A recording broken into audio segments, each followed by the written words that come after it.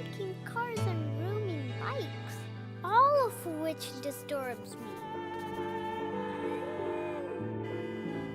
But today, I woke up to the beautiful sight of nature. As we reached the first destination of our wonderful journey, I sat glued to the window seat of our caravan, watching nature at its best, till I reached the next destination. Wow! I stood in front of the majestic beauty of the waterfall, watching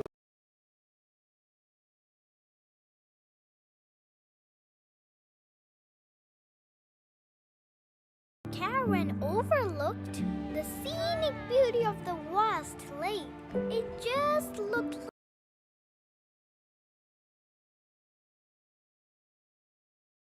experience. I watched the boat gliding through mangroves. We also saw the traditional craft of weaving coconut leaves. They helped us get the technique right and finally gifted a small woven coconut leaf ball. And I made sure to tie it inside the caravan. After that, we started moving while I lay on the comfy bed of our caravan on Ma's lap and felt just like home.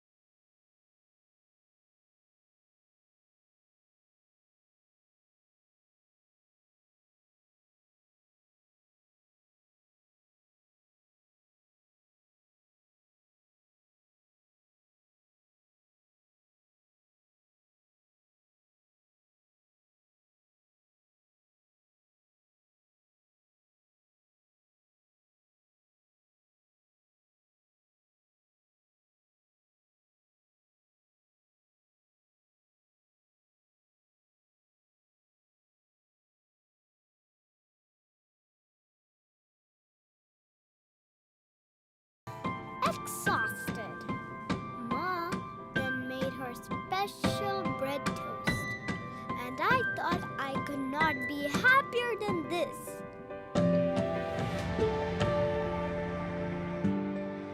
After that, we reached a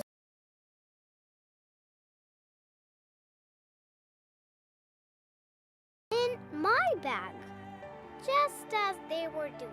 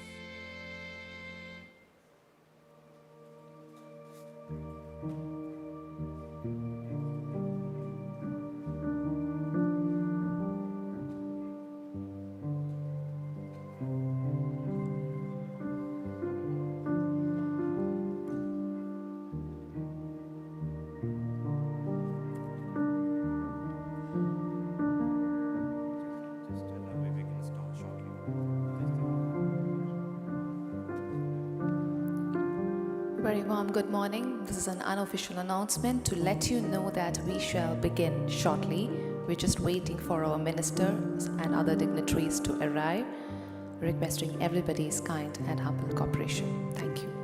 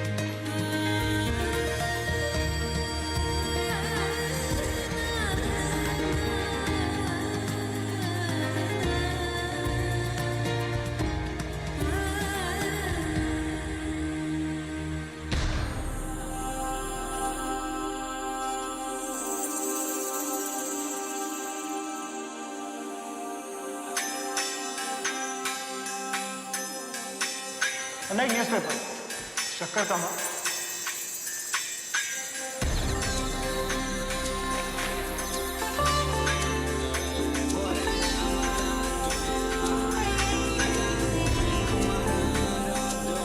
Dinner chapel, breakfast chapel. Okay, that's it. Why are you being different? The newspaper.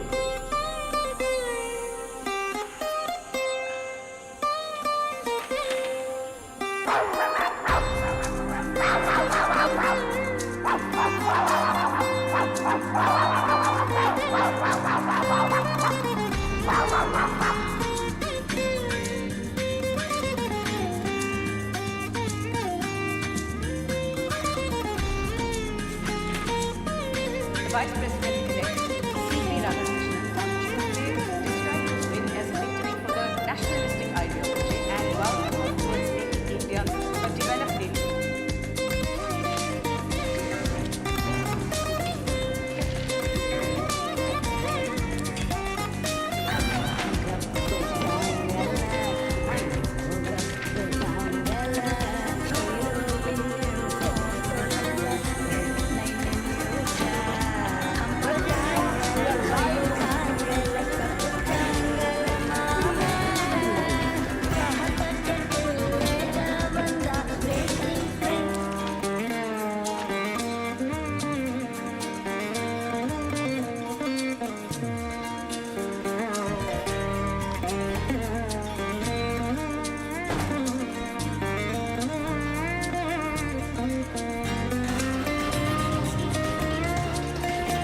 Next up, an in-depth review of India's foreign affairs. And speaking of foreign affairs, Bollywood star Malaysia was spotted with a 22-year-old Brazilian supermodel, Nana Kova. Now that's a real foreign affair. Looks like trade isn't the only thing crossing borders. So tell us, do you think this foreign affair will actually strengthen India-Brazil relations? Yes, Malaysia. And this is worldview after him. Now D-Day arrived this week for US sanctions on India after 25% reciprocal tariffs.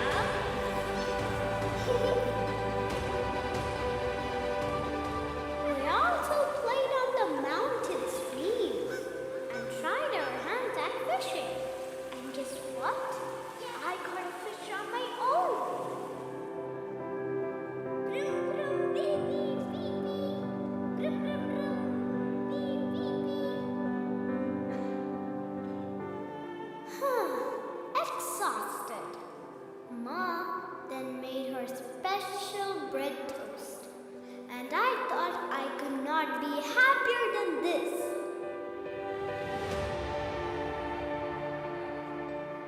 After that, we reached a huge tea estate. I started plucking leaves and putting it in my bag, just as they were doing.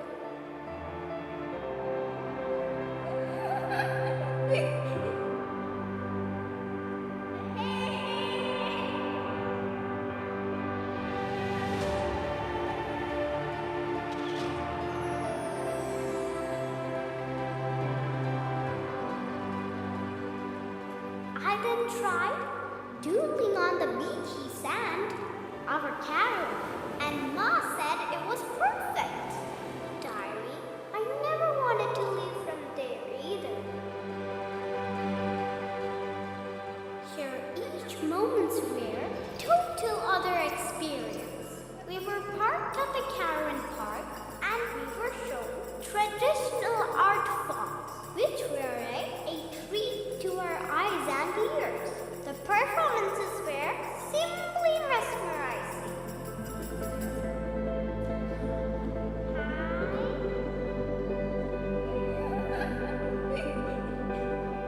We then ate authentic Kerala dishes, which were so spicy and yummy. And to top it all off, we released sky lanterns at night. Now I'm returning to my busy life, but I do have a lot of pictures with a lot of memories that I made here on my caravan journey through Kerala to cherish forever. Thank you, Karu and Kerala, for this wonderful time.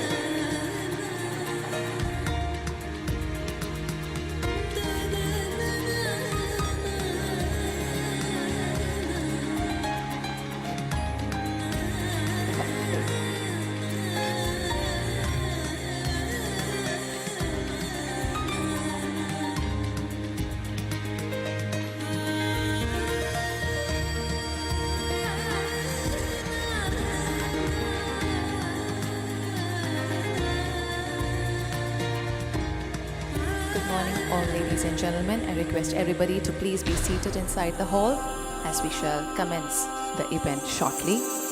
Welcoming the minister and all the dignitaries.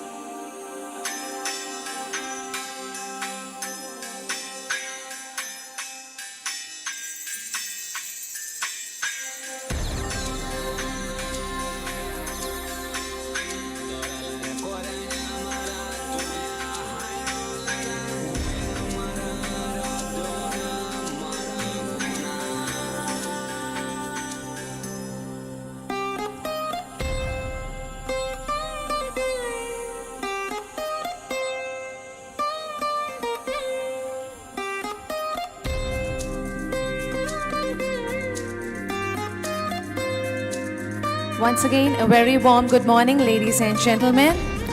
Kerala for All 2026, Tourism Without Barriers.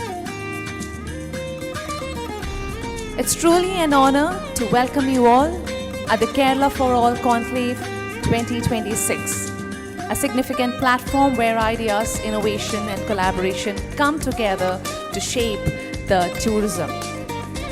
This conclave is a proud and a joint initiative of the Hindu and Kerala tourism, where they share a common vision to take the Kerala tourism with inclusivity, accessibility and sustainability by adding a global relevance at its core. A space to exchange ideas, opportunities and also to chart new pathways that will strengthen Kerala tourism and making it future ready for all. Now let's formally commence the event by welcoming the ministers and other dignitaries on the dais. Welcome none other than Mr. P.A. Mohammad Riaz, Honorable Minister for Public Works and Tourism, Government of Kerala, onto the stage. കേരളത്തിലെ പൊതുമരാമത്ത് tourism വകുപ്പ് മന്ത്രിയായ ബഹുമാനപ്പെട്ട Shri P.A. Muhammad റിയാസിനെ വേദിയിൽ സാദരം ക്ഷണിക്കുന്നു. To join the minister, we have Mr. Suresh Nambat, editor, The Hindu, and also Ms. Shikha Surendran, IAS Director, Kerala Tourism.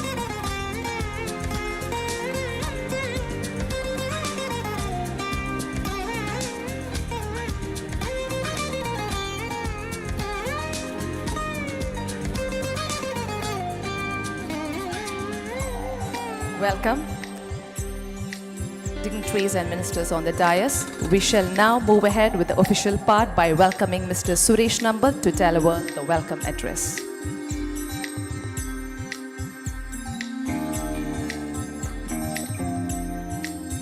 Shri Mohammad Riaz, Honorable Minister for Public Works and Tourism, Ms.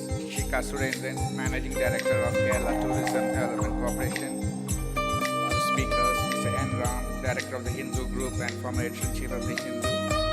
Welcome you all to this conclave by the Kerala Tourism Department and the Hindu.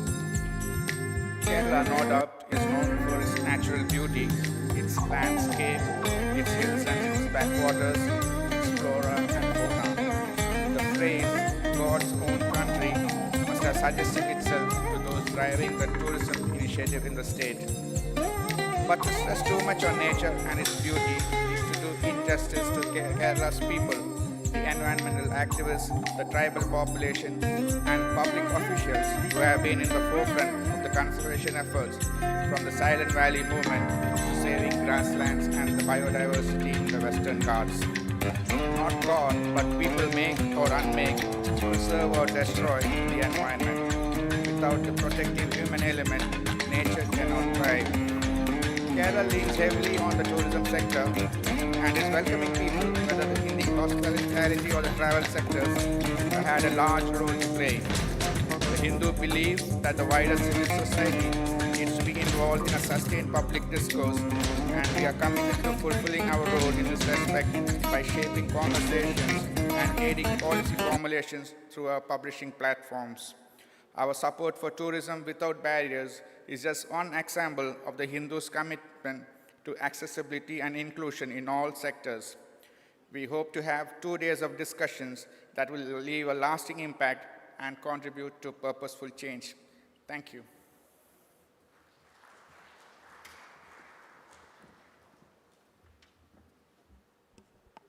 Thank you.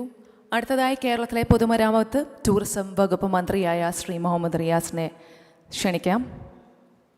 Welcoming our Honorable Minister to deliver the keynote address. Namaskaram.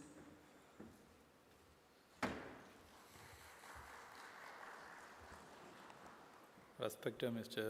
N. Ram, the Director of Hindu, Mr. Suresh, Editor of Hindu, Srimati Shikha Surendran, Director of Kerala Tourism, distinguished guests, respected delegates, ladies and gentlemen. It is a privilege to address this gathering on the vital theme of inclusive and accessible tourism, a vision that places people at the heart of travel and development. Tourism at its best is a bridge that connects cultures, communities, and experiences. Yet, this bridge must be open to everyone without exception. Inclusive and accessible tourism ensures that travel is possible for all people, regardless of age, ability, or social background. It is about recognizing that diversity is not a limitation, but a strength. By removing physical, social, informational and attitudinal barriers, we enable every traveler to explore the world with dignity and independence. Accessibility is not limited to persons with disabilities alone. It benefits senior citizens, families with young children, people with temporary injuries, and indeed every traveler. Barrier-free infrastructure such as ramps, lifts, accessible toilets, and well-designed public spaces creates destinations that are comfortable and safe for all. Clear signage, easy to understand information, and digitally accessible platforms further enhance the travel experience. However, infrastructure alone is not enough. The human element is equally important. Trained and sensitized tourism personnel play a critical role in creating welcoming, respectful, and inclusive environments. Inclusive tourism is built on universal design principles, ensuring that facilities and services are usable by everyone without the need for special adaptation. Accessible transportation, inclusive accommodation, and culturally sensitive services are essential for a seamless tourism experience.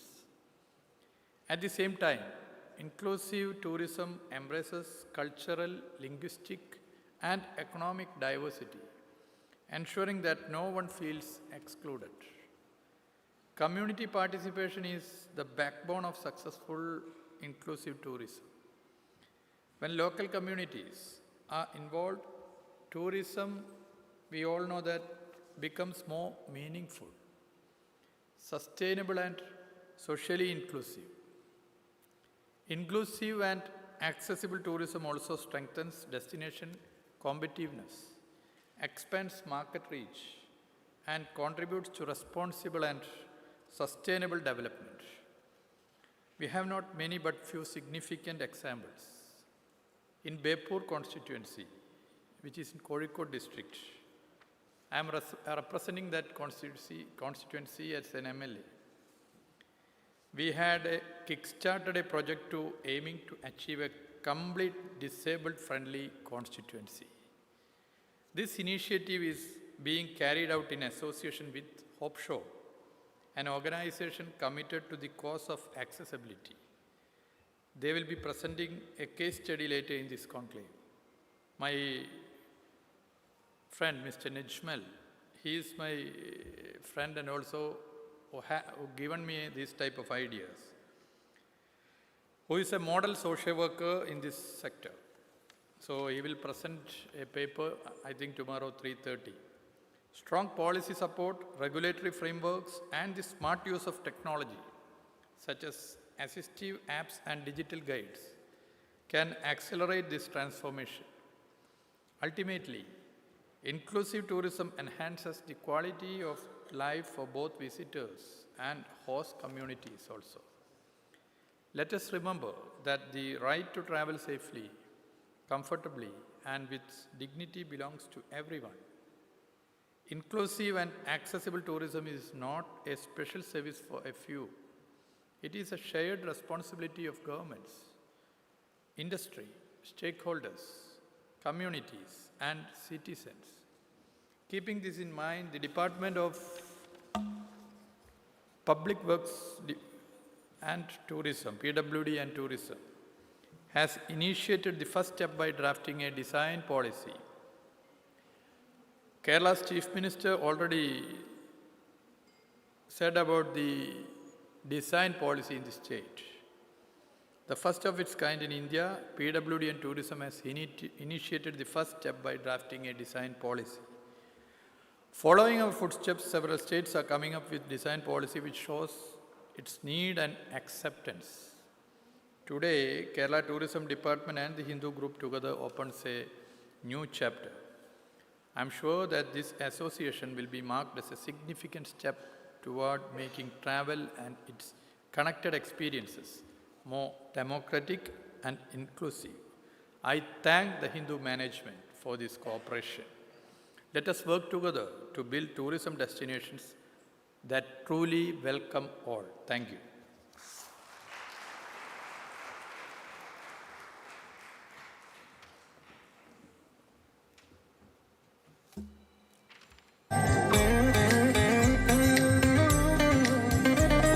Thank you so much.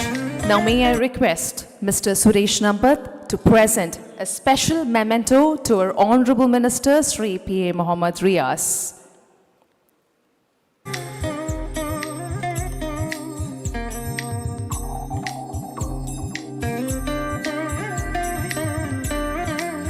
I request Mr. Suresh Nambat to present a special memento to our Honorable Minister Sri P.A. Mohammad Riaz.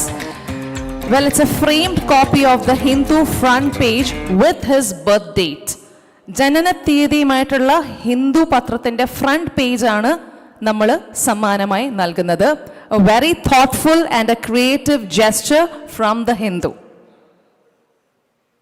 Thank you so much. Along with that, I request Mr. Suresh Nambat to kindly present a memento to Ms. Shikha Surendran.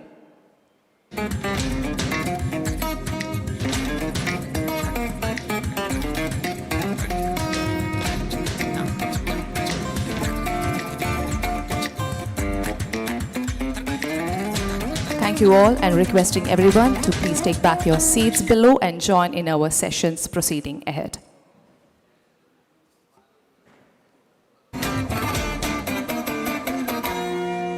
മന്ത്രിയുടെ വിലയേറിയ വാക്കുകൾക്കും സമയത്തിനുമായി നന്ദി. Thank you for your valuable presence and time.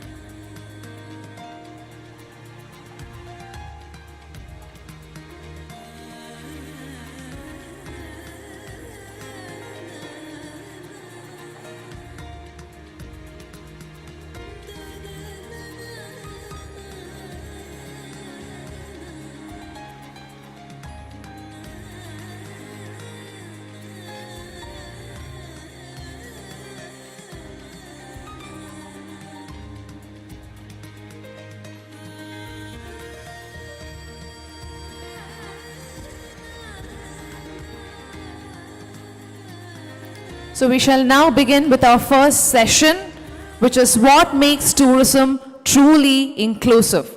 It's a foundation setting discussion for the Conclave 2026, and it's gonna be our first topic. To be a part of this, I request everyone to please be seated, and we shall commence with the sessions shortly. I request all the guests to please be seated, and the speakers for the session along with the moderator to please be ready, as we shall begin shortly. A gentle reminder for everyone to please be seated inside the hall and kindly maintain the ethics and the protocol for the sessions ahead. Thank you for your patience.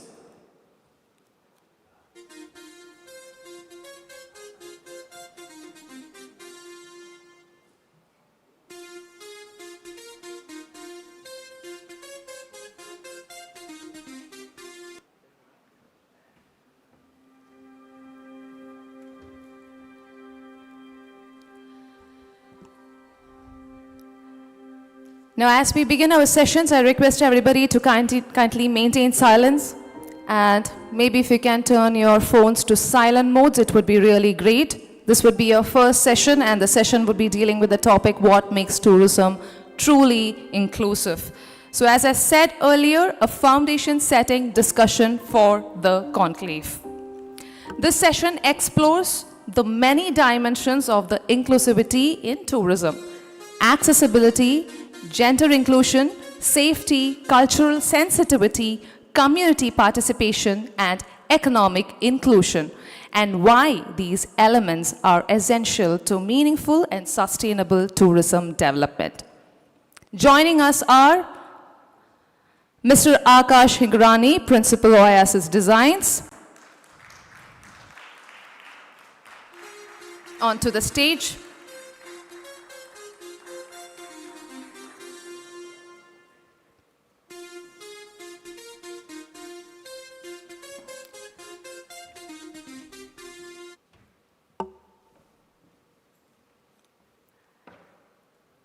Mr. Keshav Suri, Executive Director, the Lalit Suri Hospitality Group.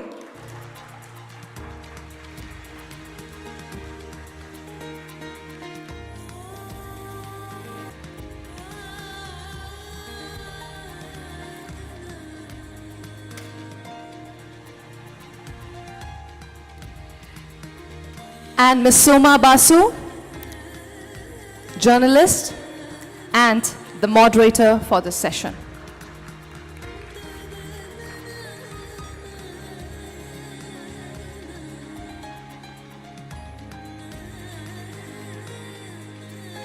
Mr. Akash Hingrani, Mr. Keshav Suri, and Ms. Soma Basu, being the moderator, will now take the session ahead on what makes tourism truly inclusive. Thank you.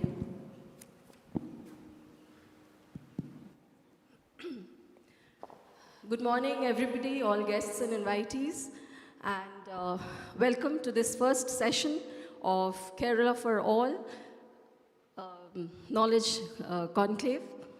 And I have two very learned panelists with me, Mr. Keshav Suri, who is the Executive Director of the Lalit Suri Hospitality Group, and Mr. Akash Hingrani, an architect, and he is the principal of Oasis Designs, Inc., which is very active in primarily 4 areas, which is architecture, urban design, master plan, and Landscaping. Landscaping, yeah. So I think we are all here today to kind of set the ball rolling and also give a kind of context to the theme-based discussions around inclusive tourism that will happen during the course of the day and tomorrow. When we travel to a place, solo or with our family or friends, it is always a desire, it is always a wish that our journeys are seamless. And when we have our aged parents, senior citizens, or we travel with infants, children, or we have somebody with a medical condition, or with people with disability and diverse needs. If a place is made accessible to all these people, where they can feel independent, where they feel dignified, and where it is hassle-free, then of course the trip becomes very memorable and enjoyable. And you will also realize that when we have this kind of an experience, it also evokes a sense of belonging to the place. And with a sense of belonging to the place, we also behave responsibly and kind of contribute to responsible tourism, which further also takes the idea to inclusive tourism. And tourism is all about creating enriching experiences. But inclusive tourism, which can actually integrate sections of people, disadvantaged people, unfortunately remains a concept. And it is yet to be implemented in India. So I think I'll start by asking you, Keshav. You are kind of heading the country's topmost inclusivity chain of 12 hotels across India. You're also a flag bearer of the LGBTQIA+ community who led the petition in the Supreme Court for decriminalization of Section 377. What does inclusive tourism really mean to you? What do you understand of it? And what are the challenges you have faced while traveling yourself within the country and outside the country? Like, in short, it's your own story, perhaps. Thank you. How much of time do we have? Because I can go on for 6 hours. No, please, we have 35 minutes. And if then somebody would tell me to stop, please tell me to stop. I'm so sorry. I'm so sorry that the gay one is going to overshadow this conversation. I'm already apologizing. Hello, everyone. Hi, Kerala. It's so nice to be here. Okay, so first, big mistake by starting with me, because this is not going to stop. Secondly, at some point when you were like flag bearer, I thought you were going to say flag bearer of nepotism because of my parents. But that's for another show. No, thank you so much for recognizing my contribution to the fight for LGBTQI+ rights in the country. So I was very interested to see when we were talking about inclusive tourism. A lot of focus on inclusion is on safety for women.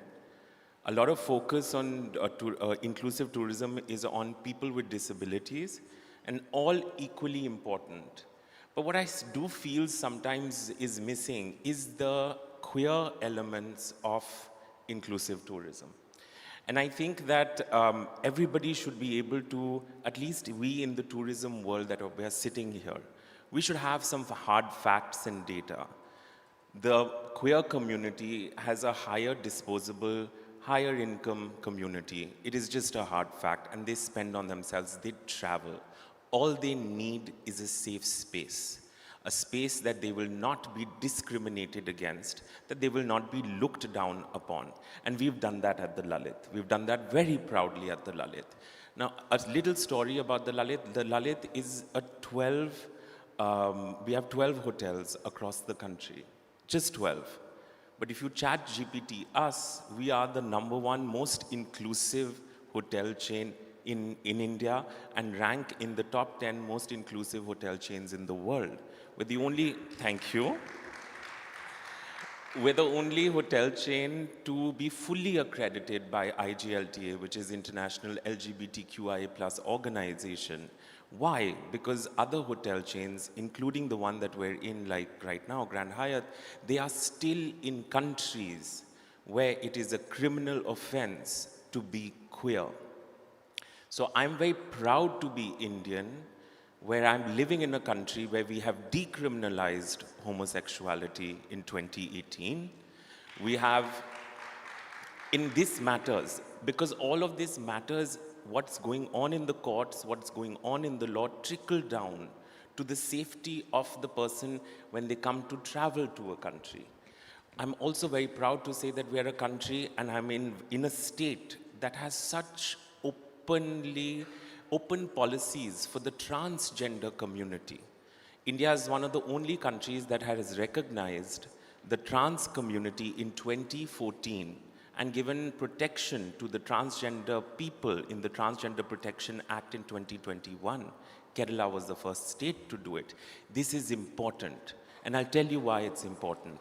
There are attacks that are happening from United States. What was supposed to be the safest country for women and for people with disabilities is now completely dismantling everything that is diversity, equity, and inclusion, which we at the Lalit, we in India, are actually doing the reverse of. We need to teach them. And so I know that this was not your question, but...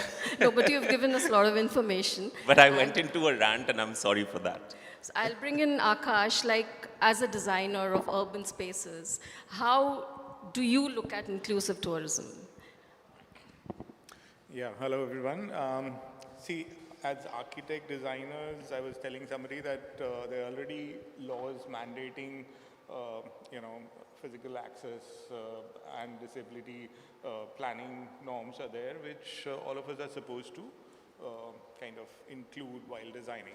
So as an ask, I don't think it is so much. Could you please bring the mic a little closer? Okay. What I was saying is that already in our line of work, we have provisions of standards which we are supposed to follow for making everything accessible, barrier-free. All of that is there. But how much of it gets translated into actual projects on ground is another thing. My worry or my concern is also that a lot of times, like for me as from Oasis, we are a firm, 25-year-old company. We specialize in public realm design. Now, the public areas in the city used to be all the residual space. You know, if you make a flyover or make a metro, anything around that would be open space which is left over. So how can all that get included, and how, when you're doing a metro, the first mile, last mile connectivity, the walking access to the metro station. So those, I think, are more, fundamental problems that we are still grappling with as cities. And personally, I think tourism as, as a profession or as a way of looking at things. I mean, if you were to look at a city from a tourist lens, tourism point of view, then the facilities that you create for your own people, if you can design a city which is working for you first, then tourists will obviously be included. So I would say that, just looking at tourism as a added on layer is not something that works. It's more, inherent planning processes which have to be, taken care of. And that can then in turn feed into the overall tourism market also. If I were to ask both of you, how would you explain to government and all stakeholders of the tourism industry, I mean, why is inclusivity so critical for sustainable tourism? Please, both of you.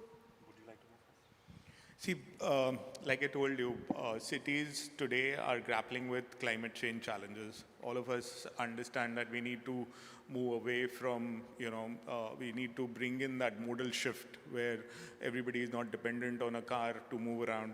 You have cities investing, including Kochi, investing in metro systems.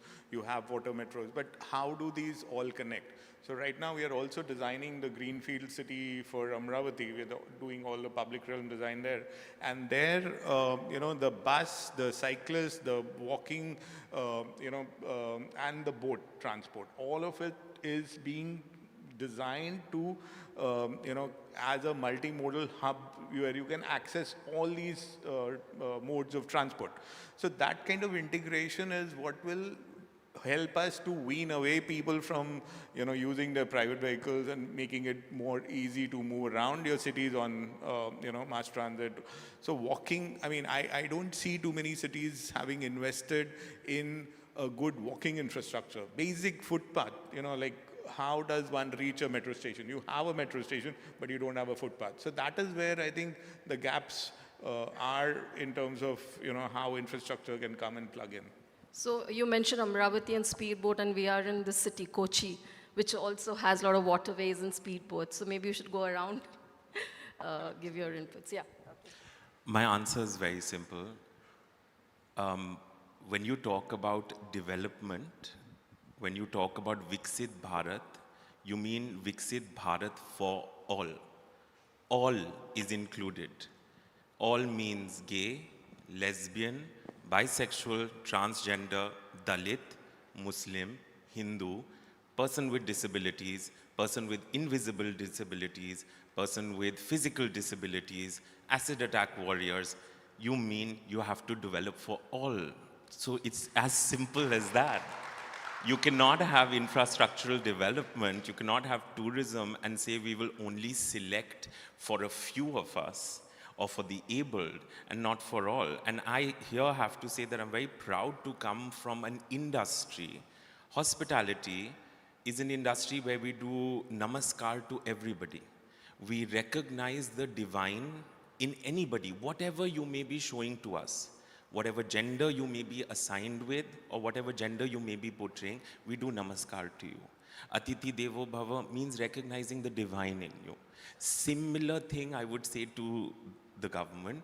Please, when you're doing infrastructure projects, please, when you're doing development projects, please think of all of us when you're doing them. Yes, and inclusive tourism provides that capacity to integrate. Both of you are globetrotters. So could you cite some specific example from any part of the country which is a successful model of inclusive tourism, and where we get an idea what we need to do and perhaps what we haven't done so far? Any from your travel experience? See, there are cities who specialize today in attracting tourists. So you have Singapore, you have Dubai, you have, so many of them are planning their economies in a way that, they can generate tourist inflow, and they have made it literally like an industry. I mean, but now just look at what they're doing. Like Dubai in a desert city, they're trying, that palm that they've built is actually trying to maximize the waterfront areas, meaning each villa on that, this thing of the palm has a villa which has a beach. So here we have so much of water already, and how we can leverage that to, kind of look at the value of nature that we already have, leverage that for better opportunities, creating better spaces, better attractions for tourists. Now, the other thing I wanted to talk about, like in Bali, if you go, I've been told that they have some rules which, specify that all buildings have to have some kind of a sloping roof. So something like that which enhances your character of architecture, of the vernacular, So like even here, the airport is so refreshingly different from all the other glass and, modern airports that we are seeing. So those are things which really matter. So how we can protect what we have, how we can build around it, how we can showcase that, because that is what will feed tourism. So if you were to look at, another thing I told you about streets. So in one of these cities, they have a commissioner only looking at streets, meaning what is the walkability of that. He'll be walking every street every day, figuring out. I mean, here there is no footpath. So imagine, anybody on a wheelchair or a pram or with a trolley bag. So it's not like what he said. It has to be inclusive in every which sense of the word. It cannot be for that or for that only. So comprehensive planning, network planning, a system of, continuous footpaths, people responsible. In fact, if you were to think about it, I mean, Kerala is doing so well in tourism. And I think it should now kind of, leverage this position of leadership that it has and establish a new kind of a, management structure where everything reports to tourism. Like typically what happens in the government, like tourism ministry as such in terms of funding will not get as much funding as, let's say, a PWD or somebody who's doing more flyovers or metro or whatever. But tourism is infrastructure. All of these so-called mobility infrastructure that the city is building, if you were to look at it from a tourism point of view and enhance the value at the station, enhance the value of any infrastructure that happens in the city, should, in my mind at least, report to tourism. And tourism should have the authority to, kind of guide the whole process. So whatever infrastructure you do comes through with that lens. And that will not only create, more sensitive, more inclusive designs, but also ensure how other things like how food, F&B, small vendors, arts and crafts, local economies, all of that can get included in a master plan which is run by tourism. So I think Kerala is best positioned to, kind of show its dominance and get this whole system set where tourism is the most important. Like for instance, Paris, they did climate change in this similar manner. The climate change officer that they have, everybody has to report to him. I mean, any work that happens in the city is first being looked at from that climate change lens. And tourism and climate change, if you can do it together, then not only will you, it'll be like a win-win for everyone. So my simple suggestion would be that. I remember you mentioning, because we also need very receptive leaders, because you said, you were referring to how every street in every city you said every street is a mirror image of a good city, and how Sheila Dikshit had kind of So basically what I was telling you was that when you go to any city, when you travel as a person to any new city, the first thing that you see of that city is the streets. How the streets are done, how neat they are, how do they become inclusive, is the height of the footpath, sensible, is it like 1 meter high or 6 inches high? So that tells you so much about that city without even talking to anybody. So that's in my mind, that the first image of the city is what you see in the city of all these places. So you're not doing it for tourism. I'm saying do it for yourself. Tourists will follow. You cannot do things for tourism alone. You have to make your city perfect. You have to make your city good. You have to make it for children, for old people, for anyone. Keshav, does any city come close to inclusive tourism, and what is your best example of a... For me, I like to look at the East more for examples. I know that it'll look like as if I'm doing this for claps, but I think Kerala does it really well with tourism. I have a hotel in Bekal, which is in the northern part of Kerala. And honestly, with the way we did the hotel and how we kept in mind the whole ecology, you were talking about the ecology of the space, it was done really beautifully. And Cochin in itself is a beautiful example. And I think Kerala is getting it a lot right. When you talked about also the government being able to listen to modify, Kerala government has done that in particular when it comes to rights for queerness, but also to add sustainability practices in the infrastructure development. But beyond India, and of course my business is in India, and I'll plug all my hotels, north, south, east, west. Go to the Lalit guys, spend your money. We need your money to be able to do more inclusive practices. Yes, my one fan who's going on clapping for me, thank you. But Thailand, I think, does it very well. I think Bangkok, for tourism, does it very well. They understand, so when you talked about walkways, when you talked about also being infrastructurally developed to be able to add inclusive practices, whether it's high enough, wheelchair accessible enough, including their trains and everything. I think Thailand does it quite well. I really think my recommendation is we need to stop looking at the West as global standards and maps, and we need to look at the East. I think we need to look at what we do in India.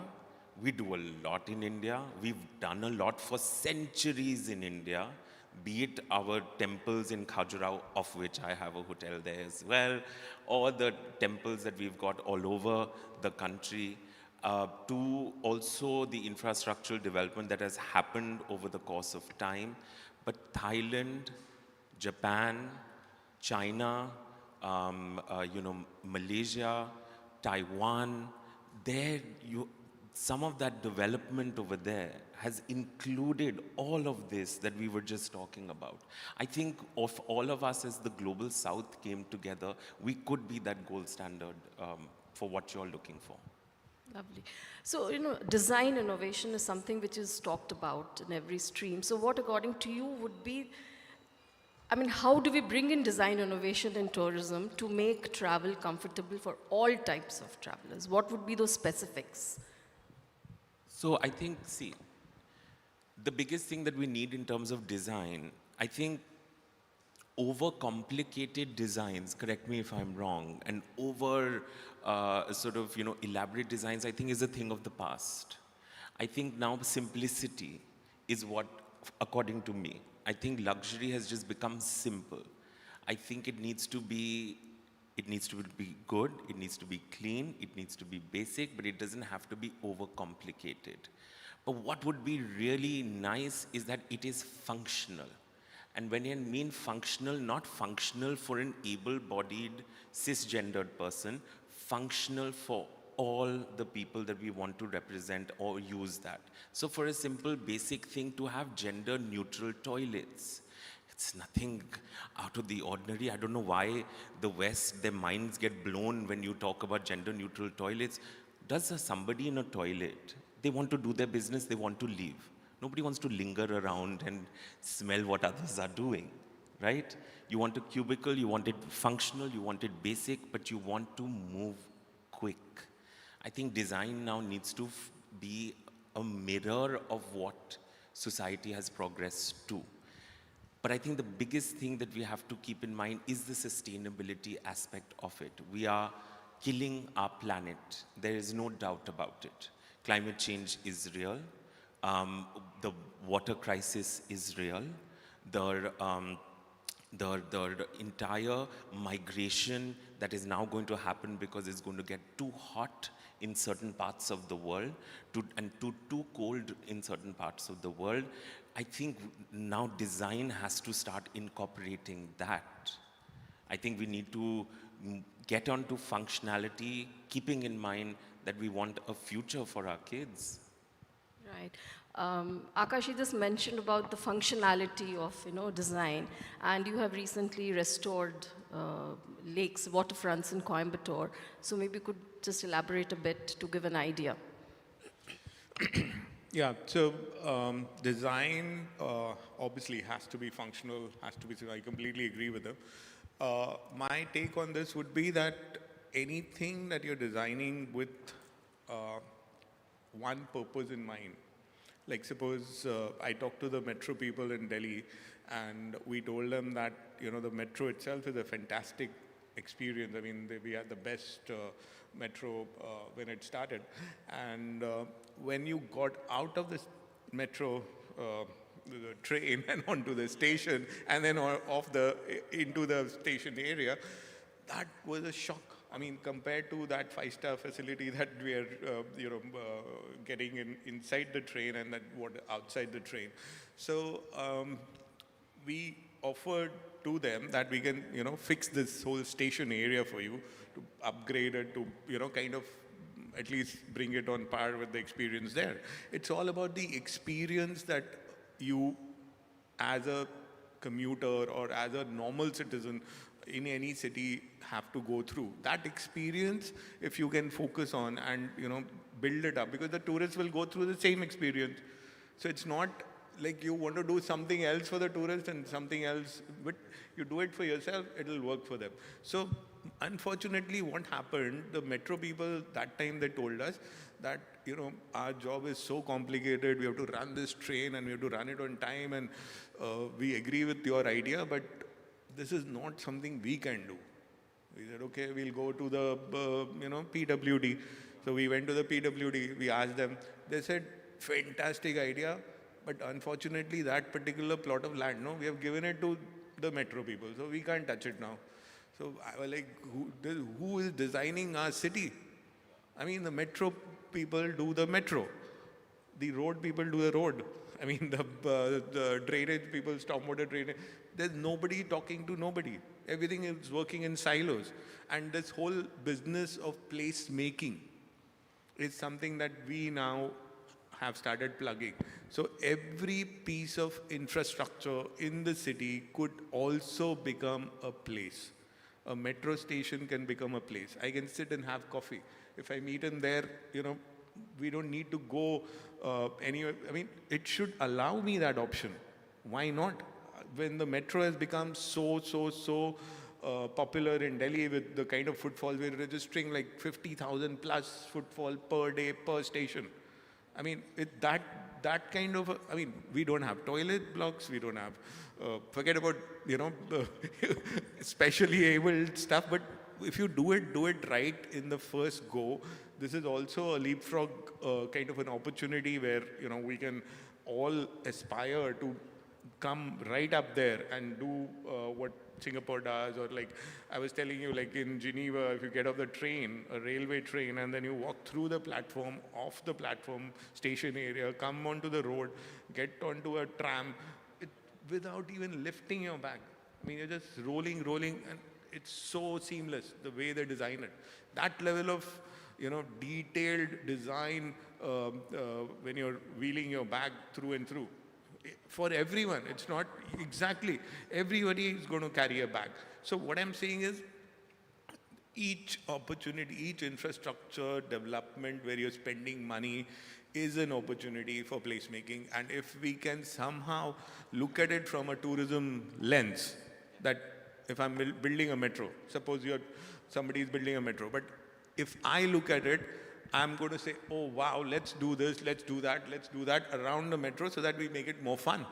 I thought you were talking about your lake restoration project in Coimbatore, which has tried to include all these points to make it more accessible. So there was this one lady who posted that she really she's enjoying having Belpuri on the floating jetty that we made on the lake. And little did I realize that she was the wheelchair-bound person, and for her to have navigated all the ramps that we created and actually go to the jetty at the point where she can, feel the water. I mean, that was, for us, it was an achievement that we could make it happen for her.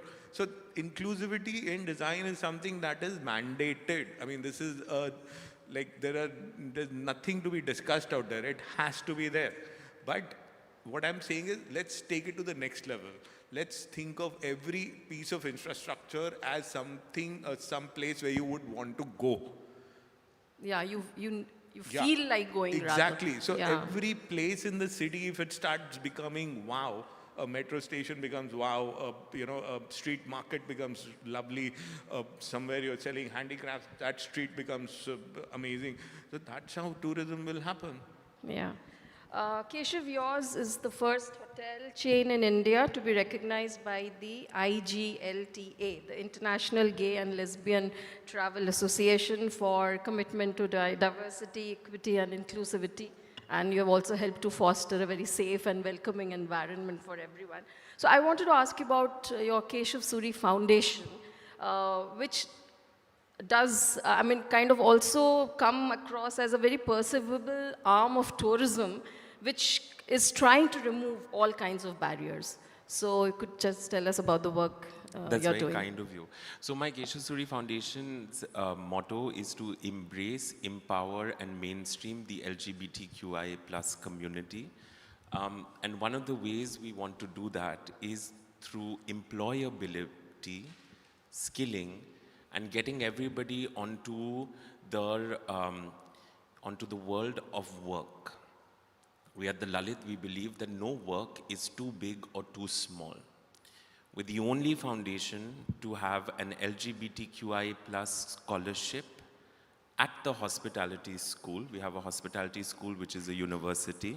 It's the only scholarship for trans and LGBTQ folks in the country. It's sad because we need much more.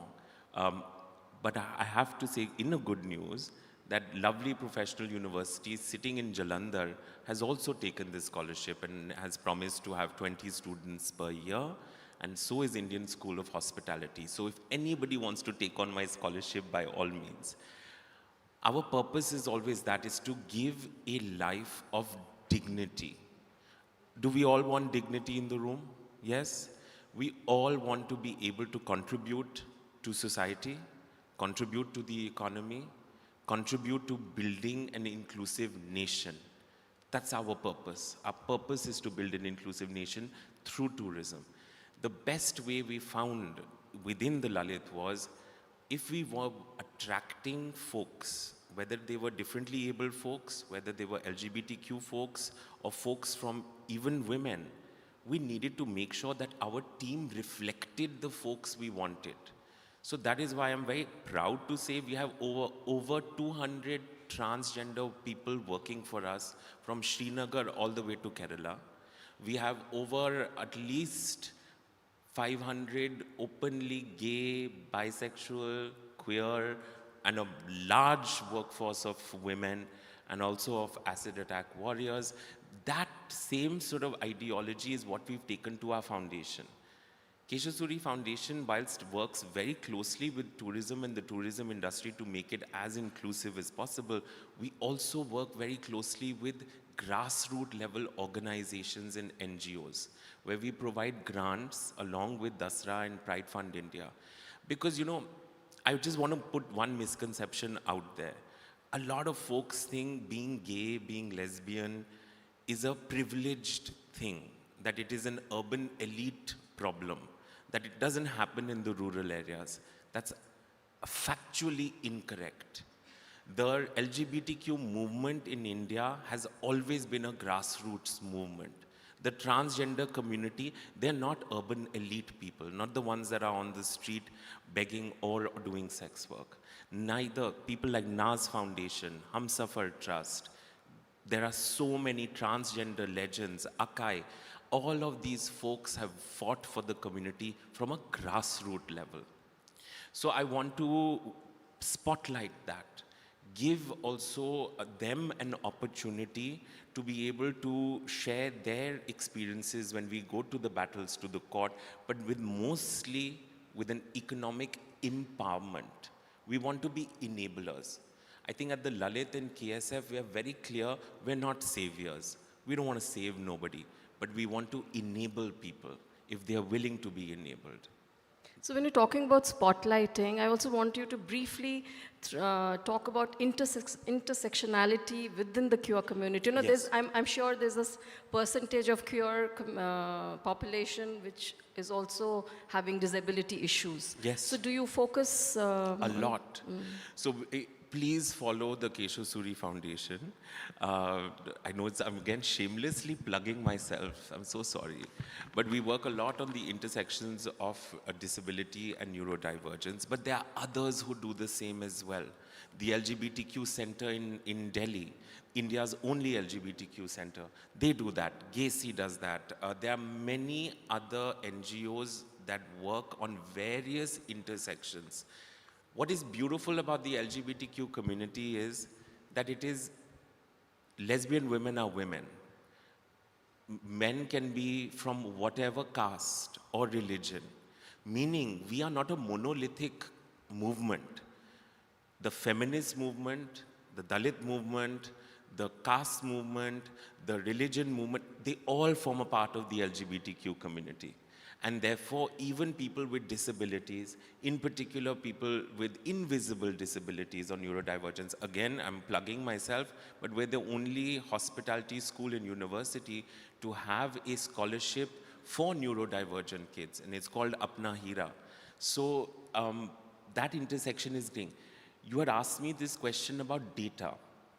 The sad part is that no, we've not been able to collect much data in India, and I'm hoping here, if there are people from the government, if there are people here, please help us get data. The census is coming up. In the census, please make sure that we find out more about people with disabilities. We see if there is a section on transgender. I think we do need more data, because I think it will also help us to be able to devise many other strategies to be able to take the community forward. Yeah, thank you. We are also running out of time. And just one quick wrap-up on, I wanted to have the business sense of, inclusive tourism. Do we have enough investors who are willing to put their money in? And because everything is driven by ROI today. Just one quick round. So, yeah, very interesting question, because all our public infrastructure facilities that we create, I mean, be it interesting street design on some of the roads, or interesting waterfront areas, promenades, all these are public spaces.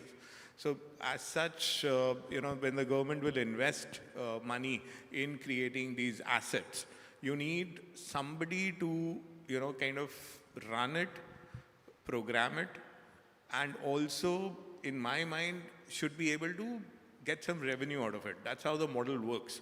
So if we have like a lakefront promenade, I mean, we figure out, okay, what kind of O&M expense is that going to entail in terms of cleaning, security, lighting, whatever other works.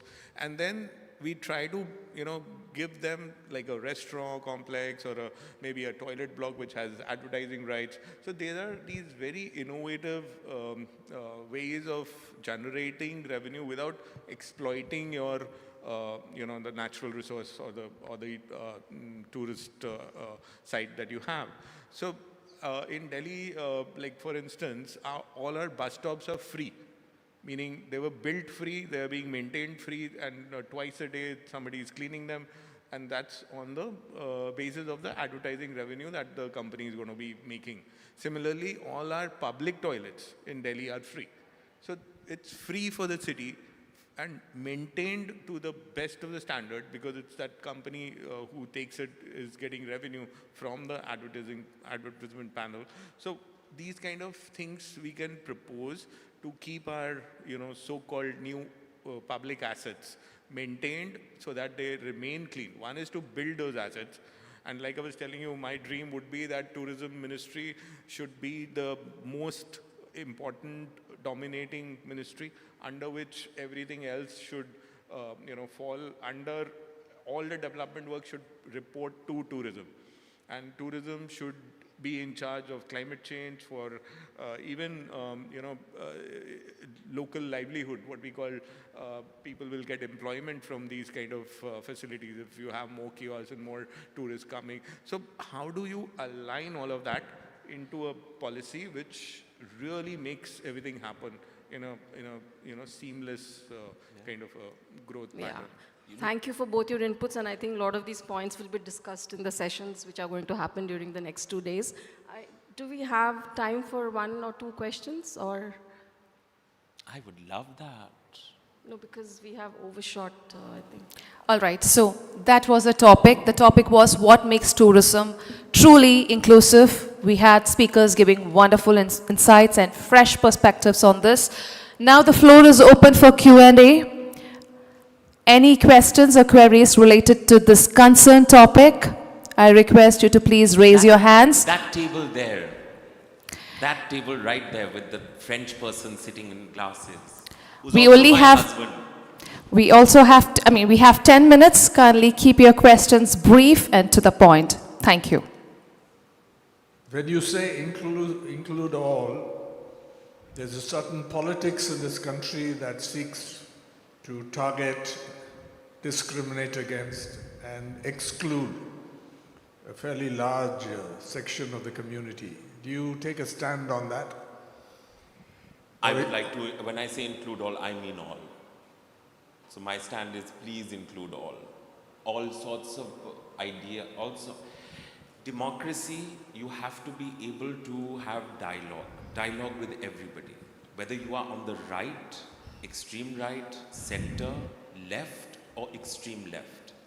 When we shut dialogue is when we are in situations where you have, let's say, the United States and President Trump making statements like DEI has caused the death of United States, or that, there are no more than 2 genders. He was very clear on the first day. I think that is because we all shut dialogue also with him. We have to continue to be able to dialogue. Either I convince you, or you convince me. But the beauty of living in this country is we can have that dialogue with each other. It is very important. Every viewpoint has to be heard at some point. Yes, I know, thank you. You can clap. I have something to add on that. Inclusive, I mean, I would want to include nature, I would want to include climate, the local culture and mobility aspects into any plan that is being drawn up. Because that, I think, not only will protect what assets that you have, but mobility will also ensure that the tourists also can go around just like the locals can. Hi. Hi. Hi. We know each other. We know. Introduce yourself to everybody. Hi. My name is Bridget. I represent Kerala Development and Innovation Strategic Council, KDIS, work as Diversity Inclusion Manager. Before that, I've been working with the LGBTI community. Myself a gay person, queer person, proud, out and loud. So, we've been doing a lot of works here in Kerala with the government and many other organizations. Adding to your, I don't have any question, just some comments and suggestion regarding the topic.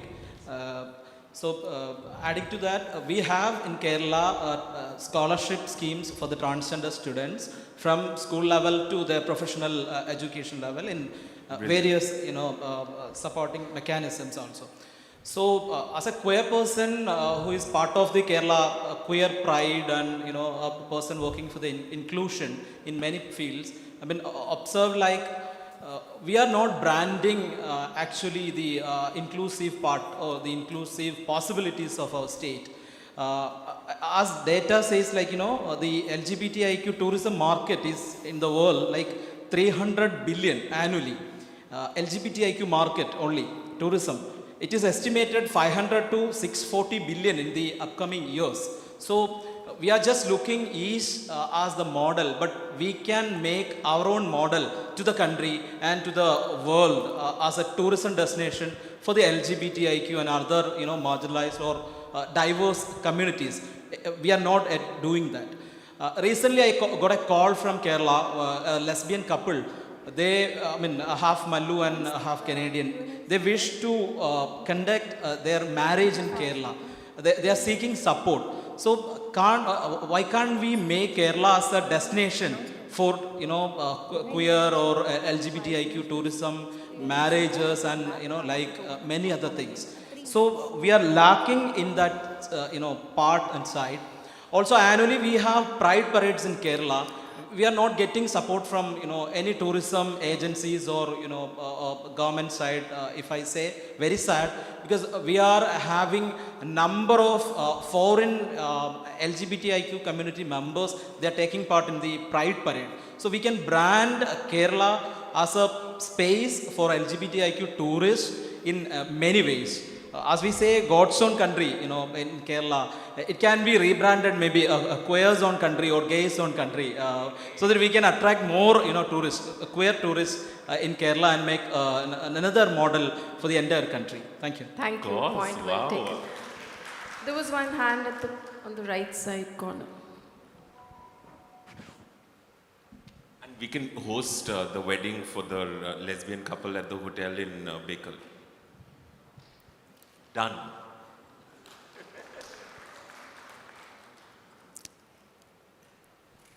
Yeah, 3 quick points. One, Bangkok is a better model than London because of the weather. Bangkok weather is exactly like Cochin weather. So whatever they do is easily replicable here, including sunroofs for footpaths, which are absolutely absent in Cochin but are there as a norm in Bangkok. One. Second thing is ramps, accessibility ramps should be around 15 degrees inclination. I can show you half a dozen of 30-degree ramps on MG Road in Cochin. Thank you. these need to be addressed.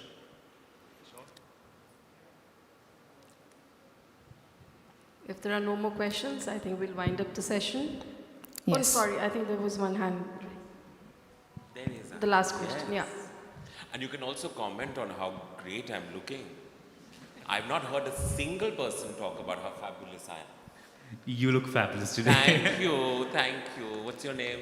I'm Aditya. So I have my co-founder here. So we're building a new hospitality system with inclusivity in the core of it. Okay. So I just wanted to know just one thing from you. So in the Lilith group, can you tell us one such physical thing which you have done in your place, which actually has transformed the safe space when one tourist or a person is coming to your place to stay? Yes. How does they feel safe? How do you include everyone? So one such practice. Okay, so I'm going to quickly just, because I know that we're running out of time, but my team that is here, Nishtha and Kunal, stand up please. So you will talk to them. Nishtha is a proud trans woman from Mumbai and is our head of diversity, equity and inclusion, corporate head of diversity, equity and inclusion. And Kunal is a proud gay man from Bangalore who's our head of learning and development. What we do at the Lalit is that we do not hide any of our team members. You will find many Nishthas, many Kunals. Neha knows this, Neha from Planet Abled. You will find a lot of folks that are differently abled. You will find the pride flag flying in all the Lalit 365 days a year. It's not for only Pride Month. It is there throughout. So you will see bits and pieces of us very openly, subtly and not so subtly. You'll have queer literature, you'll have drag artists, you'll have queer artists, trans artists, and you'll have people serving you and being with you. So I think that if that doesn't make you feel safe, then I don't know what will. I loved your point on queer's own country, but the Lalit is already queer's own country.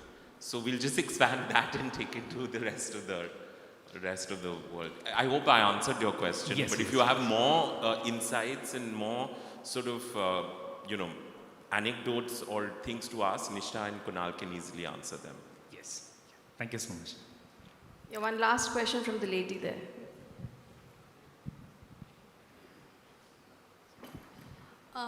Thank you so much for an enlightening discussion.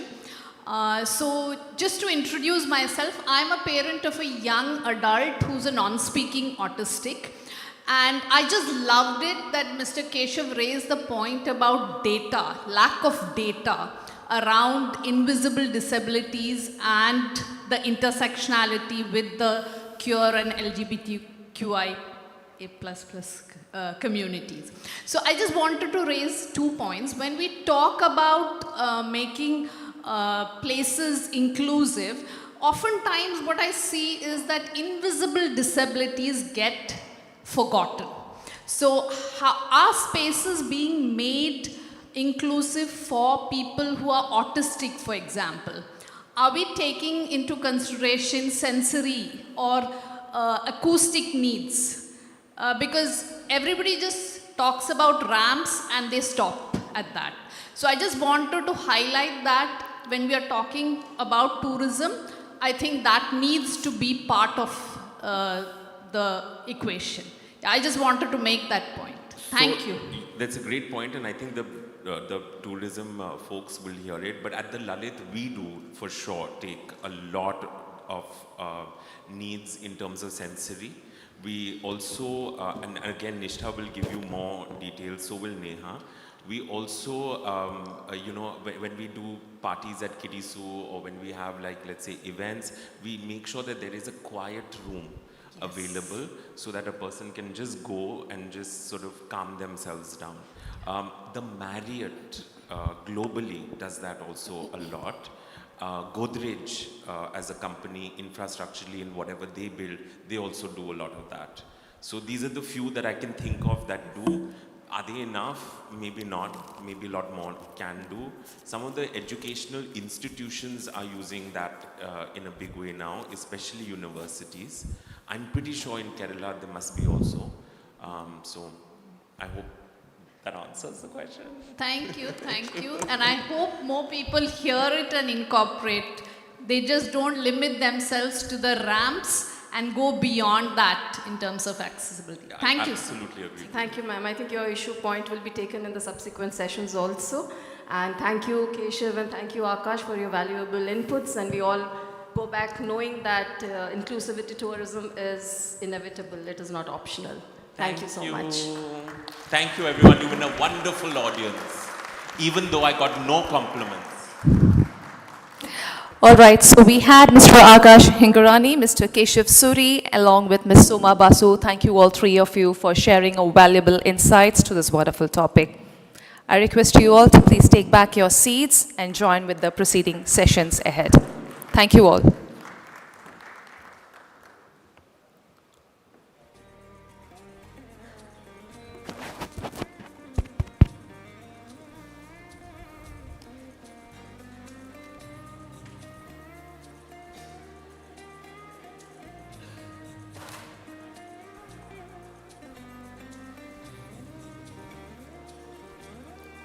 We are moving on to the next session in a while. I request everybody, those who are moving out of the hall, to please be back within a minute or two. We request everybody's presence before we commence.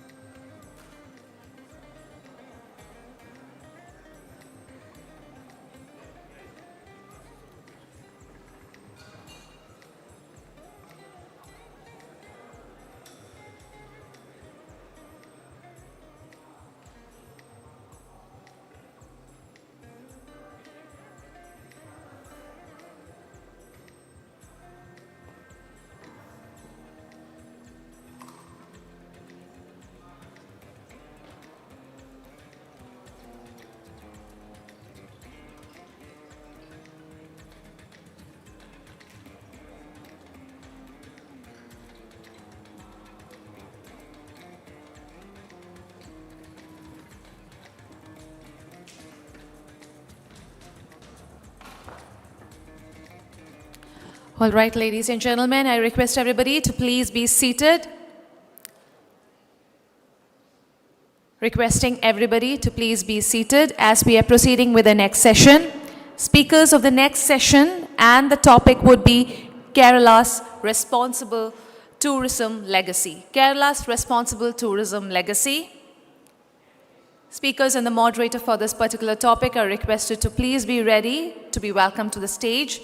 Kerala's Responsible Tourism Legacy. I request all the invitees and the audience to please be seated as we are about to begin with the next session.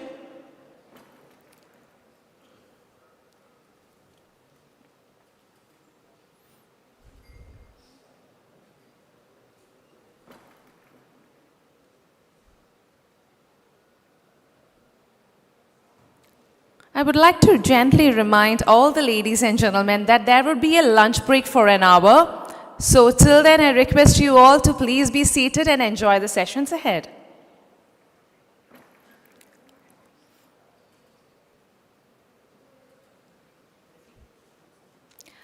The next topic would be Kerala's Responsible Tourism Legacy. Let's have a small sneak peek into that. This session would focus on Kerala's responsible tourism legacy, highlighting the state's pioneering journey in community-led and responsible tourism, and how these efforts naturally lay the groundwork for more inclusive and people-centric tourism models. And the speakers for the session are Mr. Rupesh Kumar K, CEO, Kerala Responsible Tourism Mission Society. Mr. Rupesh Kumar K.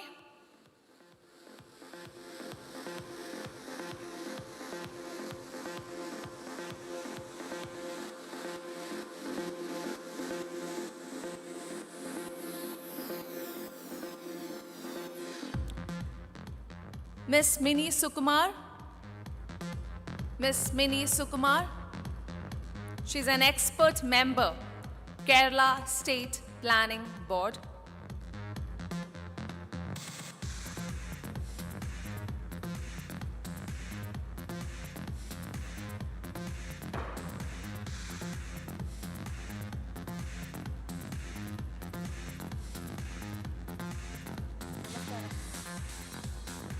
Ms. Soiti Banerjee, Responsible Tourism Strategist and co-founder, Kindau.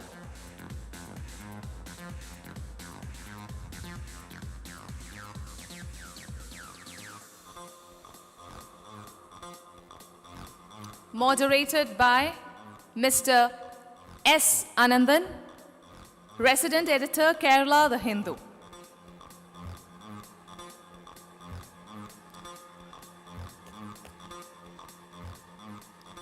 So we have our speakers, Mr. Rupesh Kumar K, Ms. Mini Sukumar, Ms. Soiti Banerjee, moderated by Mr. S. Anandan. Looking forward for a valuable insight.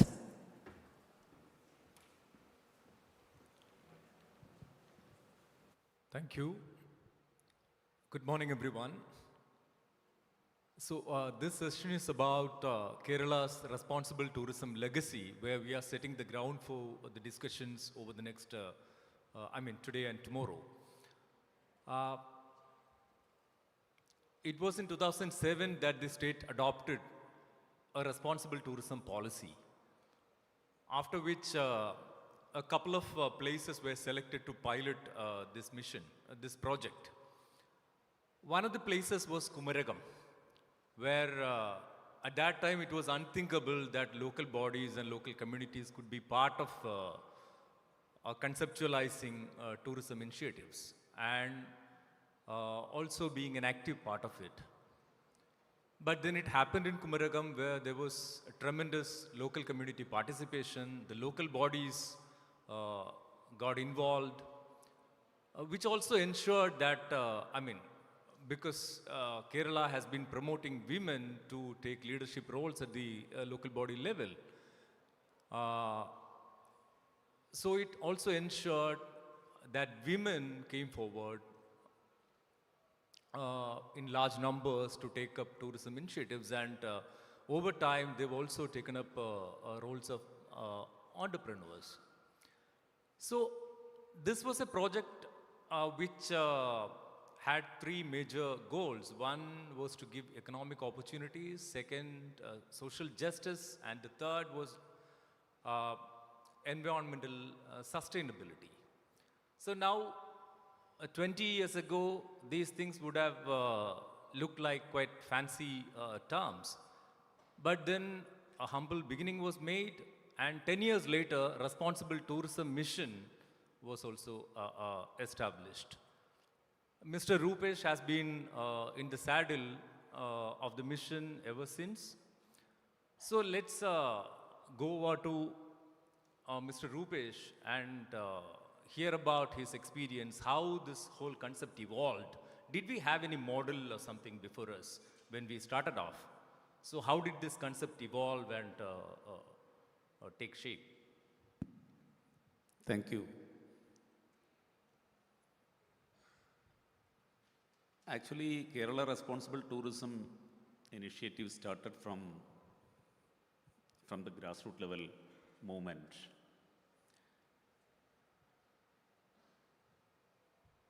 Regarding the Kumaragam initiative, we have started some agitations and protest against unethical and unscientific development of tourism. I was not the part of government on that period.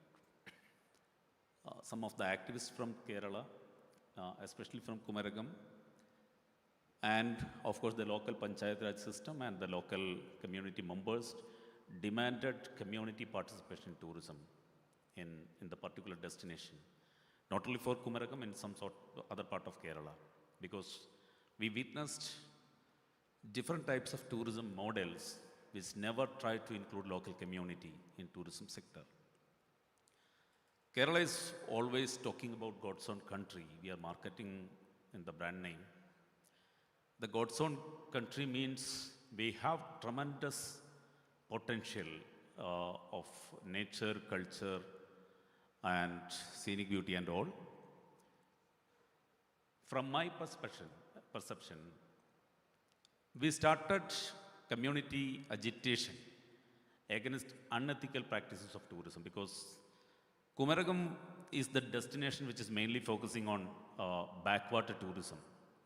And Vembaram Lake is the Ramsar site. But when Kumaragam became a tourism destination, international tourism destination, we witnessed that the whole waste were dumping to the Vembaram Lake. We are talking about God's own country. We need to protect the Vembaram Lake or the nature. So we demanded scientific tourism management, scientific waste management in destinations. The local Panchayat Raj system of Kumaragam, that means Kumaragam Grama Panchayat passed a resolution that if you are not ready to protect the nature and culture and you are not ready to include the local community in tourism, we cannot tolerate such tourism initiative. That was the declaration by the Grama Panchayat committee. That was one of the strongest declaration by the local Panchayat Raj system in India. Then the government decided to address the issue. So when we think about the Kerala scenario of responsible tourism, we are talking about the legacy of responsible tourism, but nobody not ready to discuss the pain behind it, the sacrifice behind it. We spend our own life for responsible tourism. I can tell you that around 20 years of life spent by me, and there are so many other people spent such of their all practices for the promotion of responsible tourism to ensure community participation. Responsible tourism always talking about better place for people to live in and better place for people to visit. It is an ideal situation, but it is not an easy task to ensure such an ideal situation. So we try to ensure community participation, at the same time social protection of local art and culture, at the same time with the support of local community and the industry stakeholders. We try to protect environment through different aspects. That means now Kumaragam is the world model of sustainable tourism and responsible tourism. It is already declared by several international agencies. But there are so much sacrifices, so much struggles. That means I can tell you that the Kumaragam model or Kerala model of responsible tourism is the result of community agitation. That means it is the result of, it is the good example of conflict to cooperation. That's my point. Yeah. Now, Professor Mini Sukuma, you specialize in gender studies and gender development. You advise the government on that. Now, women have been at the forefront of this new initiative over the years, and there are RT clubs now which are steered by women. But then, have you been able to break those gender stereotypes when it comes to responsible tourism initiatives, activities? Yeah.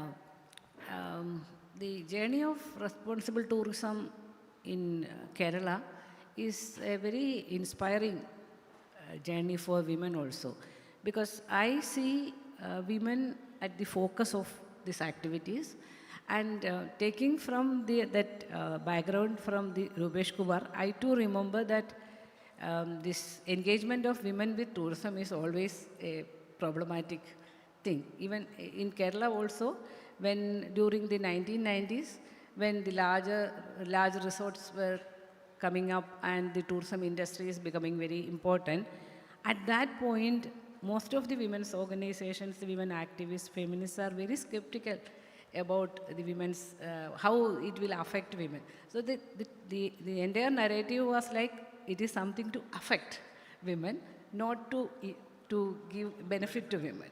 And that time, the society or the planners never consider women as an active participant of the tourism industry.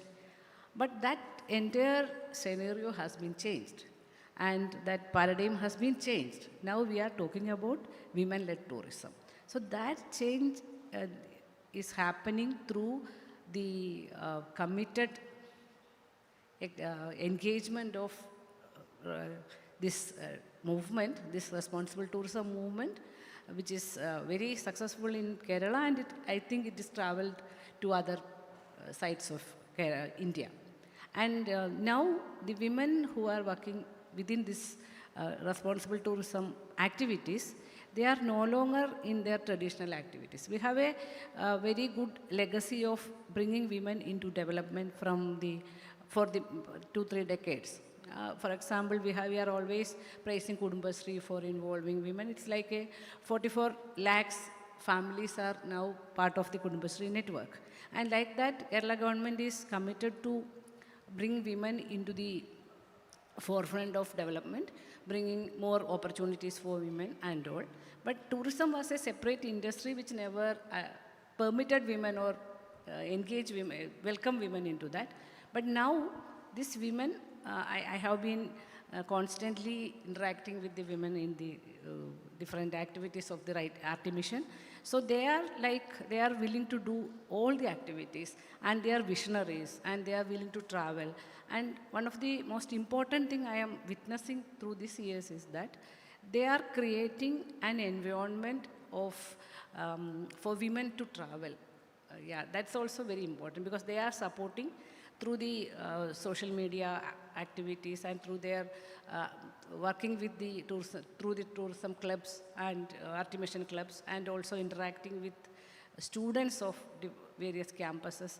They are creating an environment which is conducive for women to travel. And now women of all ages, they are willing to travel. And now we have another successful model for the budget tourism. So one of the nowhere related to the tourism industry, our Road Transport Corporation, KSRTC, they started this budget tourism, but it is also facilitated by the RT mission activities and the tourism promotional activities of the government. There also we can see a large number of women's participation. So throughout these activities, we are seeing women are breaking the stereotypes of their hospitality roles, and also their notions of mobility, and also new options of livelihood for a decent, gainful employment within the industry. Now, coming to Soiti, you've been both an observer and a participant in the industry. You've been a strategist. You've also had occasion to interact with responsible tourism mission activists here in Kerala. Now, would it be accurate to say that Kerala framed the responsible tourism narrative at the national level within the country? Has it actually influenced other states or gone across the borders of India?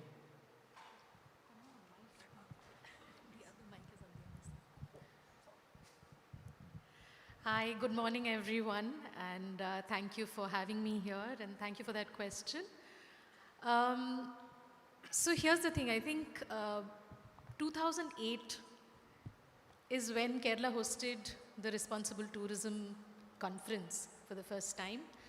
And as most of you will remember, I think most of you in the room will probably remember this, but how we saw tourism was very different in this country. We thought of tourism, when we thought of tourism, we thought of monuments, we thought of landscapes or places to go, and we thought of honeypot destinations. We thought of places that were, that that we knew about, the places that were most attractive to us. But it never percolated down to a wider cross-section of people. Not even in the catchment area of those honeypot destinations, as they're called. So somewhere along the way, I think Kerala, through that conference, even though that conference happened in 2008, it took years. We're talking about it after almost 20 years.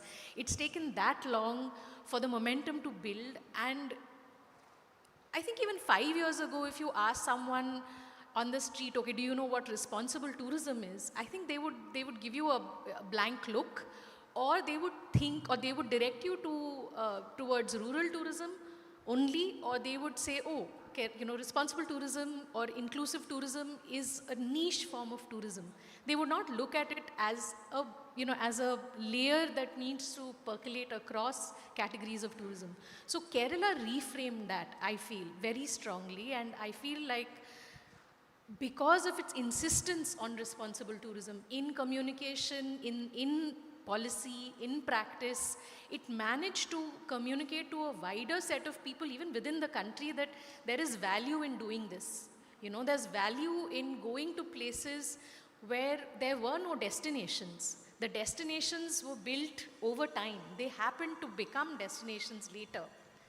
And I'm, as a journalist, as someone who's spent the last 10 years looking at responsible tourism, the way it's practiced across this country in, 20 plus states, I found that Kerala, in some cases, Rupesh, correct me if I'm wrong, in some cases the interaction with other states has been formalized through MOUs and so on. I remember, when Madhya Pradesh tourism collaborated with Kerala tourism because they wanted to replicate the responsible tourism model.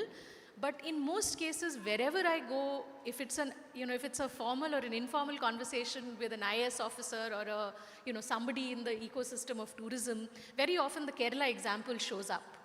And I have seen, I know that, there were some other people who had positions of thought leadership as well in the space of sustainable tourism. People, states like Sikkim, for instance. But I think Kerala has done it consistently. And therefore, Kerala's influence has been fairly wide within the country, and it got recognized at an international level early as well. So I feel, this form of tourism became the signature style of tourism that Kerala became known for, and that's why, globally also, if you ask people, wherever I go, that's the first example that comes to their mind. So someone somewhere has done something right over the last 20 years, and they have done this consistently. So that's where I think Kerala has reframed the conversation reframed the idea of responsible tourism. I don't know if that answers your question. Yeah, pretty much. Now, over to Mr. Rupesh. Mass tourism used to be the norm. It is still the norm in many places. And then all of a sudden came this model where experience became extremely important, however small, became extremely important. So this kind of tourism is driven by the lived experience of people, the local communities. That took you to formulating an idea of village tourism, showcasing the skills of people, what they actually do, which eventually benefits the people themselves. So could you tell us a bit about how this whole idea of village tourism and experience-driven tourism evolved? Thank you. When we discussed about responsible tourism, at first, we started the initiative for the local community.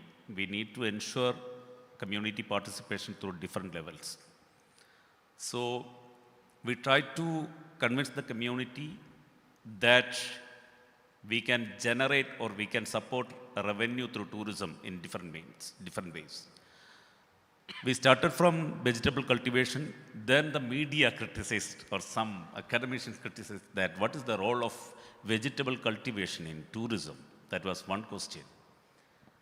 When we made an agreement with the hotels and resorts at Kumaragam and Wayanad in some part of Kerala for the supply of eggs, tender coconut and all. The same question repeated by some of the academicians. I'm not criticizing academic people. So we need to prove something different. So we started a tourism resource mapping process. As you asked at first, what was the model for responsible tourism in Kerala? When we tried to implement responsible tourism in Kerala, I can frankly speak that there was no model. So we tried to develop our own models from grassroots level. So we started community participation in different levels. So we tried to identify tourism resource mapping process. That is a process with the support of special tourism Grama Sabhas. So with the support of local Panchayat Raj system, we can identify various types of activities. Majority of the activities are directly linked with traditional livelihood activities. So we tried to prove how can we develop community-based tourism activities. That made a very different experience. That is called village life experience. That is emerging from Kerala. If you are ready to come to experience coconut tree climbing, you will have the chance to take selfies from the top of a coconut tree. That is the branding movement. If you will try to take a selfie from the top of a coconut tree, the farmer will get at least 150 rupees for his his coconut tree. It is running very well. You will have the chance to make coir making, the magic of coir making. You can be the part of pottery making.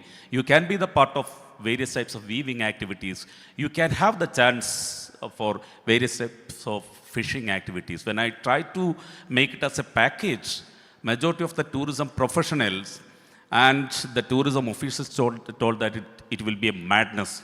But I can tell you that the ministers and the IAS officers and some very good tour operators supported this initiative, and they started to promote it.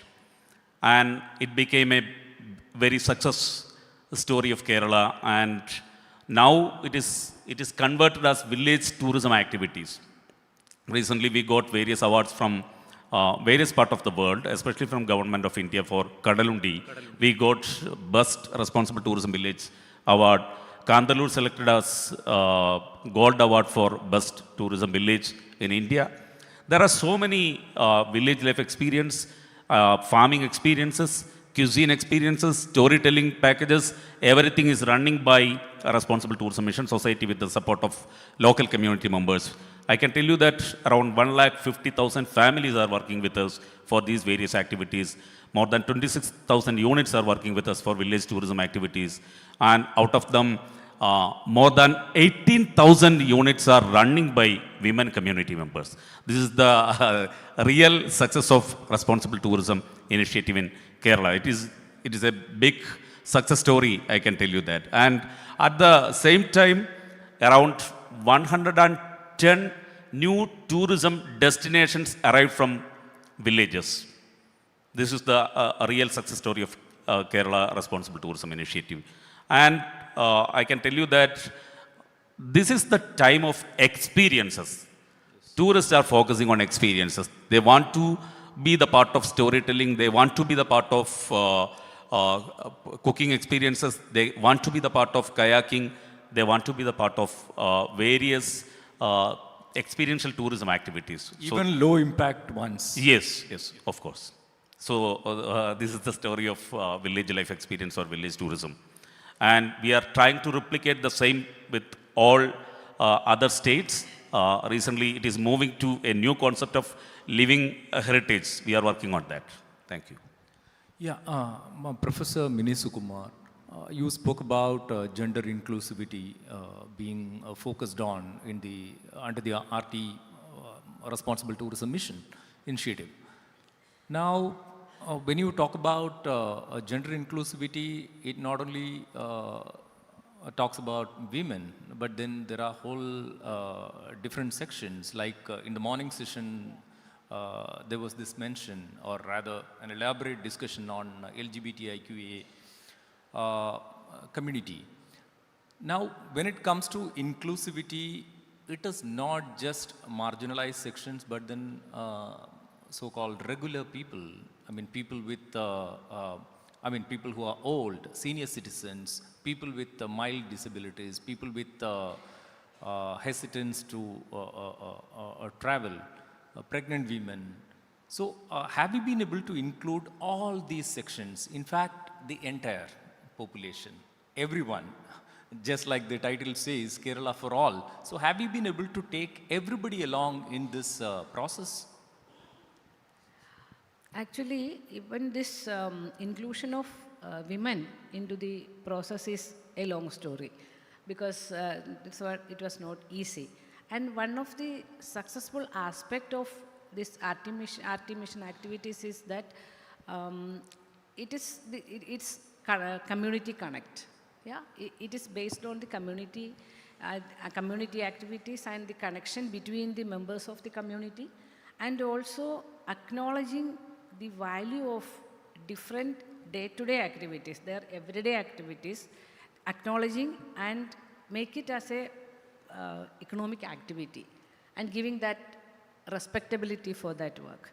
And in these activities, RT Mission is including lot of people who are the elderly people into this. For example, for this, what Rupesh was mentioning about the choir making or the traditional culinary practices, and also about different village activities. Lot of people from this age group is becoming very active, and for the first time in their life, they recognize that this is a skill.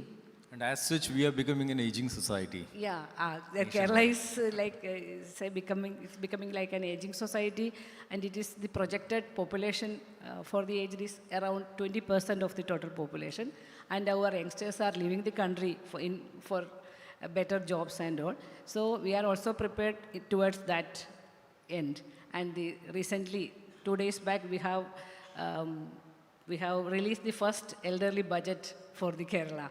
That shows around 19% of our total expenditure of the public funds goes to the welfare of the elderly. So that this is an important thing for thinking about inclusion in this sector.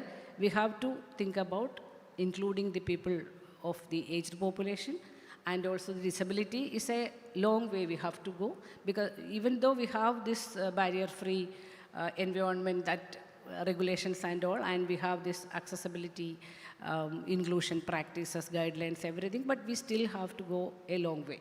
I think the last session was deliberating on that, and the LGBTQI inclusion is happening. Mainly through this, we are supporting the students of the hospital, related to the hospitality industry, through scholarships and internships. And there's we have one scheme in the social justice department, which is giving scholarship for the higher education. That especially include these sectors to bring people more and more into that. And all this, I think all these concerted efforts through different departments and different forums will create an environment and will create a support system for inclusivity. And for this RT Mission activities, the most crucial element is the local support. The support of the local panchayats, the local communities, and different organizations and different groups which are active in the local level. And for ensuring that support, also we have some mechanisms, because Kerala, as you know, it's a very active public sphere we have at the local level also. So we have lots of forums to deliberate on this type of ideas, and that also brings a very good atmosphere. But we need to be more focused on this inclusivity aspects in the coming days. That's what I feel regarding that. And regarding this, if we are looking through the planning and development aspect, when the RT Mission started, it was a tiniest for sort of an organization within the annual plan size. It's very tiny. But now it proves that it is, by the size of the plan or the plan funds, it may be not very much, but it has a very important role in deciding the direction of the tourism industry, as well as it is creating more and more fund flows from other sources also, because it is based on the networking at the local level. So I think it's the most important recognition gained by the Artimission Society. And for the inclusivity aspect also, they have created that aspect of inclusivity in our larger framework of development. No, there was a mention of Kudumbashree, which is actually quite popular outside Kerala, but then it comprises mostly of middle-aged women. When are the youth interested in the Artimission activities? Have you been able to incorporate them as well, or get them to lead the activities? Of course, this is not the part of Kudumbashree activities. Kudumbashree members are working with us, and Kudumbashree women community members are always with us from the beginning. But this is not the part of Kudumbashree activity.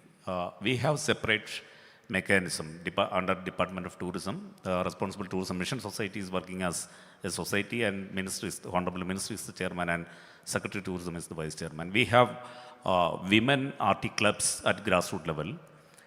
When we think about the local community participation, youth participation is so important, especially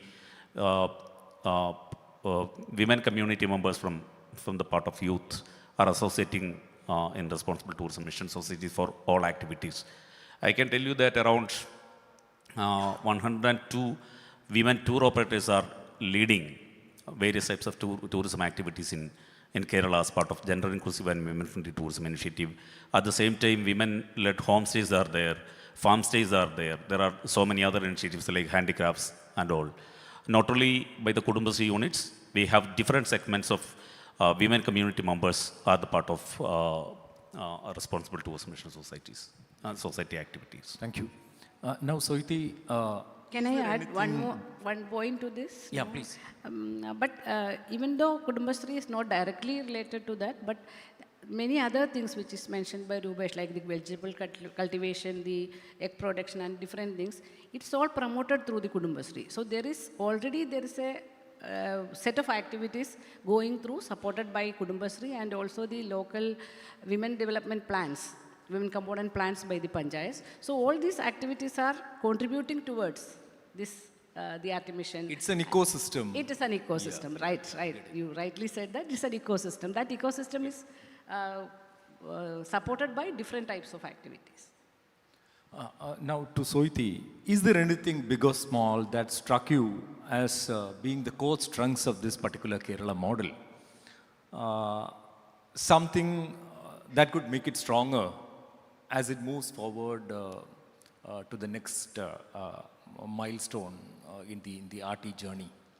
So any core strength, something that stands out? I think it's the power to say no. But quickly, if it's okay, can I ask all of you, have any of you been to Perumbalam Island? I don't know if I'm saying it correctly. You know, I am from, please say it. Perumbalam. Perumbalam. Have you been? Has anyone here been to Perumbalam? I can see one hand up there. Anyone else? Okay. I can see about 4 or 5. Hi, Pija. So I was there last year. And I'm just trying to, you asked me a question which needs a little bit of illustration.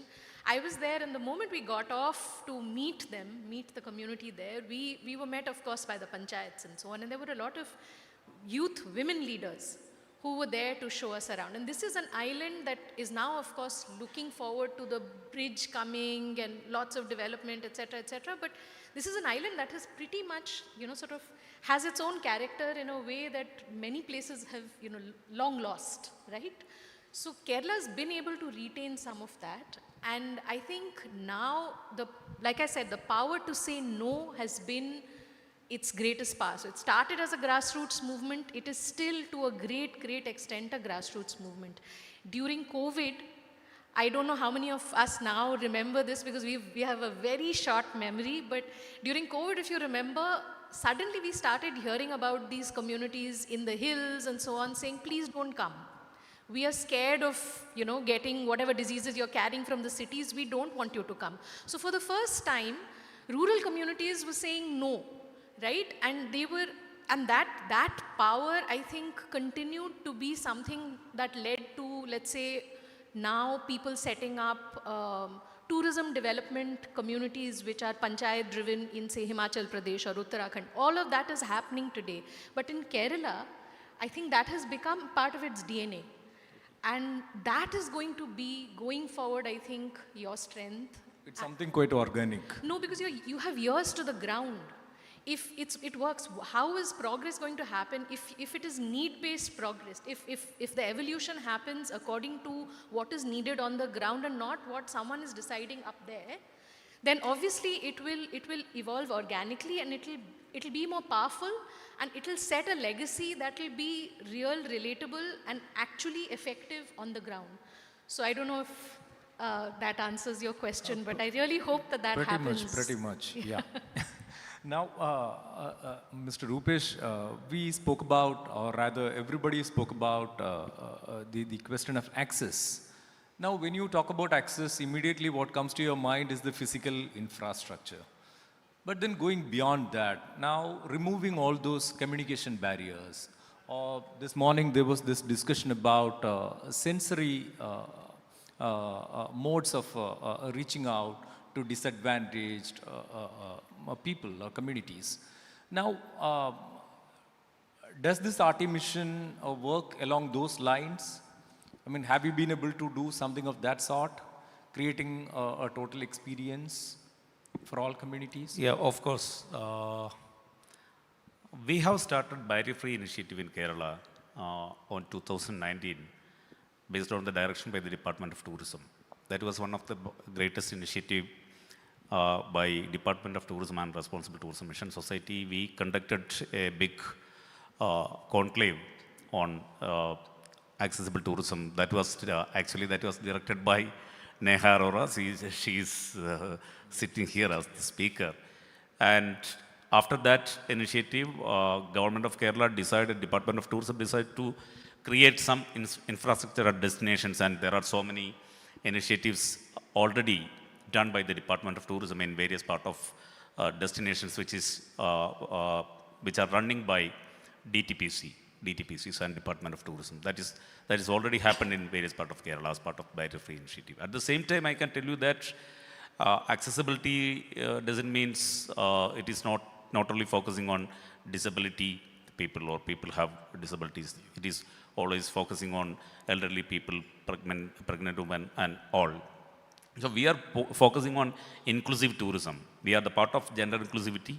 We are the part of women-friendly initiative, and we are the part of all types of inclusive movements in Kerala. And Responsible Tourism Mission is focusing on inclusive tourism, inclusive initiatives, and inclusive tourism movement in Kerala. And we are trying to develop Kerala as an inclusive destination for all types of people. Do we have audio guides and braille signages and all that? Actually, Department of Tourism already designed such types of signages, and the director is sitting here. Director of Tourism is already she had a discussion with our website team and some media partners about developing an accessible website also. Now, we are planning to discuss the matter in detail on the Global Responsible Tourism meet scheduled at Bepur on 7 and 8 February. There are some serious level discussions. Yeah, thank you. To Professor Mini Sukumar, to what extent have government policies been instrumental in fostering women's engagement in the tourism sector, especially in the responsible tourism sector? The government policies are mainly regarding this. I will answer it from two aspects. The government of Kerala is committed to encourage more women into employment, because our work participation rate of women is not very good in spite of our higher standards of education or higher achievements in education, especially in terms of women's employment. So government is having a consistent effort to make more women to engage into employment and to lessen and to increase the work participation rate. And so in every sector there is an effort to increase more job opportunities and to encourage more women to come into self-employment like entrepreneurship and all.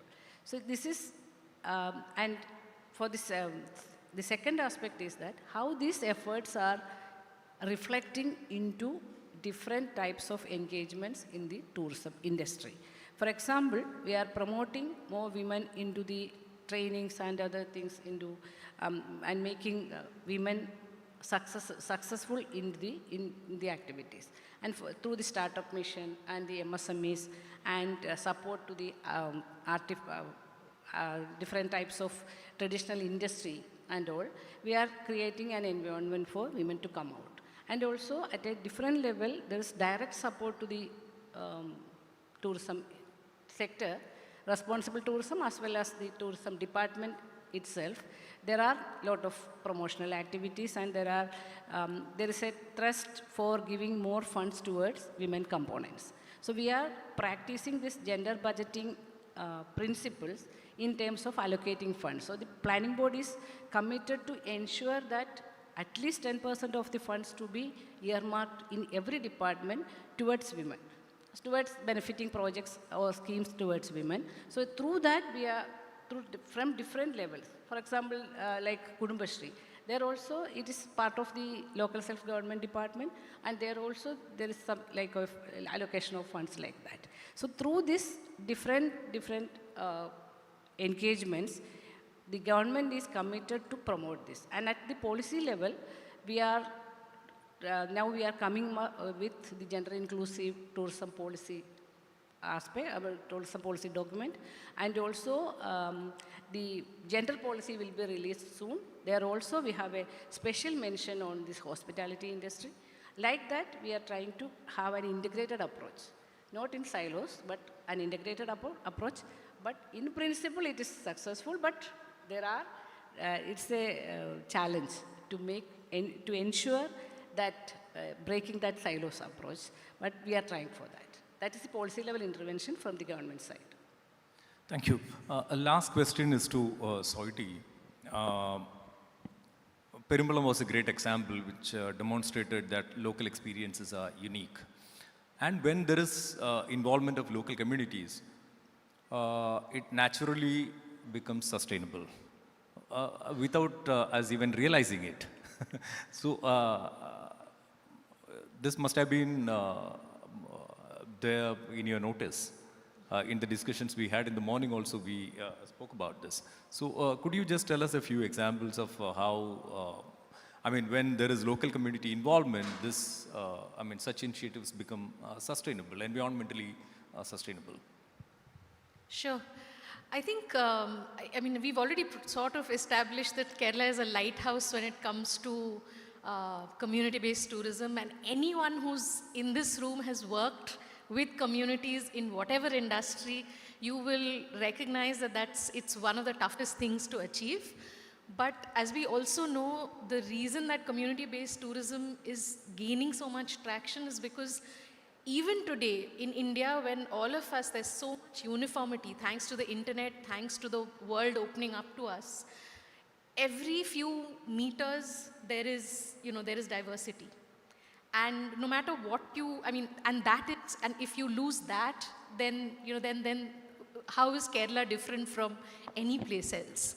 I mean, years ago, we keep quoting this, but Proust had said, right, you don't need to see new places, you need fresh eyes to see them with. Yeah. So it works both ways. It works from the community perspective also, where they feel that it is valuable to them, for them to continue to practice something.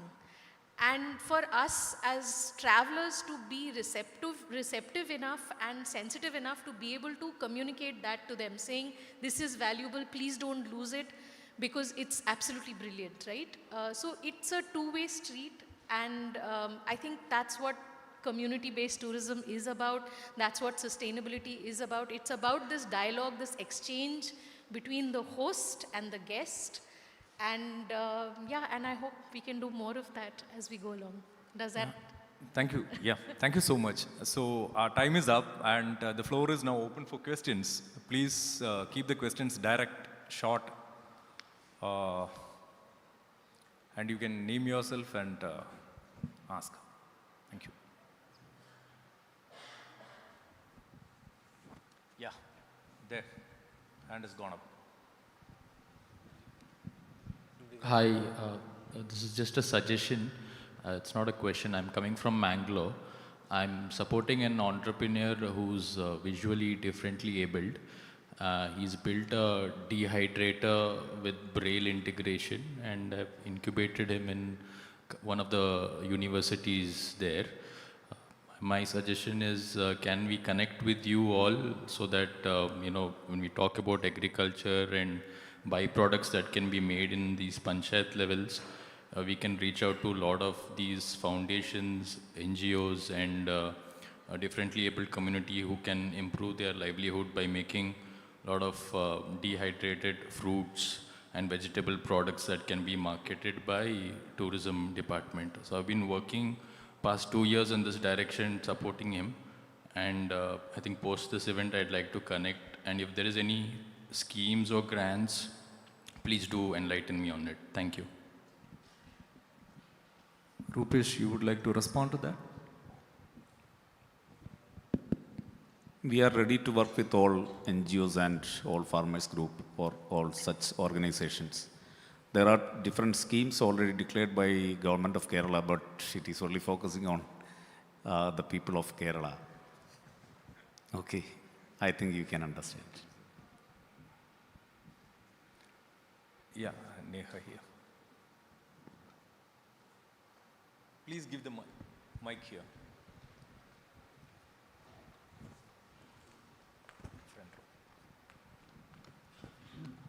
No question to the panels. I just want to answer his question.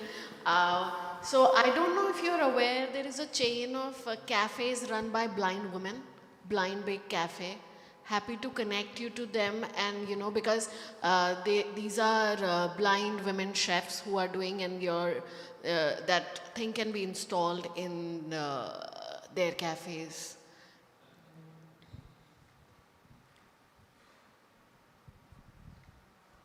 Any other question?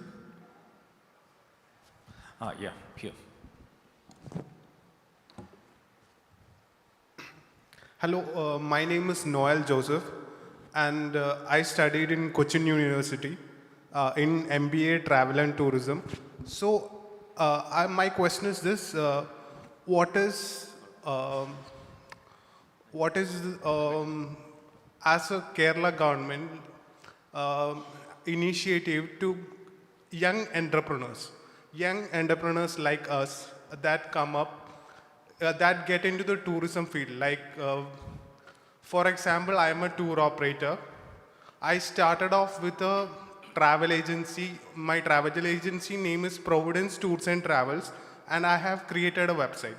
So what kind of initiative the Kerala government is giving for young entrepreneurs to come up to this tourism industry and become successful in the industry?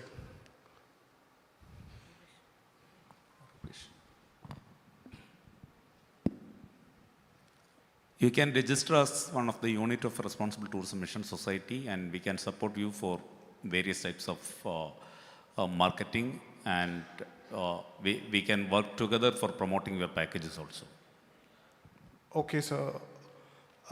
So how can we associate with, as an entrepreneur, like a budding entrepreneur? How do I associate?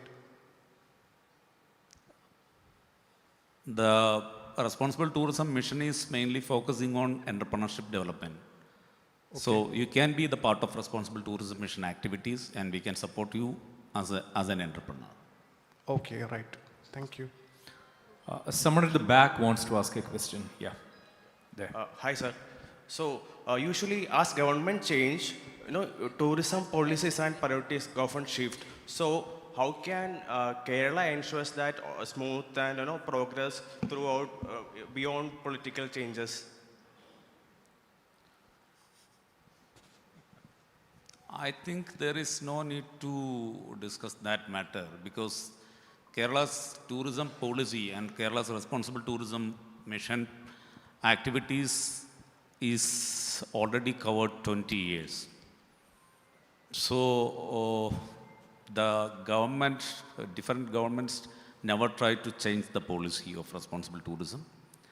And the political involvement is not directly coming to tourism industry and tourism policies from my experience.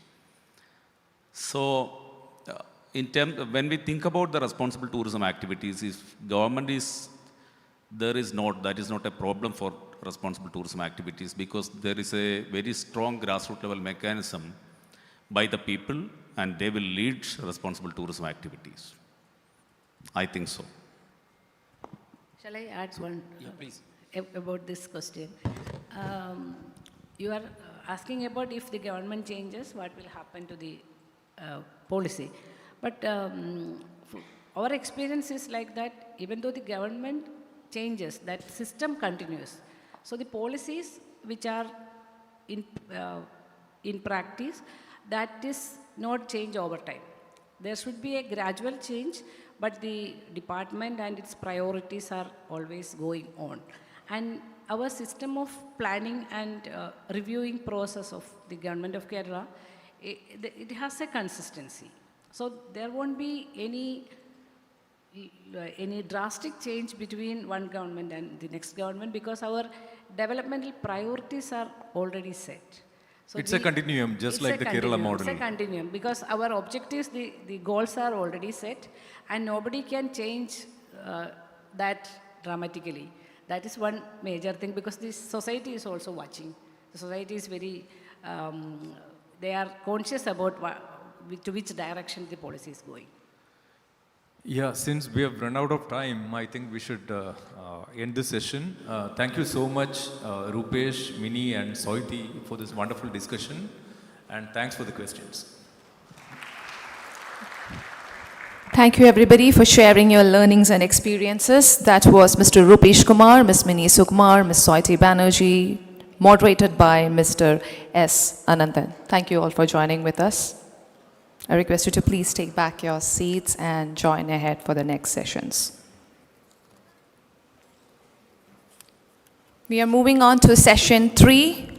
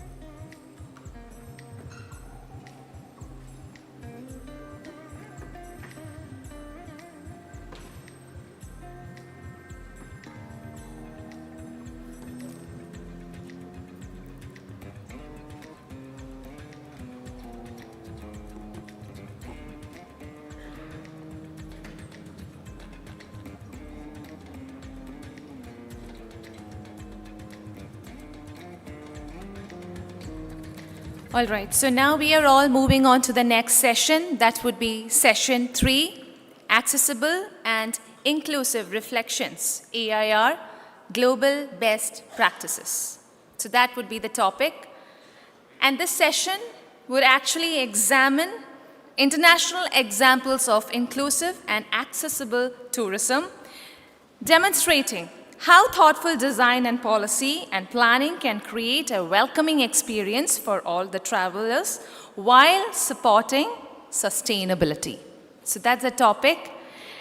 And before we begin, I would like to request you all to please be seated as we have a senior speaker to take over with a 30-minute presentation. I request you all to kindly maintain the dignity and the decorum of a government event, and your cooperation to this would be highly appreciated. On that note, I would like to welcome Mr. Gaurav Raheja, Professor, Department of Architecture and Planning, IIT Roorkee, and he'll be delivering a 30-minute presentation on accessible and inclusive reflections, AIR, Global Best Practices. Over to you. Thank you.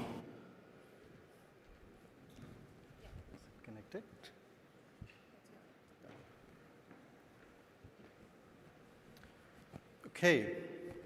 Good afternoon, ladies and gentlemen. An honor, pleasure, and a great feeling to be here. Thanks to the Hindu group and Swayam, and to many others who I believe in the audience I've already met. An honor to be presenting in front of you again. I think I just want to make a few disclaimers. I'm not a senior speaker. I'm just senior in age, not always in experience. So I'm here to learn as well, and just that the stage for the moment puts me on a pedestal a few inches above.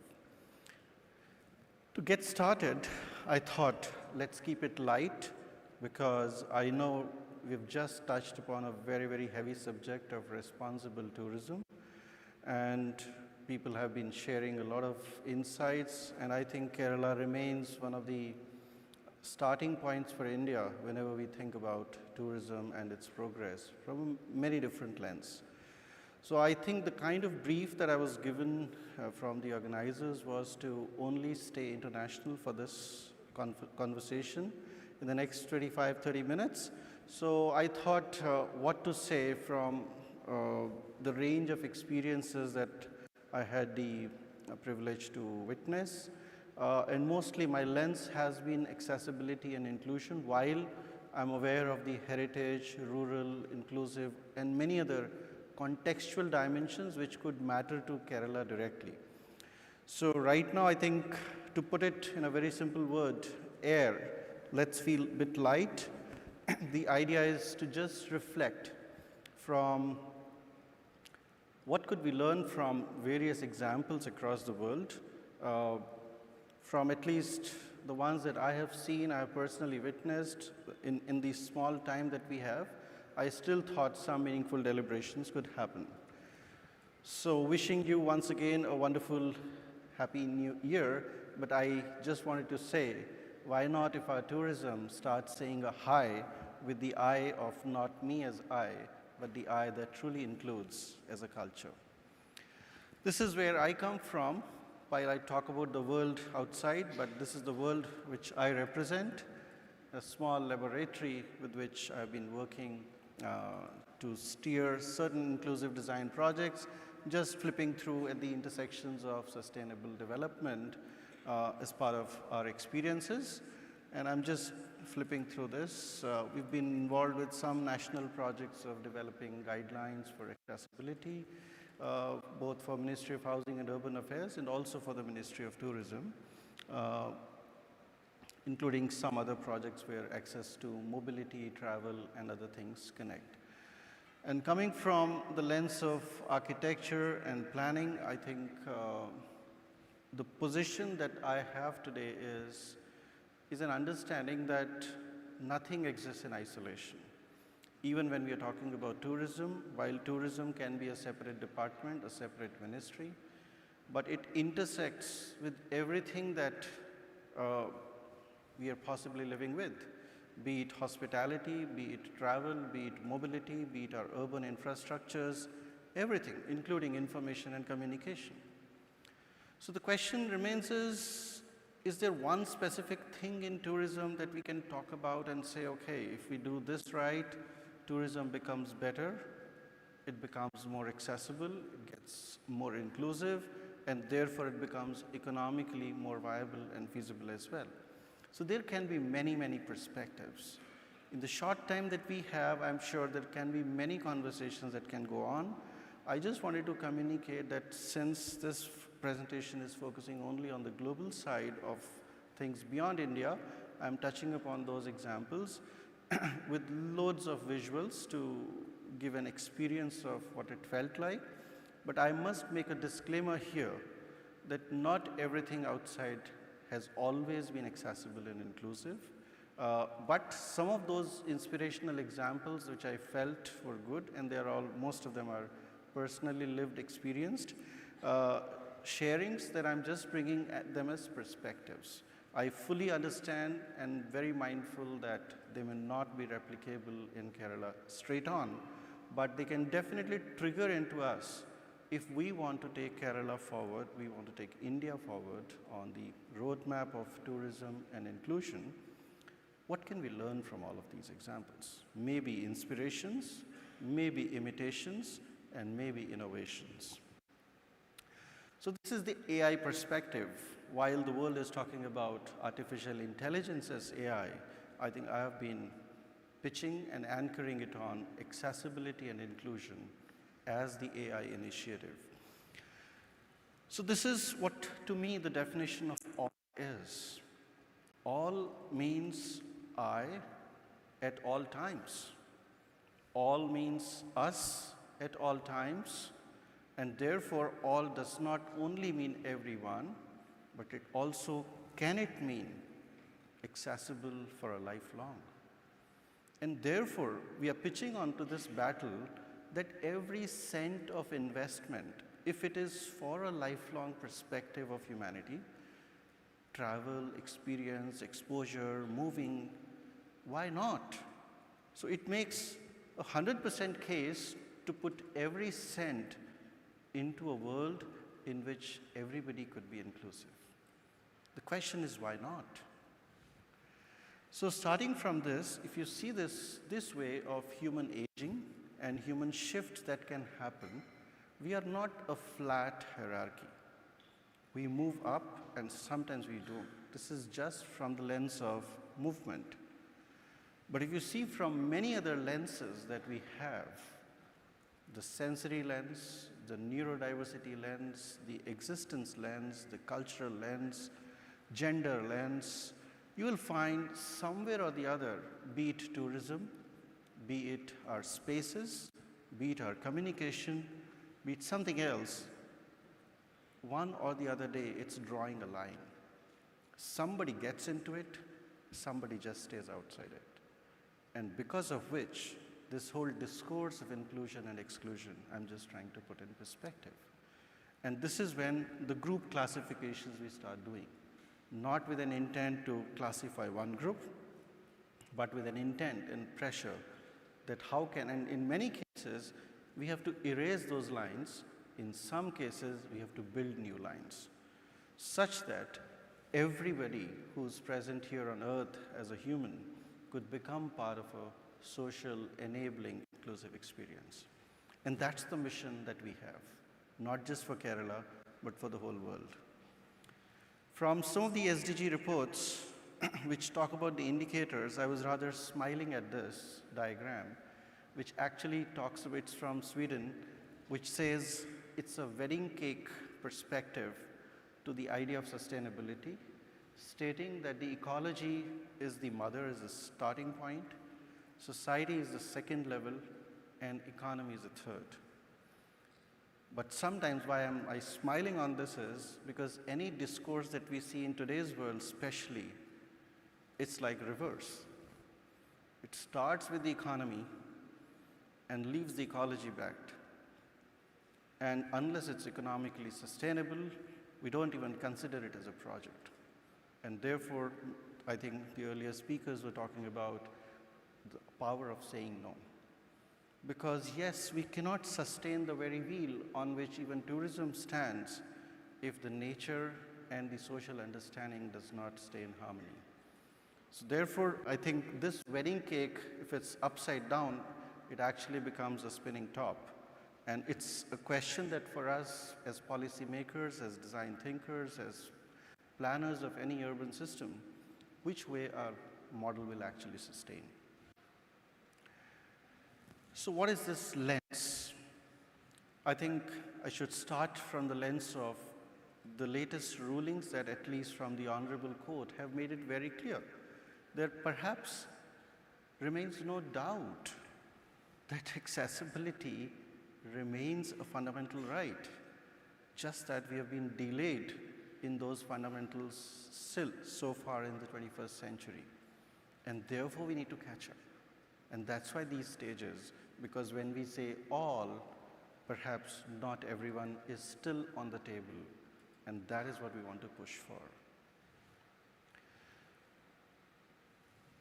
Imagine a situation like this, and if you were asked in this room to please use the service entry, would you be happy to walk in Grand Hyatt and say, I have been given the same treatment?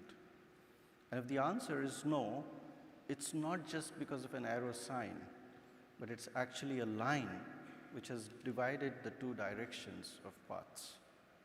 And we cannot achieve that inclusivity by this.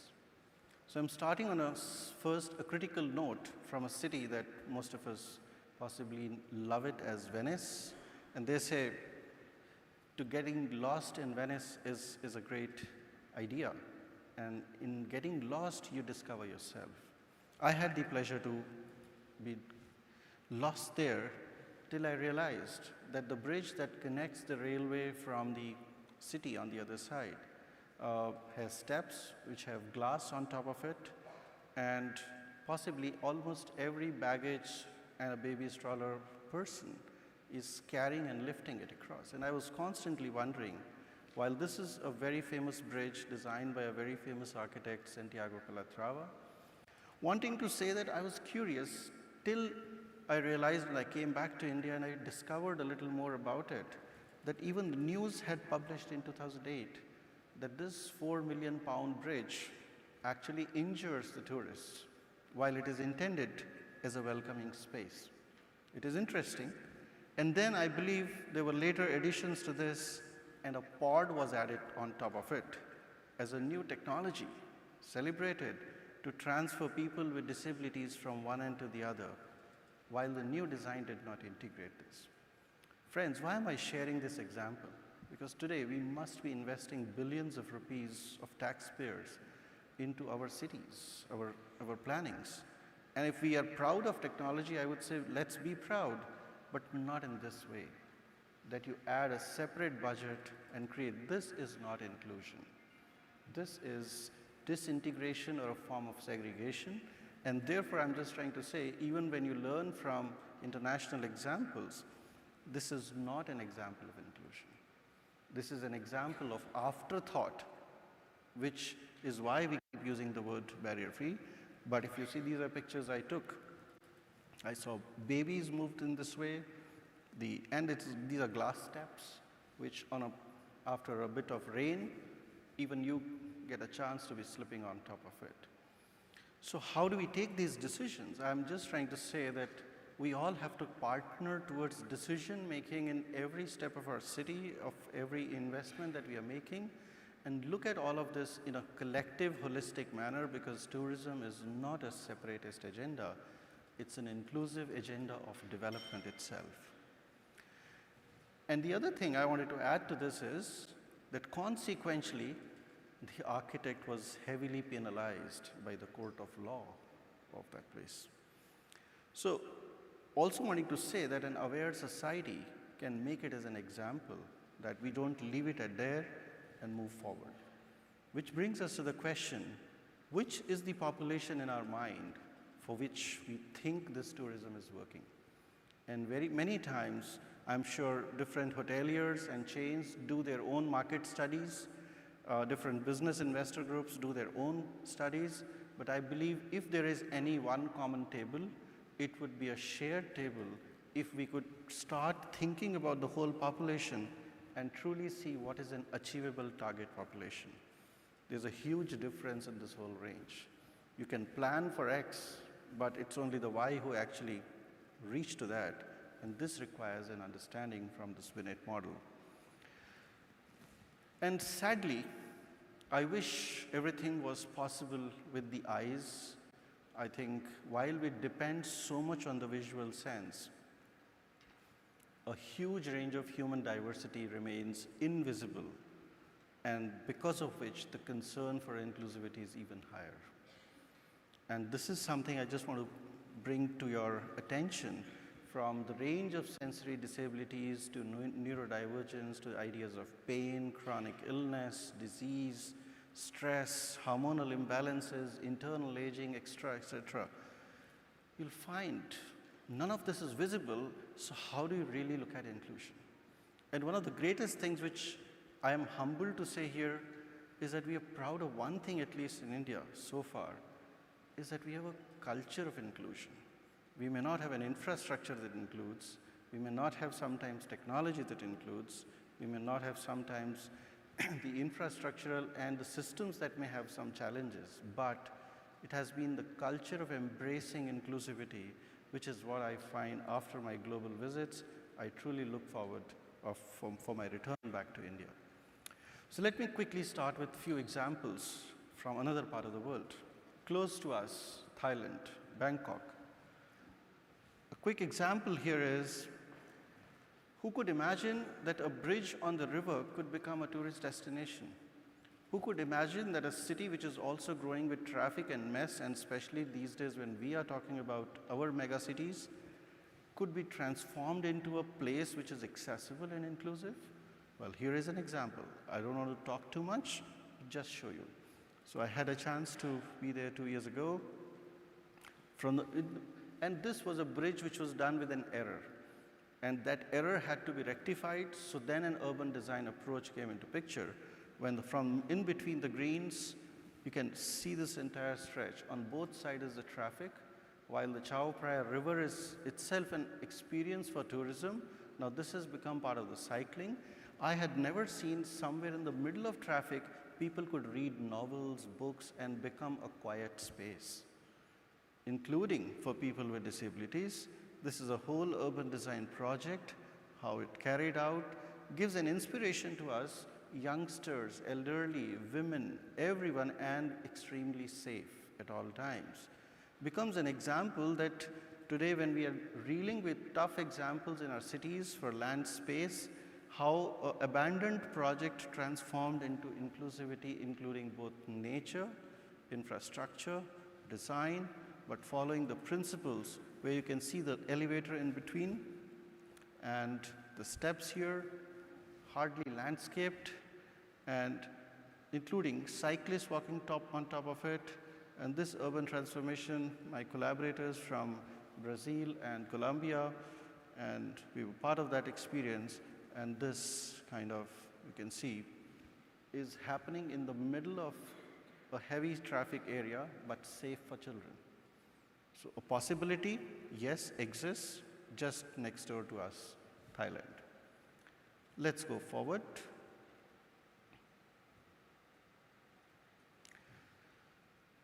From the warmth of Kerala to the chill of Jungfrau, let's go to the top of Europe. I happened to be there last year on 2nd of January to see how a glacier looks like.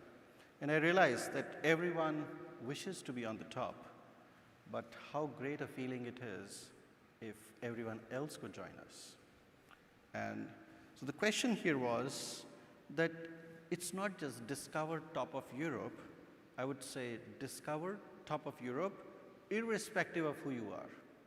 Now that was a statement, and nobody made that statement, because when I went there, I saw 3 trains changing, and on each train track, there were still places where people elderly and the youngest. Inclusivity was a felt experience. Inclusivity was not written anywhere. And I'm just showing you some of those feelings that I had. People carrying skis, also with the tactile systems. It's not that because it is the topmost part of the glacier, so we will change the standards there. Oh, the space is less. Oh, so let's compromise here or there. I felt, well, if excellence has to be learned, Spaces for everything, even in the train. For skiing, if you're professionally doing this, including signs for SOS, emergencies, toilets, and panoramic views. So which means experience was kept in mind at all stages. And of course, this cannot happen without a detailed planning and thinking. You can see children, you can see adults, you can see elderly, everyone experiencing it. And on the top of this tower of the glacier, this is where the glacier is. You see baby prams, the discovery tour, the washrooms, the guide dogs for the vision impaired, the wheelchair path is written. So you can be independent, you're not dependent. And that's the point to make, that this infrastructure can make that difference and you are on your own with these kind of elevators, the Sphinx Terrace, you can see, and also there's a button, which means there's a support service along with it to provide us to that extent. Travelators with an ice cave, the signage system to move through the whole gallery, and then the elevator systems along with the staircases. When an elderly needed help, a service guy comes and provides you this. This is at minus 15-degree temperatures in the middle of complete snow, and people truly saying discover Europe on the top with a handrail in the ice caves, just trying to say that when we say this is not possible, accessibility is extra cost, but I believe when I see that people at the age of 70 or 80 wanting to go there, I think I have to rediscover my own self. And also young kids, such that a baby changing table means a baby can be at the top of the Europe with no exceptions. Now this is what I meant, what the definition of inclusivity could stretch to. And these are the inspirations, so imagining a baby and an elderly and people of all spectrums of cultures getting this experience as part of your lived experience. Experience 3. Let's go further back to the sea in the world of Taiwan.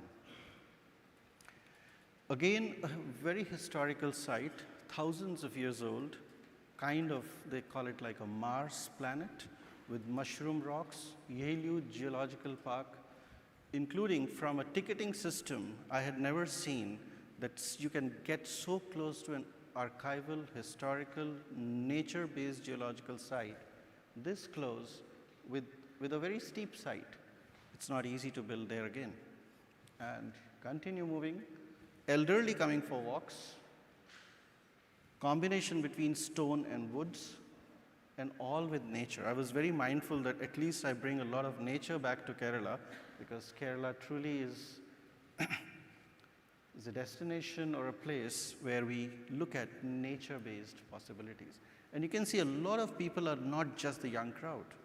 The inclusivity part is that people kind of intend to travel and share these experiences as part of these whole things, including pockets and pathways for people to also jump off.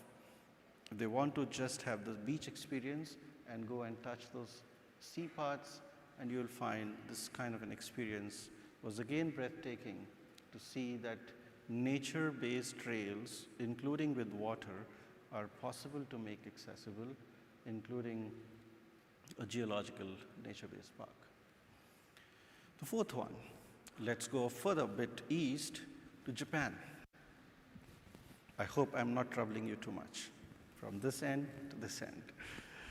Okay, so the Nanakuma line, the line which had just inaugurated when I visited in 2012 in Fukuoka.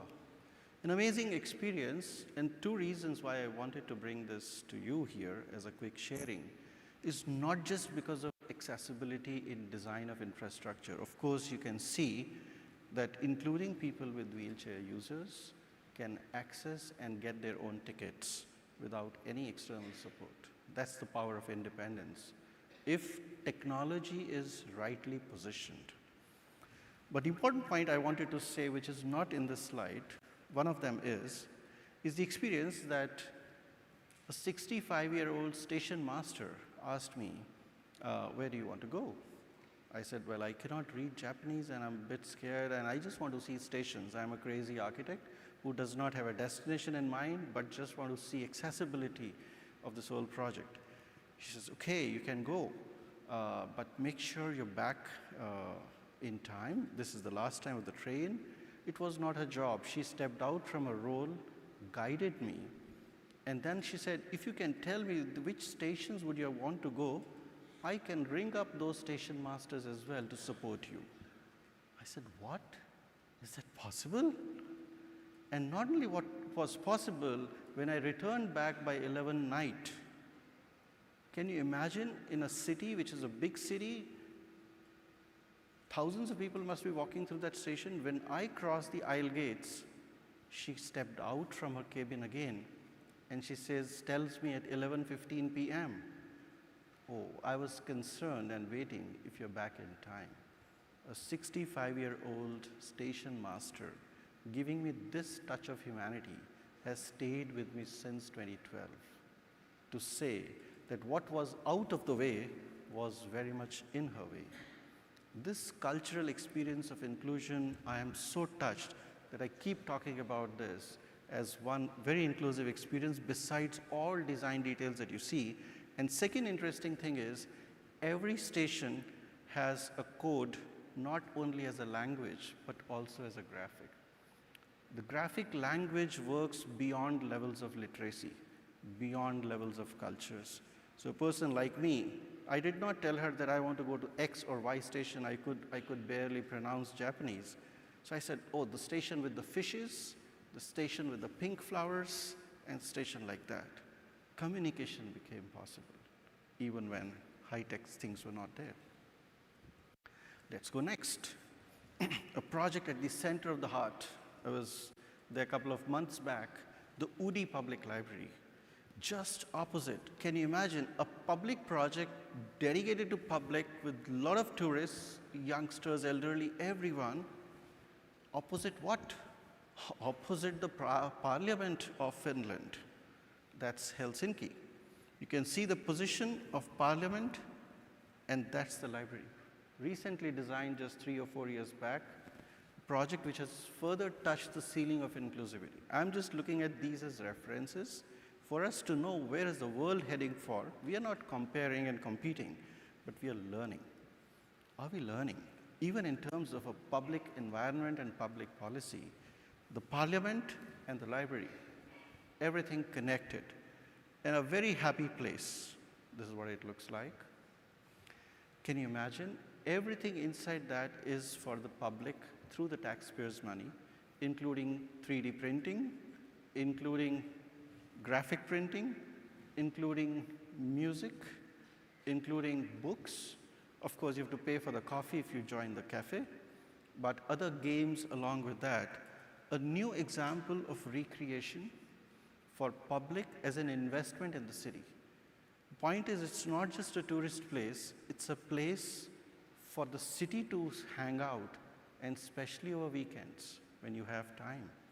And when you come as time, even families come together. A father and a son or a daughter are also playing chess, a mother and a child is also doing some craft, and somebody is just sleeping there, and somebody is just spending time with the books. And you saw from kids to everyone. I felt, wow, this is a place which inclusive tourism must definitely consider, that from toddlers. And to the extent, I don't have a picture right now here because it was forbidden, but from the net you can borrow. The next generation of toilets I saw there, where kids were playing in the washroom, moms were chatting around, and so were the dads, because on no door was no symbol. You could use any washroom. And the wash basins with the soap became a fun thing with colorful displays. And that's what an inclusive society washroom of future could be. And these are also washrooms on the public street. Towards the last parts, as my time is getting closer, my last experience recently was with Dresden Hygiene Museum with a professor friend who's vision impaired from Egypt. So we were two different nationalities, two different sensory experiences. So I had a great pleasure to walk with him using the tactile support. So thing that we say doesn't work or why should we do it? And of course, they have not invested into it thinking that somebody from Egypt will use it. I think it's an everyday affair. And we walked into the museum. Why did we go to the museum if the museum had nothing accessible? Well, so I was supporting him, and the museum map was available in a tactile form. And I'm just showing you live how Professor Meena was then using it. We had a nice evening.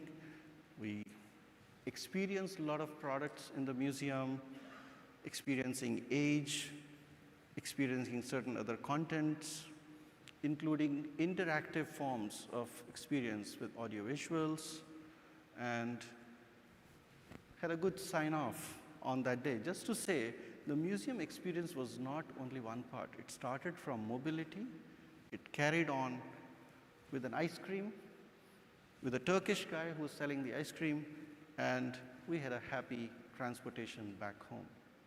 As a full lived experience, and he was waiting, guarding my back. So just to say what a person with disability can do or cannot do, I think we had a reverse experience. And these experiences bring us more closer. And this is a possibility. Well, this was Dresden from the top. I know my time is up. Can I take last 5 minutes if I'm not eating too much into your lunchtime? Okay, so this is quickly from Norway, just to say as a policy, where I was in November 24, they had a clear policy and clear mandate. By 2025, the country has to accept the principles of universal design in practice. But this they did not write in 2025. This has been going on since 2009. The point to say is, if we as a state, if we as a city, if we as whatever we are or we consider ourselves are willing and wishing to truly transform the future, leave something great for the next generations, it's never too late. Even if it's already late, we have to start. And that awareness, that coming together, that push is required. What started in 2009 has really achieved a headway because we were there, we saw it from ICTs to transportation to a cross-sectoral focus. I'll not go into all these details too much, just flipping through these slides to tell you it has translated into applications, into movement, into health, into interfaces, into students, technical knowledge, schools, etc., hotels. This is a hotel. You could just see, I stayed in this hotel called City Box. One step, but how much detailing went in to make this one ramp, such that just the right effort is put and the person can independently wheel in. This is what I meant to learn about detailing, that policy transforms when we resolve internally, including the public spaces, including the water-based spaces, and most often you will find self-driven things. If India into the future wants to be, as we are using the word, you can say AI as Atmanirbhar India, the question will remain is, how do we move into it without putting our best efforts into creation of these things, including the visits to the fjords and things like that. I'm just flipping through this. Going to Singapore, just wanted to touch one small quick thing is, Singapore has a very strong focus on an enabling master plan. So nothing is working for tourism as an accident. Tourism is also a part of the plan, and the plan is to plan for future where everybody at all times maximizes the collective participation. We cannot be participatory without a participatory master plan. And I think we are already talking about it. Kerala has some amazing examples, I must say, community-based things.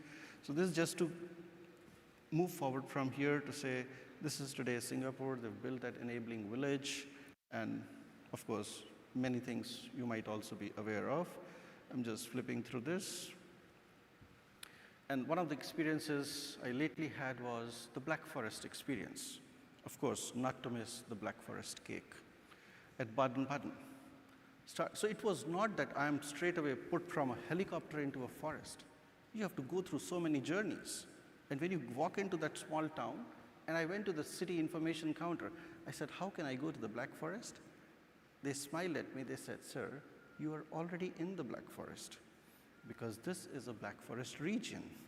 And as part of that region, when you see children grappling like this, the green spaces, the meadows, the families, the museum designed by Renzo Piano, also accessible in its own way, everything just moving on its own, not too many people, including nature-based experiences to dine.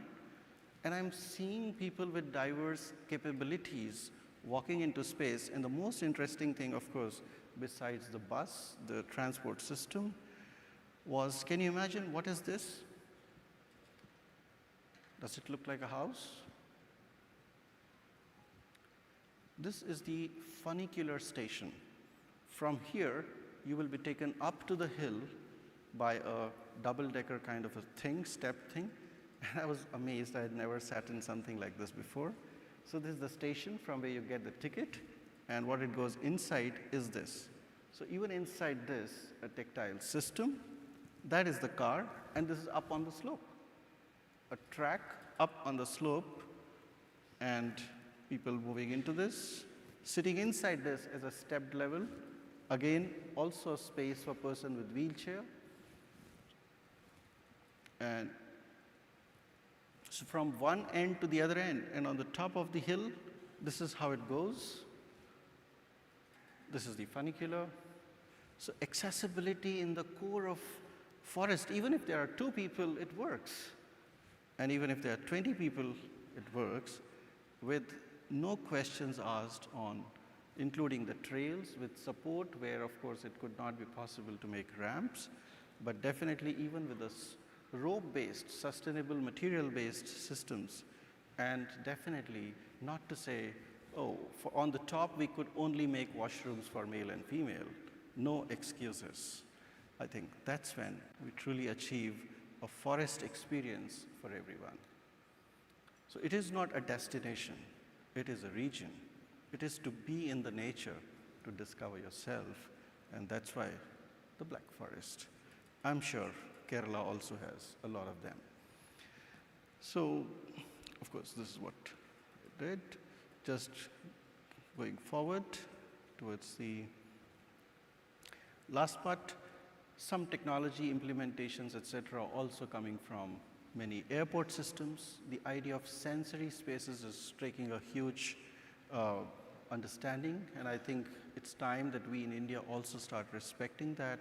You'll find immersive rooms, spaces to calm down, transition zones, over simulation, and so many other dimensions, just to give you from global practices what all is going on in the world. And I think a lot is happening, and a lot is happening here as well.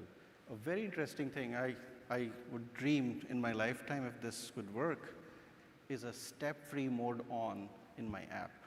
This is in London. You can see the difference between the first app and the second app for the TfL is the step-free mode. The moment it becomes step-free, it may give you the longest route, but it will give you the route where it is. But for that, you have to do mapping.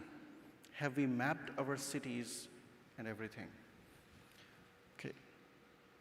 So I'm just flipping through. So these are all technologies with which today diverse kinds of people, family-friendly spaces, infrastructure, the gender-inclusive washrooms, and things kind of go on. And these are train systems. This is accessible taxis. A 93-year-old NRI from America visits UK to watch a football match with his son and his wife, and I saw this event happening, and it was only possible because of accessible transitioning systems. Otherwise, at the age of 93, who wants to watch a football match? I love that spirit, and I hope we all achieve that possibility. So to sum up, I think the summing up should be easy to remember. Let's say it, an accessible beginning needs to be conscious of diversity. We have to move beyond the idea of disability to diversity. So what do I give you back? Simple ideas. First, sustain the responsible idea of tourism as an inclusive plan. Let tourism not be a separate plan. Second, evolve the idea of destination of tourism into an I dot, not just a dot. An I dot means inclusive directions of tourism, because then it's not just a destination, but there are many ways in which it could evolve as possibilities. Third, while AQI is in news for all multiple reasons, I thought some positive reasons also could be. Let's start assessing, monitoring, and enhancing the accessibility quality index of our cities. And I think it's a doable thing. And finally, why shouldn't I return it back? Because I love the backwaters with Kerala, and say, let's build an accessibly conscious Kerala from Kozhikode to Kumarakom and from everywhere else. Towards the end, I wanted to say, when we were once having a meeting with the Swiss rail people in 2023, they mentioned to us that they have been given a deadline by the Swiss government that time is up for excuses. They had made their rail system 60 to 70% accessible by then. They said, we've been given a deadline, and this was the phrase, time is up. Time is literally up, no more excuses. After that, 100% expectation from 1/1/2024 in Switzerland, this is the rule and the law. I believe so, that it continues. And finally, to just give you a hope, I saw this poor set of colors and with a heart frame and a gentleman you might be seeing in many streets. What can they do? So with whatever little we have, I think what they did was amazing. It brought people together. So if we have a vision, even no matter what we have is humble, I'm sure the framework of your heart is the story from where inclusion is possible, because it requires from this to this is a small shift. Otherwise, possible is nothing, and otherwise, impossible is nothing. And I hope with the accessibility and inclusive reflections, let's transform the air to atmospheres of inclusive responsibility, and maybe Kerala wants to take the lead. So I thank Kerala, I thank the people here, and I thank the organizers for having me here for this chance. Thank you.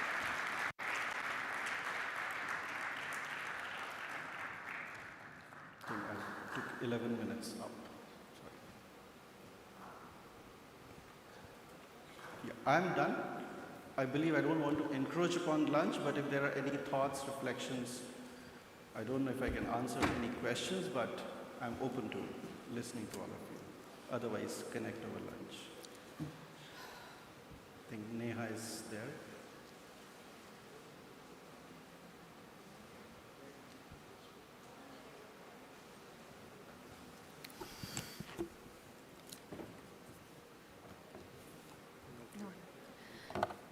All right, so ladies and gentlemen, actually this is a presentation and there is no Q&A for this.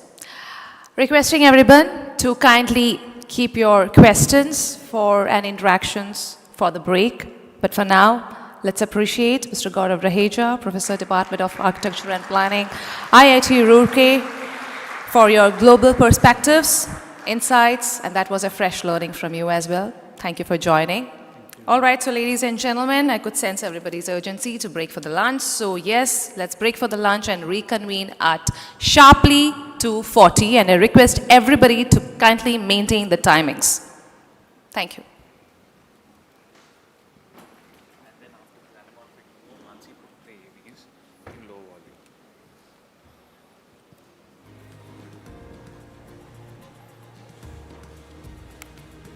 Yeah, the post-lunch seating is 4 podiums.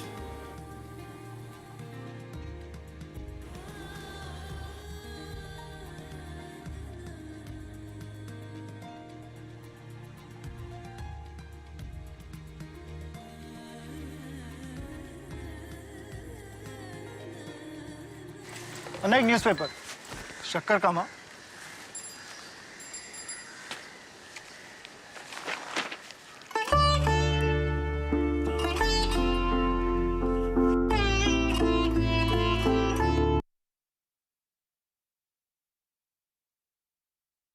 Dinner ചാപ്പിടില്ലേ ബ്രേക്ക്ഫാസ്റ്റും ചാപ്പിടില്ലേ നോക്കിക്കോ എന്താ ചെയ്യേണ്ടതെന്ന്.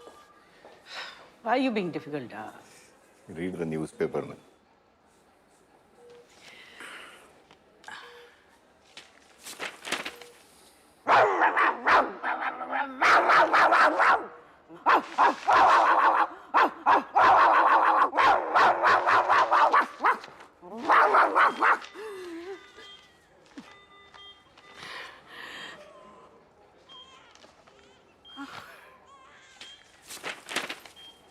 The Vice President-elect C.P. Radhakrishnan on Tuesday described his win as a victory for the nationalistic ideology and vowed to work towards making India a developed nation.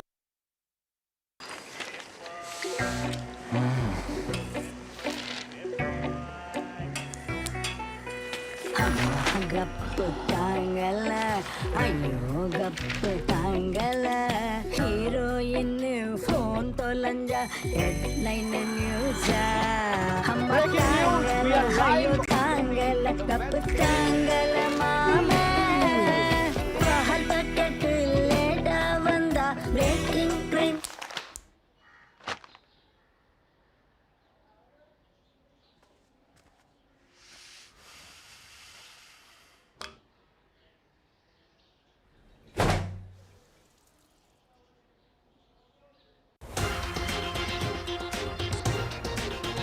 Next up, an in-depth review of India's foreign affairs. And speaking of foreign affairs, Jollywood star Malesh was spotted with a 22-year-old Brazilian supermodel, Lana Kova. Now that's a real foreign affair. Looks like trade isn't the only thing crossing borders.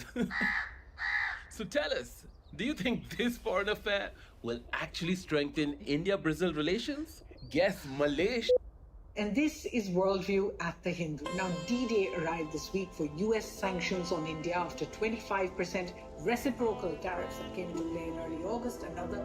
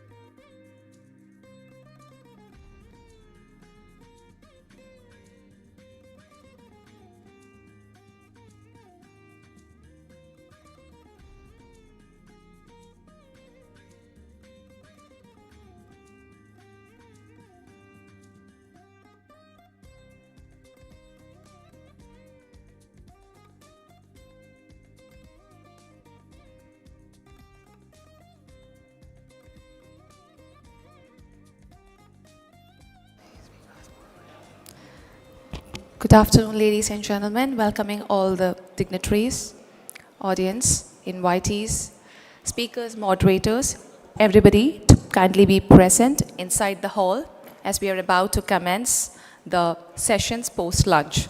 I request all the ladies and gentlemen standing outside, if you're done with the lunch, I request you to kindly give away your presence inside the hall.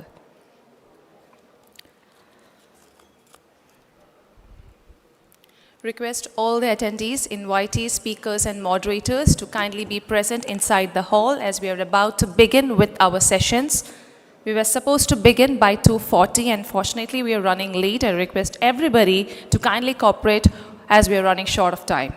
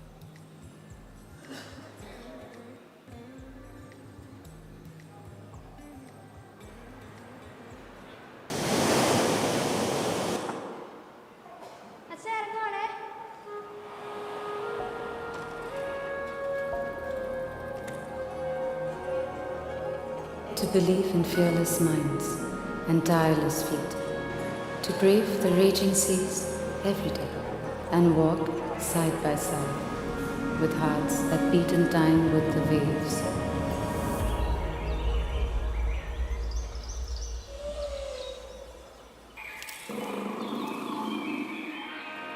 To revel in the innocence of forests and the wisdom of ancient ways. To find answers in the mystery of mountains and strength in free, soaring lives. To go with the flow along slow-moving canals, to find deep journeys in little country boats.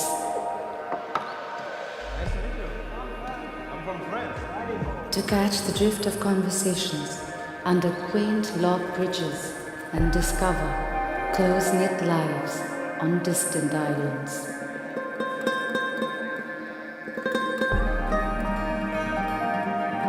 To find magic in the everyday and eternity in the ordinary. To meet gods who walk the earth and men who check the heavens. To speak with no words, to listen from the heart, to be one with the trees, the skies, the earth, and celebrate every living thing.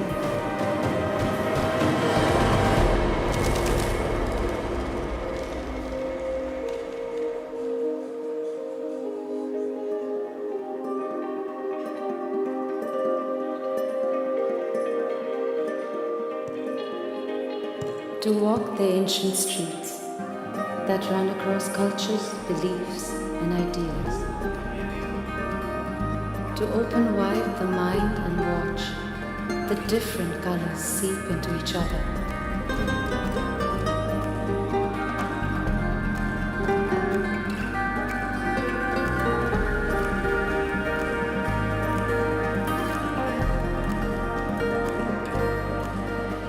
And let at the courtyard of the world. Make us human all over again.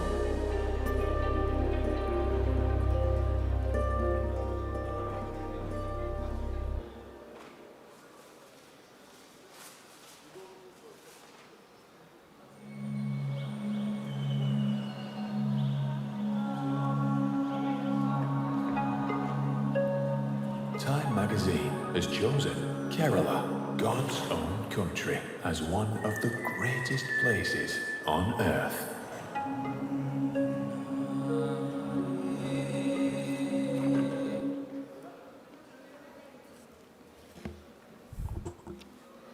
So ladies and gentlemen, may I have your attention please? I hope you all had a pleasant lunch break, and we request all your esteemed delegates to kindly take back your seats and make yourself comfortable as we are about to begin with our sessions. Thank you for your cooperation and patience. The next session would be session 4, which is Voices from the Road, Lived Realities of Diverse Travelers. So this brings you the lived experiences of people to the forefront, highlighting the real-world travel journeys of people with disabilities and diverse traveler communities. And these narratives definitely will offer you invaluable insights into challenges, enablers, and everyday realities that can inform more inclusive tourism practices. And the speakers for the session are Mr. Jobby Matthew, Paralympian and international sportsperson. Mr. Jobby Matthew.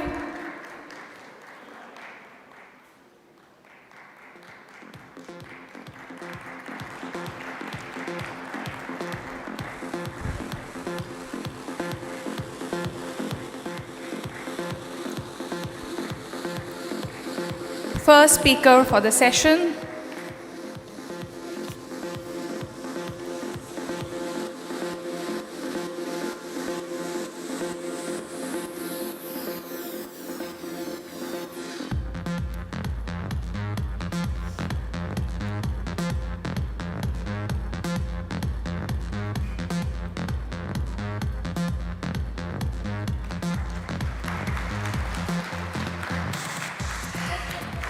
Mr. Divyanshu Ganatra, founder, Adventures Beyond Barriers Foundation.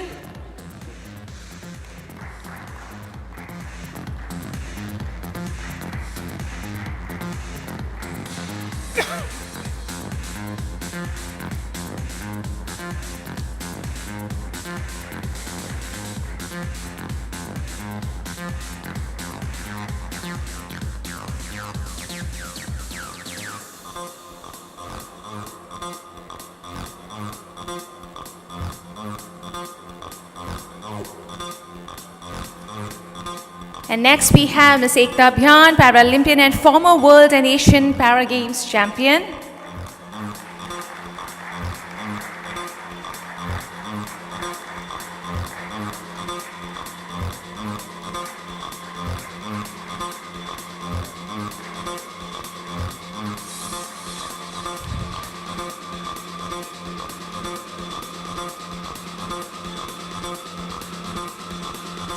Ekta Bhyan, Paralympian and former World and Asian Para Games champion. Our third speaker for the session,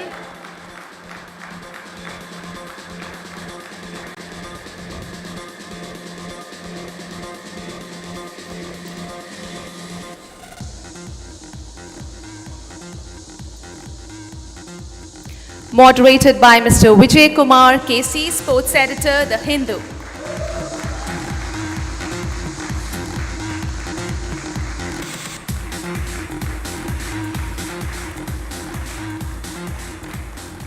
Over to the speakers and the moderator. Hope we'll have a wonderful session ahead. Thank you so much.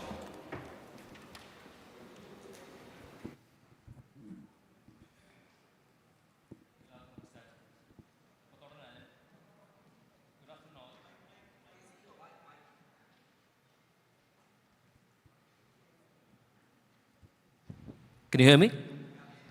Yeah, just repeat. Namaskaram.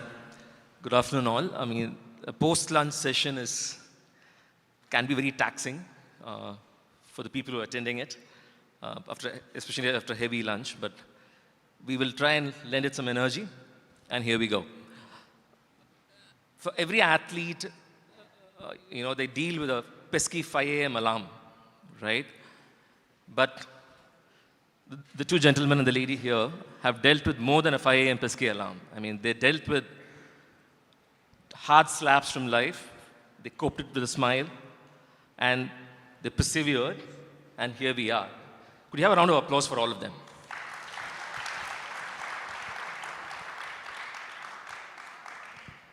I'll start with Ekta, and there's a bit of bias here, because she's pretty evangelical about The Hindu, our brand. She speaks about reading The Hindu, and she's also a Sportstar Aces Award winner. SB? So Ekta, could you just run us through your life's journey? I mean, an accident happens, it completely flips your life, and then the way you turned it around, right? You're an Asian and world champion, you achieved so much in life, and you do these leadership talks, you counsel people. Could you just describe the journey so far? Thank you so much for such a warm welcome, Kerala. It is one of my dream destinations. I'm so thankful for this platform that I'm coming to Kerala for the first time. And I really like the nature and the beaches. And it has been 23 years. I am a wheelchair user. A road accident resulted in the spinal cord injury. And spinal cord injury is something, it is an injury to the central nervous system. Since then, I'm a wheelchair user. Being in the country like India, where accessibility is still a distant dream, it has been a journey which involved this inaccessibility as one of the biggest challenge. After my injury, initially 15 years, I was into academics, and there is such an unawareness in our country that I was unaware of the para sports of event club throw that was possible being a quadriplegic disabled person. I'm having my disability that is known as quadriplegia, which means my lower limbs are completely paralyzed and my upper limbs are partially paralyzed. So after qualifying Haryana Civil Services exam, one of my articles was published in the newspaper, and somehow it reached to my coach, Mr. Amit Saroha. Then he introduced me to the event club throw. Then I came to know that in this severe disability, para sports is possible. Something I want to bring in your notice that I am having an impairment, but the inaccessibility makes me a disabled person. My condition is a medical condition, and it is just an impairment. But inaccessibility makes me a person with disability. That makes me a disabled person. So if there is accessible infrastructure, and there must not be, no one must be left behind, not only in terms of education, sports, but also the things which are considered so-called luxury for the persons with disabilities. And being in the park, being in the mall or at the beach is something still a luxury, still a distant dream for persons with disabilities. And usually I'm talking about the infrastructural barriers, but the attitudinal barriers a person with disability faces much, much more severe. Because whenever we go to public place, especially to the malls or for theaters, people usually see us and stare at us ki tumhe yahan aane ki kya zarurat thi? You must stay at home. And unfortunately, this inaccessibility has resulted in majority of the persons with disabilities are locked in their homes. Still, we don't have the exact data, how many percentage of disabled persons are in their country. According to United Nations, it is 15%, but according to our national census, it is just 3%. So firstly, there is a huge gap between the exact number. Secondly, the education rate is very less because of this inaccessibility, and that is also exists in education sector. That is, literacy rate is just 40%. And for women with disabilities, this literacy rate is much, much lesser, around 30 32 or 35%, and sports or employment is just 7%. So I just want to convey, because of this inaccessibility, how persons with disabilities are snatched off equal opportunities. I just want all of you to just choose some numbers. India's got about 41 Olympic medals. And in Paralympics, India's got 60 medals. And Paralympics is a much more recent phenomenon. And all of them are done phenomenally well. And Joby is a legend here. And I think as an individual, how many medals you got overall? 32 world medals so far. Yes, 32. Yeah. And before coming here, I mean, I just heard him tell the others that, you know, no one knows what happens behind the curtain. I mean, there's a lot of anguish in what he said and what they deal with. So I want Joby to kind of recap his life, you know, the way it's evolved. And he also made a mention that he's 60% affected. You know, he can only use 40% of his body. And despite all that, he's strived hard. And you're looking at LA to 2028. Yeah? Yeah. Yeah. I'm so happy to be here. Great opportunity, because the barrier-free environment is most important thing in our life. Actually, I born with a disability. 60%, as per my medical certificate is mentioned, I'm a 60% orthopedically, physically challenged person. But in my mind, I am not. But I believe myself and I can do anything. But the problem is, actually, I born in a village called Adukam. At that time, my house is on hilltop. I walk with my hands hill down and around 6 kilometers every day. Up and down 12 kilometers every day I walk with my hands. Then only I am able to reach my bus stop and home.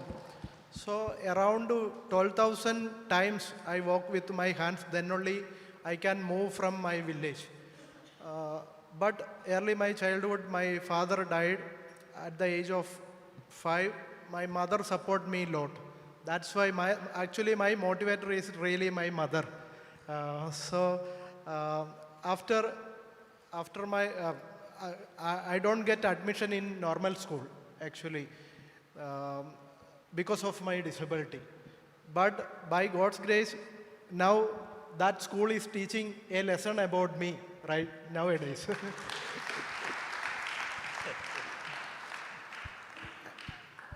I turned to sports in 1984. That time, Rotary Club and the Lions Club are hosting some sports activities in Kerala regarding with World Disability Day. That day, I participated in 3 events. I remember first day, lighting the candle. The different segment disability people have different sports event. First, I competed in lighting the candle. That day, I am very familiar with lighting the lamp because in my village, no current that day. So every time lighting the candle or lamp is part of our life. So one candle, actually maximum candle I lighted, 32 candles I lighted, then I won gold medal in very first championship. Then second championship I faced in 1984 in ball throw. I am always doing in my hill down to throw some stones every day because of time pass. Then I got that awareness about ball throw. Then I throwed very huge distance. Then I got gold medal, second. Then next competition is called crawling. Crawling means we can use hands and legs. Crawling, 50 meter. That also I won gold medal. Very first championship I achieved for Kottayam district 3 gold medals. That is turned my career.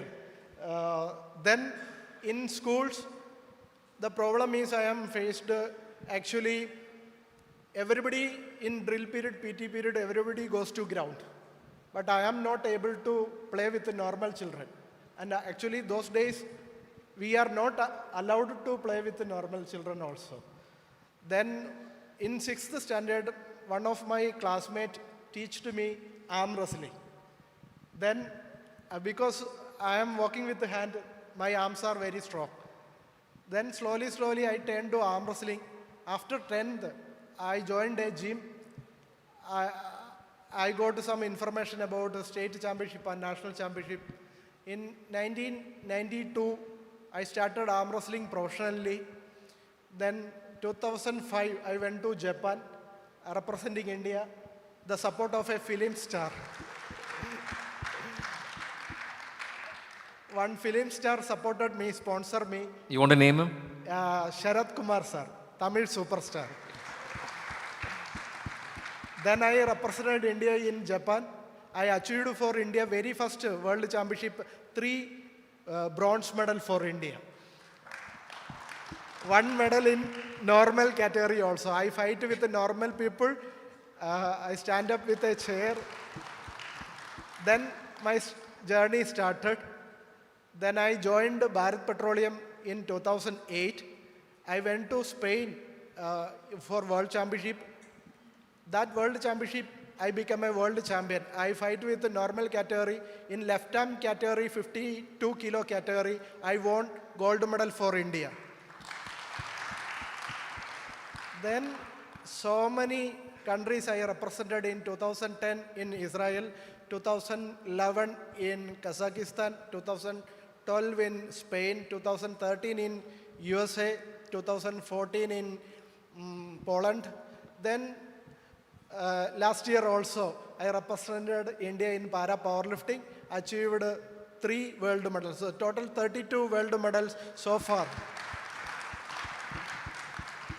So what I am trying to tell you, I visited so many countries, but every time I went Japan very disabled friendly country, no barriers. They have good facilities. But came back to India, because we are going to many tournaments, then they will board first 2 flights. And then after reached there, then they will put first again. But in India, actually, they board in flight first, then last only they will take. That is a big problem I faced. And also here, I work with my hands. In every day-to-day life, I am facing accessibility. Our fundamental right, or Indian Constitution is clearly said that equality before law and equal protection of law. And the preamble also clearly said that everybody is equal. But in practical, the law is there. In practically, we are actually facing so many difficulties. Inclusion is there, in law is there, everybody is there. Suppose in a ramp, actually ramp concept is in abroad is different, in India different. Actually, in India, everybody thinking some person is supporting with a physically challenged person, then only we can access a ramp. But in abroad, we are free to access. We can able to, I can move any public places without any support or without any volunteer. That is, we need to change. This is a great platform to change, I think. Thank you so much, this opportunity. Divyanshu has been extremely quiet and just listening to his co-panelists. He's also dealt with heart blows, glaucoma, vision impairment, and he's taken a leadership role. He does these TED Talks and travels all over, gives corporate lectures. He also has a foundation. Could you just speak something about the foundation, Divyanshu? What kind of work you're doing with the foundation? Thank you. Thank you for this opportunity, and really amazing to be with Ekta and Joby sharing the stage. It's quite an honor with a few.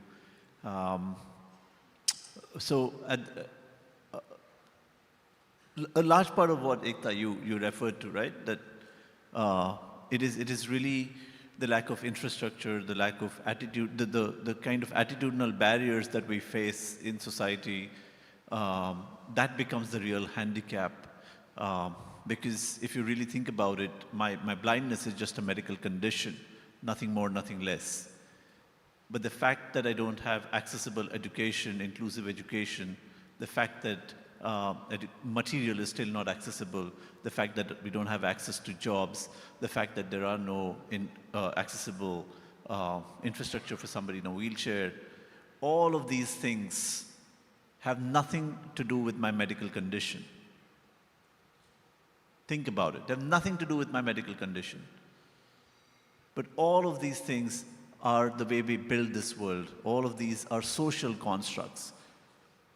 And we, all of us in this room, you, me, all of us are responsible for the way this world is created, the way this world is constructed. We all are responsible.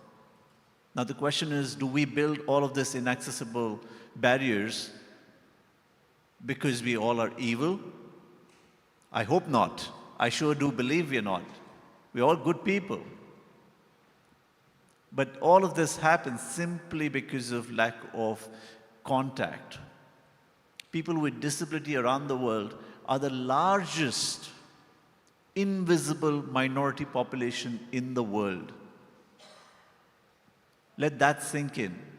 We're about 1.4 to 1.7 billion people in the world and the largest invisible minority population. What Ekta referred to, that if you go to the government website, it's 3%. If you go to WHO, it's 15 to 20%. Then where are the rest? Why don't we, if 20% of our population has some form of disability, you should see more of us around in everyday life, in parks, in cinema houses, in restaurants, in schools, in workspaces, everywhere. But you don't. And that lack of contact is what breeds stereotypes, what perpetuates biases, what perpetuates misconceptions of what somebody with a disability can or cannot do. And we look like aliens to you because you've never seen one in your lifetime. And then you're awkward around us and you don't know what to do with us. There's still shame and stigma around disability. So 50% or more are still locked indoors, never being introduced to the world. Because then the mother is considered to be cursed. Or the family is afraid who will marry the sibling if the world finds out. So they're just locked indoors. And the other half who can go outside, the other half who can get admissions to some of the prestigious universities, can you imagine taking the public transport? And Uber is an Uber luxury for many. All of us in this room are very privileged. Not everybody can afford this. So you end up not going to that university because public transport is not available. You end up not getting that degree. You end up not getting that job. And it's a vicious cycle downwards. Now, all of this leads back to our mindset, to our attitudinal barriers, the fact that we don't see people around. So when I went blind, this was what I realized, because I woke up blind at 20. And this was the first thing that I realized, that how come I don't know anybody who is blind? How come 20 years of my life, I don't have a single friend with a disability? How come nobody in my school has a disability?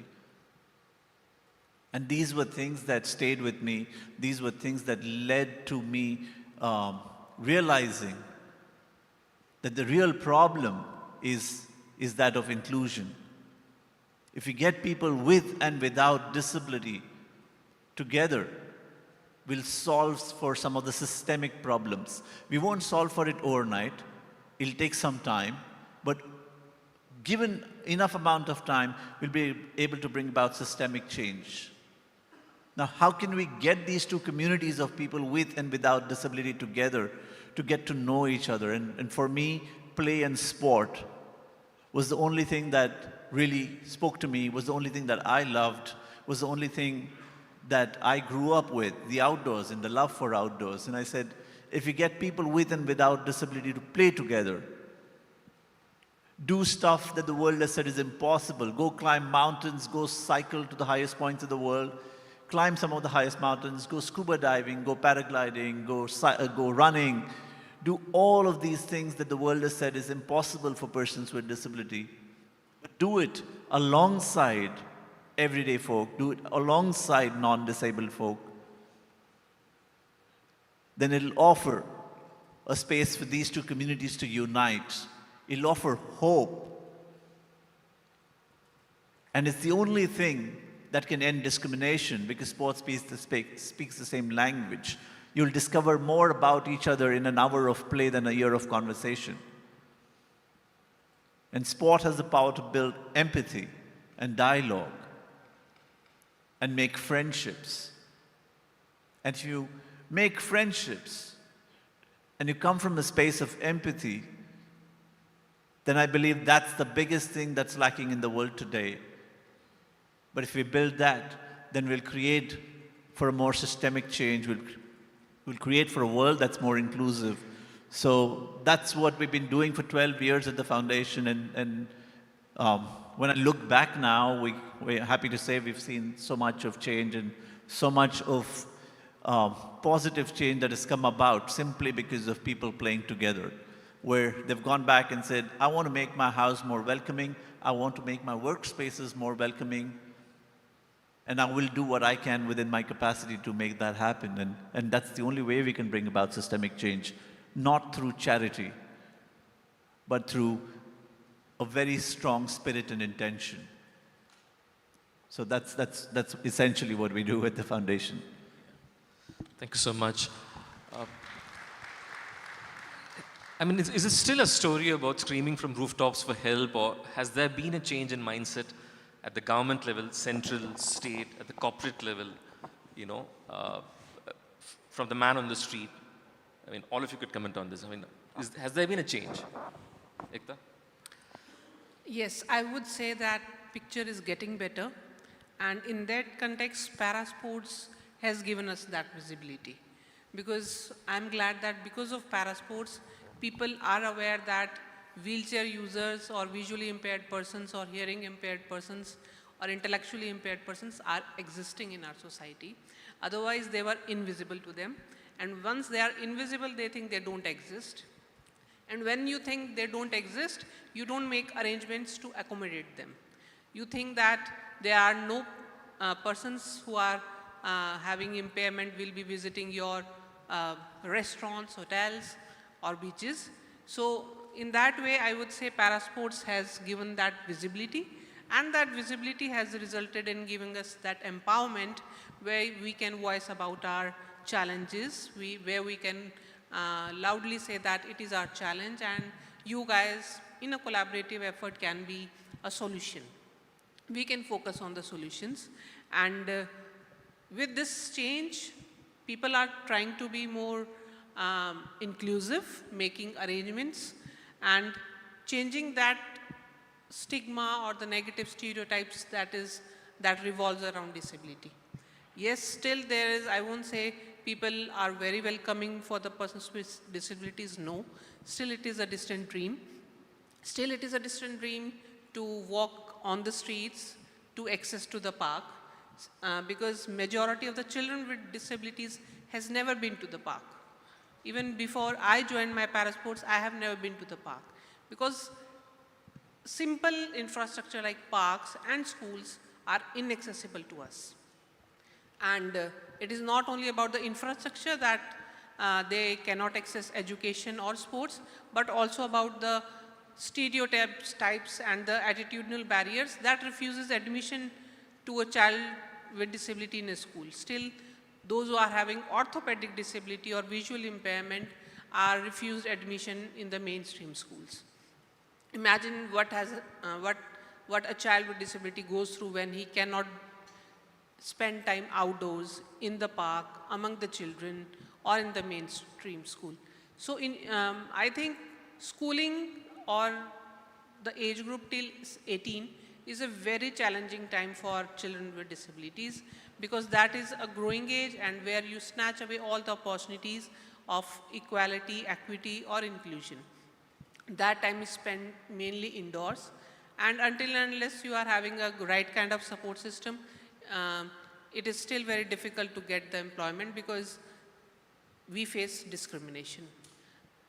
While many of my friends who are preparing their CV, they always say if they mention that they are having disability in their CV, they will never get a call for interview. Yes, after interview, if you are having a good skill set, you can get an opportunity. But before that, seeing a person with disability on the CV, you will always face a discrimination.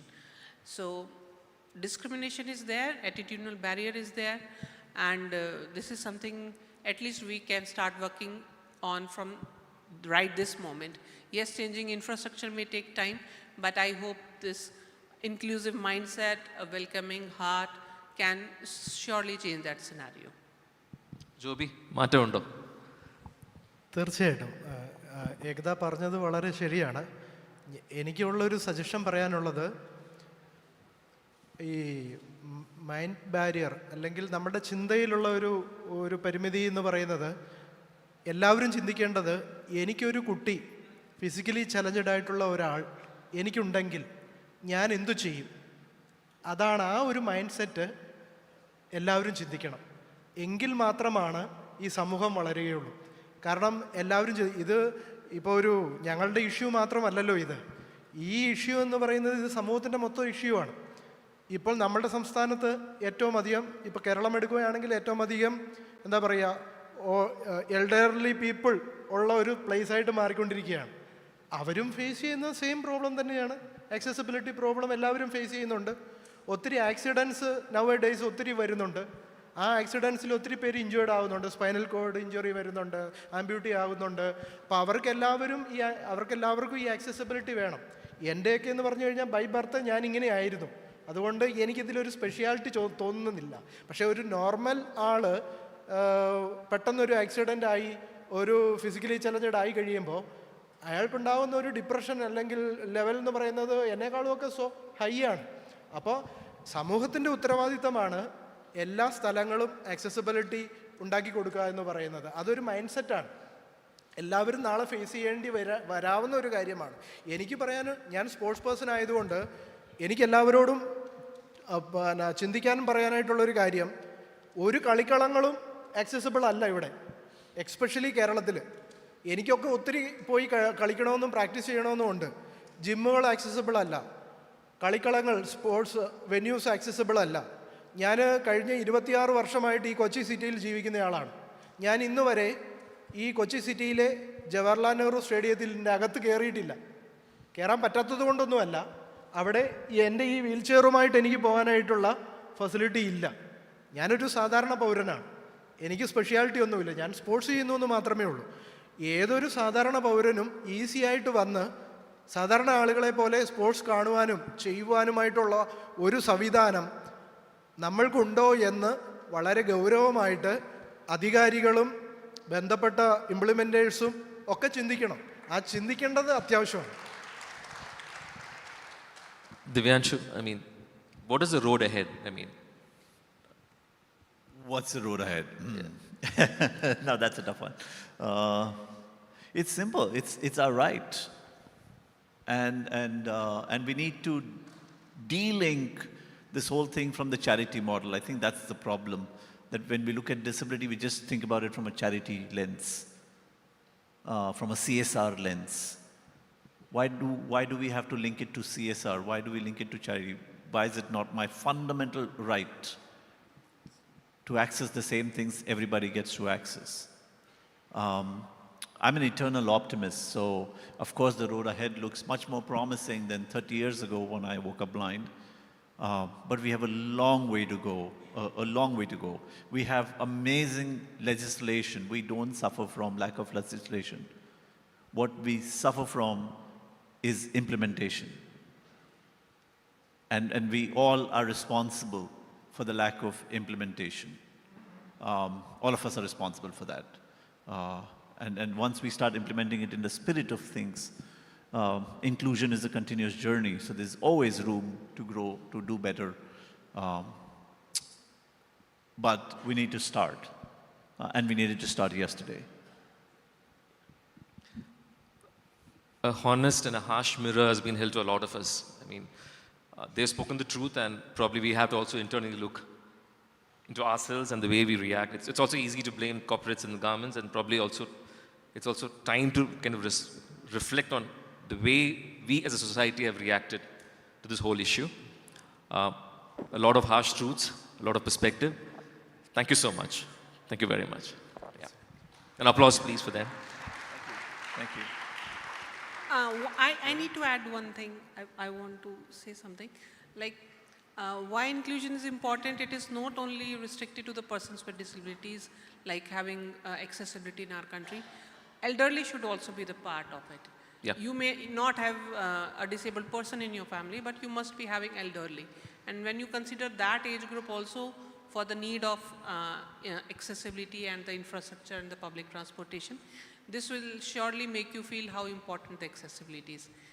No one should be left behind. No one wants any of their family members to be left behind. So elderly is also a part of the section of the society where accessibility will be beneficial for them as well. Yeah. Thank you. ഇങ്ങനെ ഒരു Nobel initiative എടുത്ത ഹിന്ദു ഗ്രൂപ്പിനോടും അതുപോലെ തന്നെ സംസ്ഥാന tourism വകുപ്പിനോടും ഒക്കെ ഞങ്ങൾക്ക് നന്ദിയുണ്ട്. കാരണം ഇത് ഞങ്ങൾ എന്നും ഫേസ് ചെയ്യുന്ന ഒരു ഏറ്റവും വലിയ പ്രോബ്ലമാണ്. അതിനെ ഒരു അവയർനെസ് ക്രിയേഷനിലൂടെ മാത്രമേ നമ്മൾക്കിതിനെ ഓവർകം ചെയ്യാനായിട്ട് സാധിക്കുകയുള്ളൂ. അപ്പോൾ അതിൽ തീർച്ചയായിട്ടും ഇതിന് കാരണഭൂതരായിട്ടുള്ള ഇതിന് പുറകിൽ പ്രവർത്തിച്ച എല്ലാവരെയും അഭിനന്ദിക്കുന്നു. വലിയൊരു സോഷ്യൽ ചേഞ്ചിന് വേണ്ടിയിട്ടുള്ള ഒരു മാറ്റത്തിന് വേണ്ടിയിട്ടുള്ള ഒരു കാര്യമാണ് ഇത്. അതിന് തീർച്ചയായിട്ടും നിങ്ങളെ എല്ലാവരെയും സർവശക്തനായിട്ടുള്ള ദൈവം അനുഗ്രഹിക്കട്ടെ എന്ന് മാത്രം പറയുന്നു. നന്ദി. Thank you.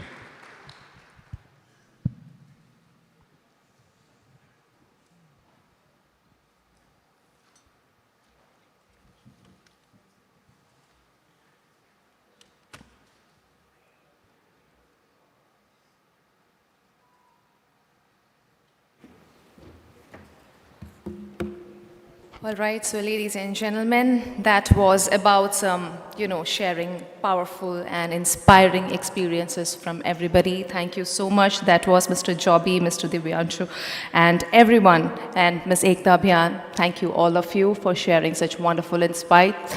And moderated by Vijay Kumar KC, our sports editor. Thank you, everybody. Now, you may all please take back your seats and enjoy the rest of the sessions ahead.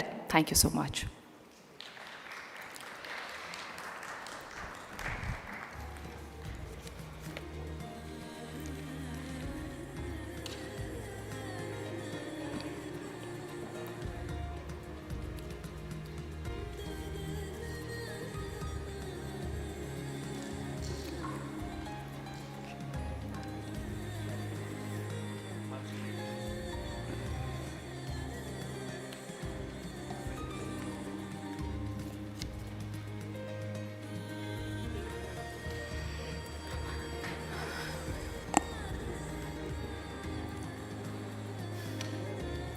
We are moving on to the next session, that is session 5, the role of industries in advancing inclusive and accessible tourism in Kerala.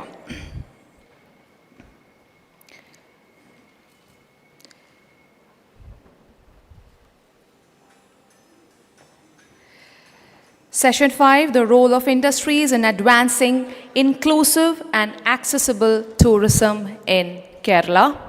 And we now gonna address this particular topic. This would be the next topic for the session.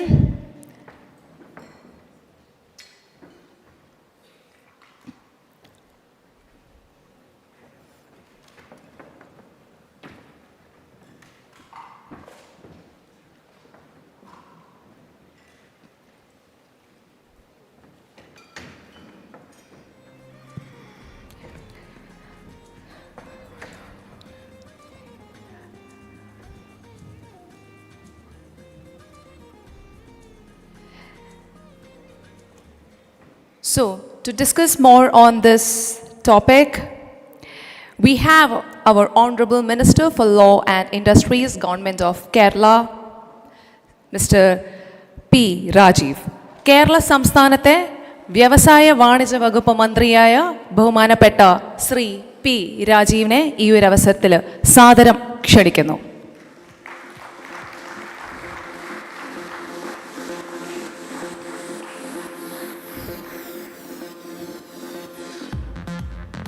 To address the role of industries in advancing inclusive and accessible tourism in Kerala. Namaskaram.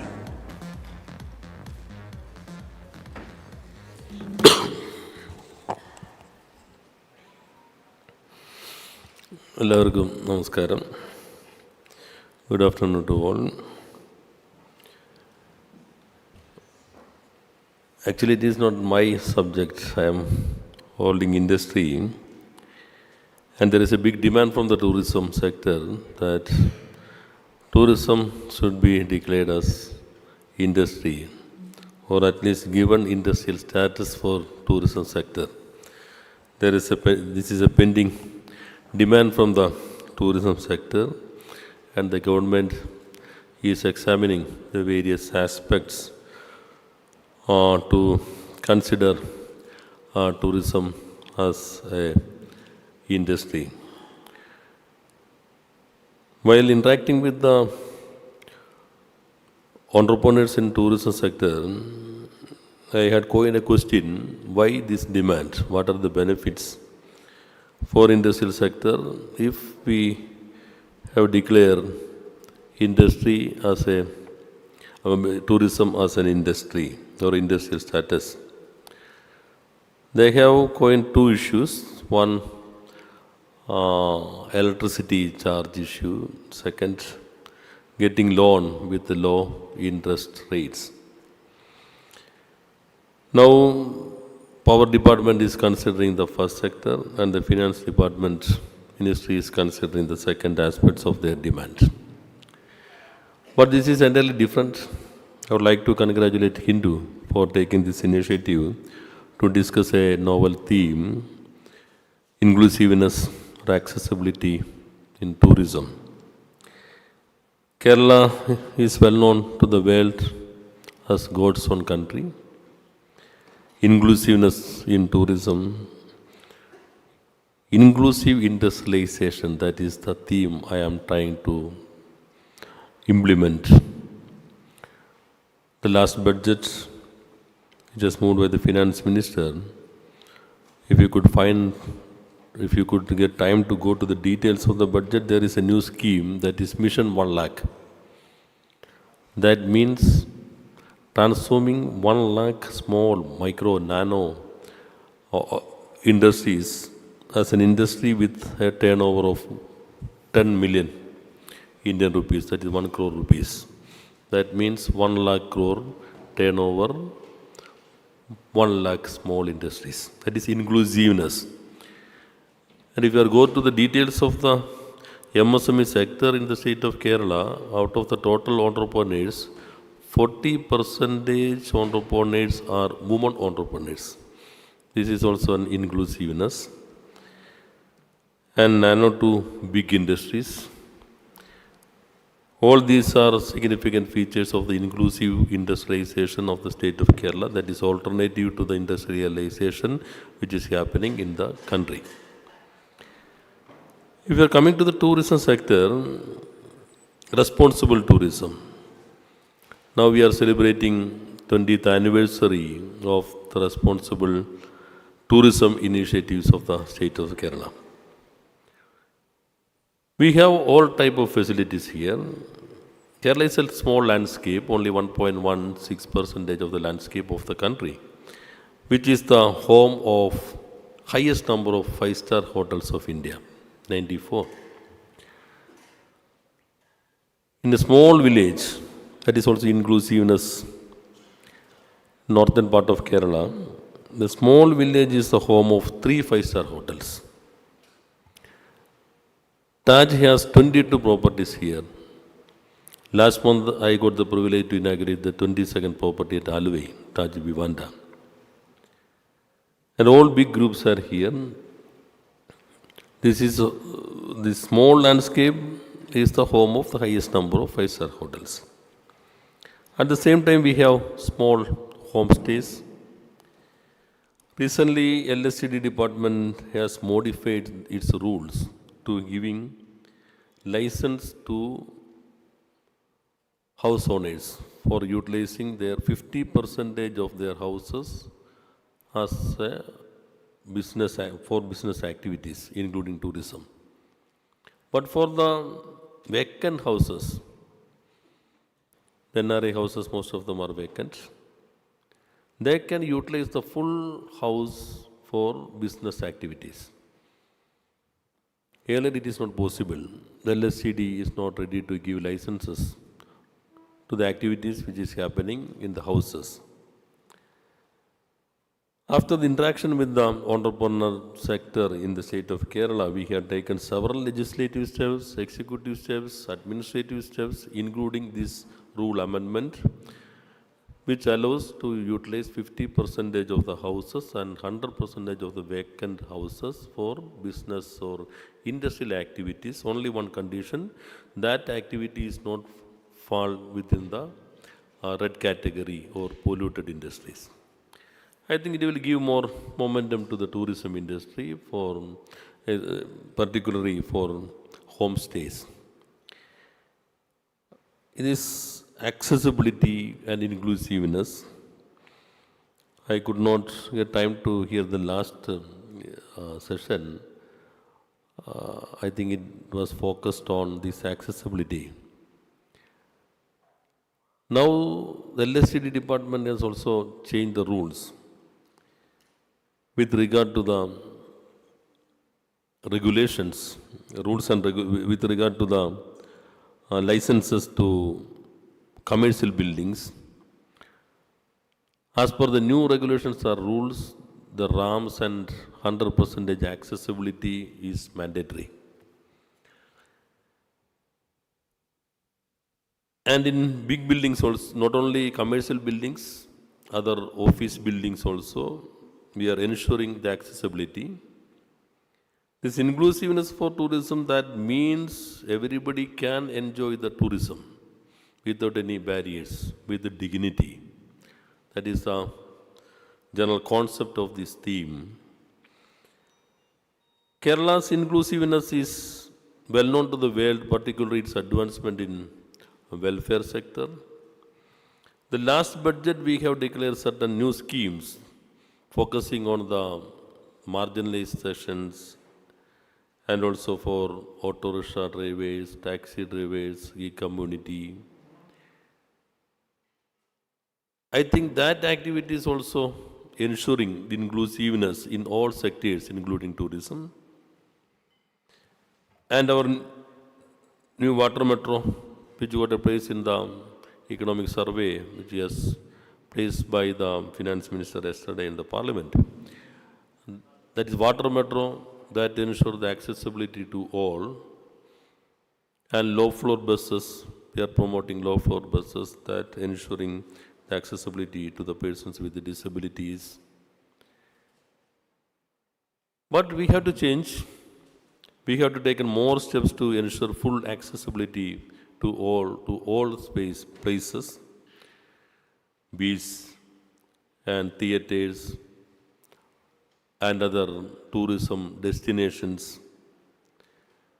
After these deliberations, I think Hindu will submit the reports to the government. What is outcome of this conference? Honorable Minister for Tourism is here. Tourism and industry, both ministries are working together as a team.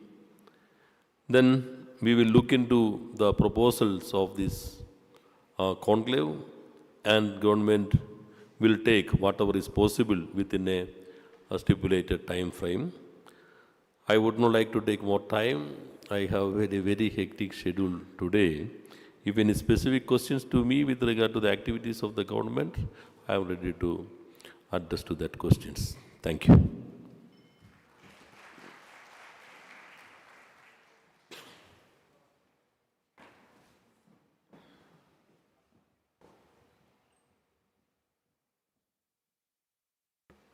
any questions?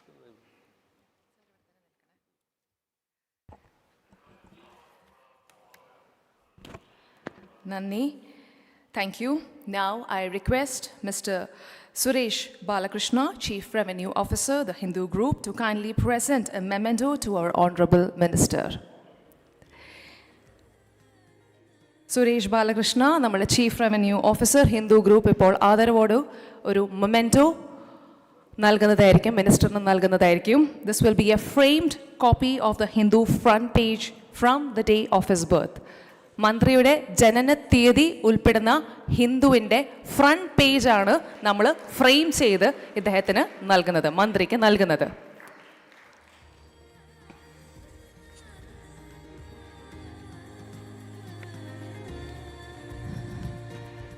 We thank Mr. Suresh Balakrishna and also Mr. P. Rajiv for his honorable presence and time. മന്ത്രിയുടെ വിലയേറിയ വാക്കുകൾക്കും സമയത്തിനും നന്ദി രേഖപ്പെടുത്തുന്നു.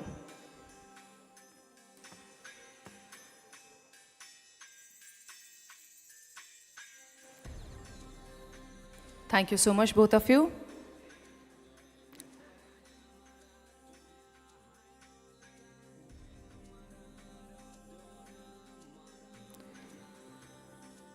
വ്യവസായ വാണിജ്യ വകുപ്പ് മന്ത്രിയായ Shri P രാജീവാണ് നമ്മോടൊപ്പം സംസാരിച്ചത്. The role of industries in advancing inclusive and accessible tourism in Kerala. This was the topic. And now we shall all move on to the next session, which would be integrated inclusive tourism, economic impact, community participation, and policy synergy.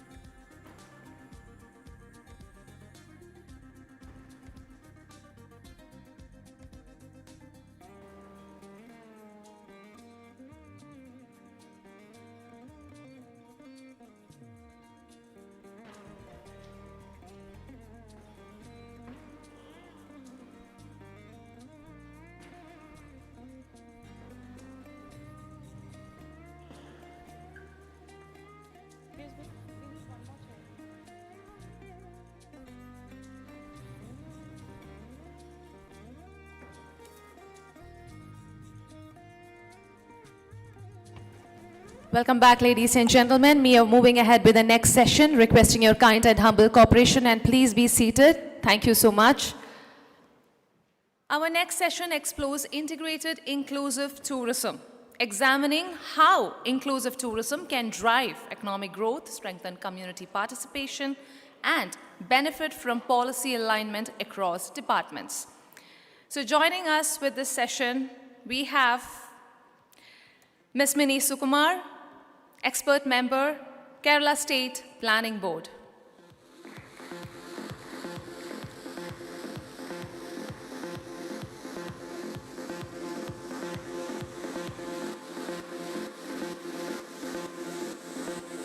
Ms. Mini Sukumar, expert member, Kerala State Planning Board, will be joining us in this session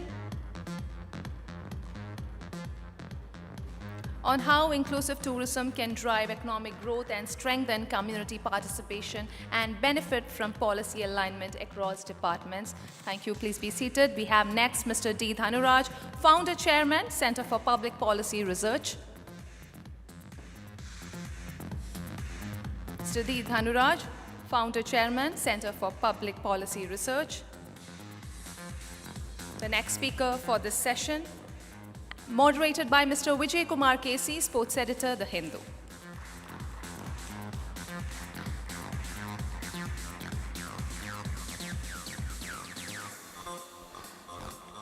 Thank you all. Please be seated. Looking forward for a great session ahead.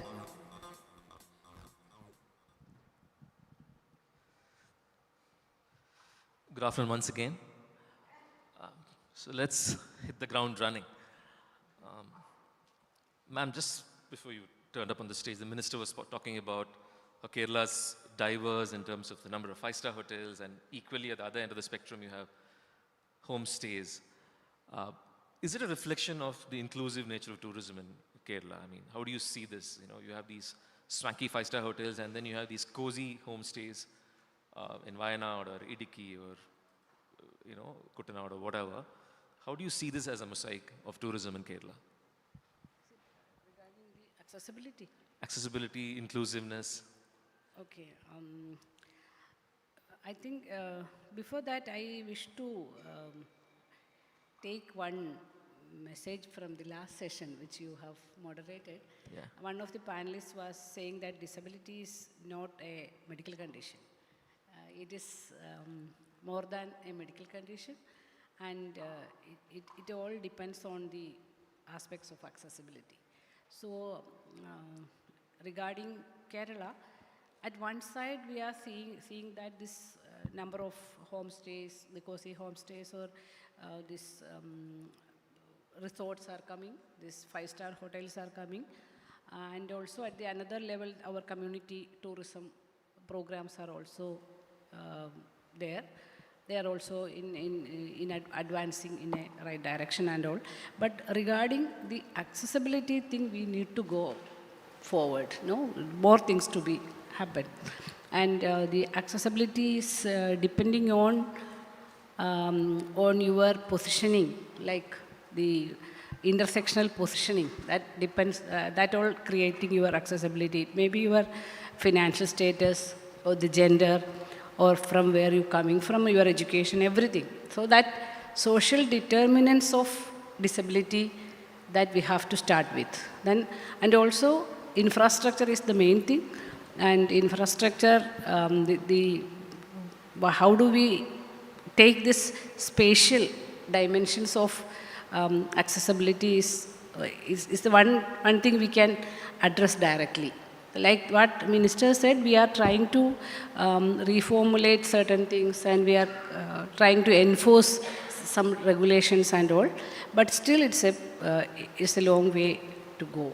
And also creating awareness about the importance of accessibility in terms of infrastructure and all, that is also a main thing.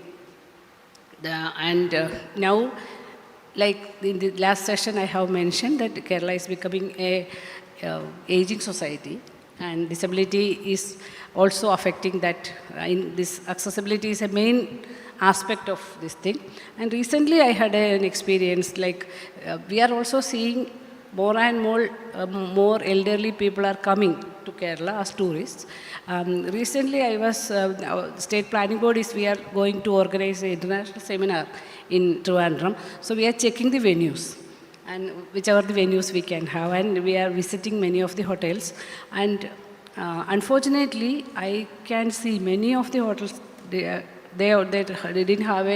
don't have a minimum standard of infrastructure, like in terms of accessibility. But most of the main hotels in the capital city, they never think about that. And when we are waiting in the lobby of one of the main hotels, a group of tourists came, their bus came, and all of them are elderly. Some of them are having difficulty to walk and climb the steps and all.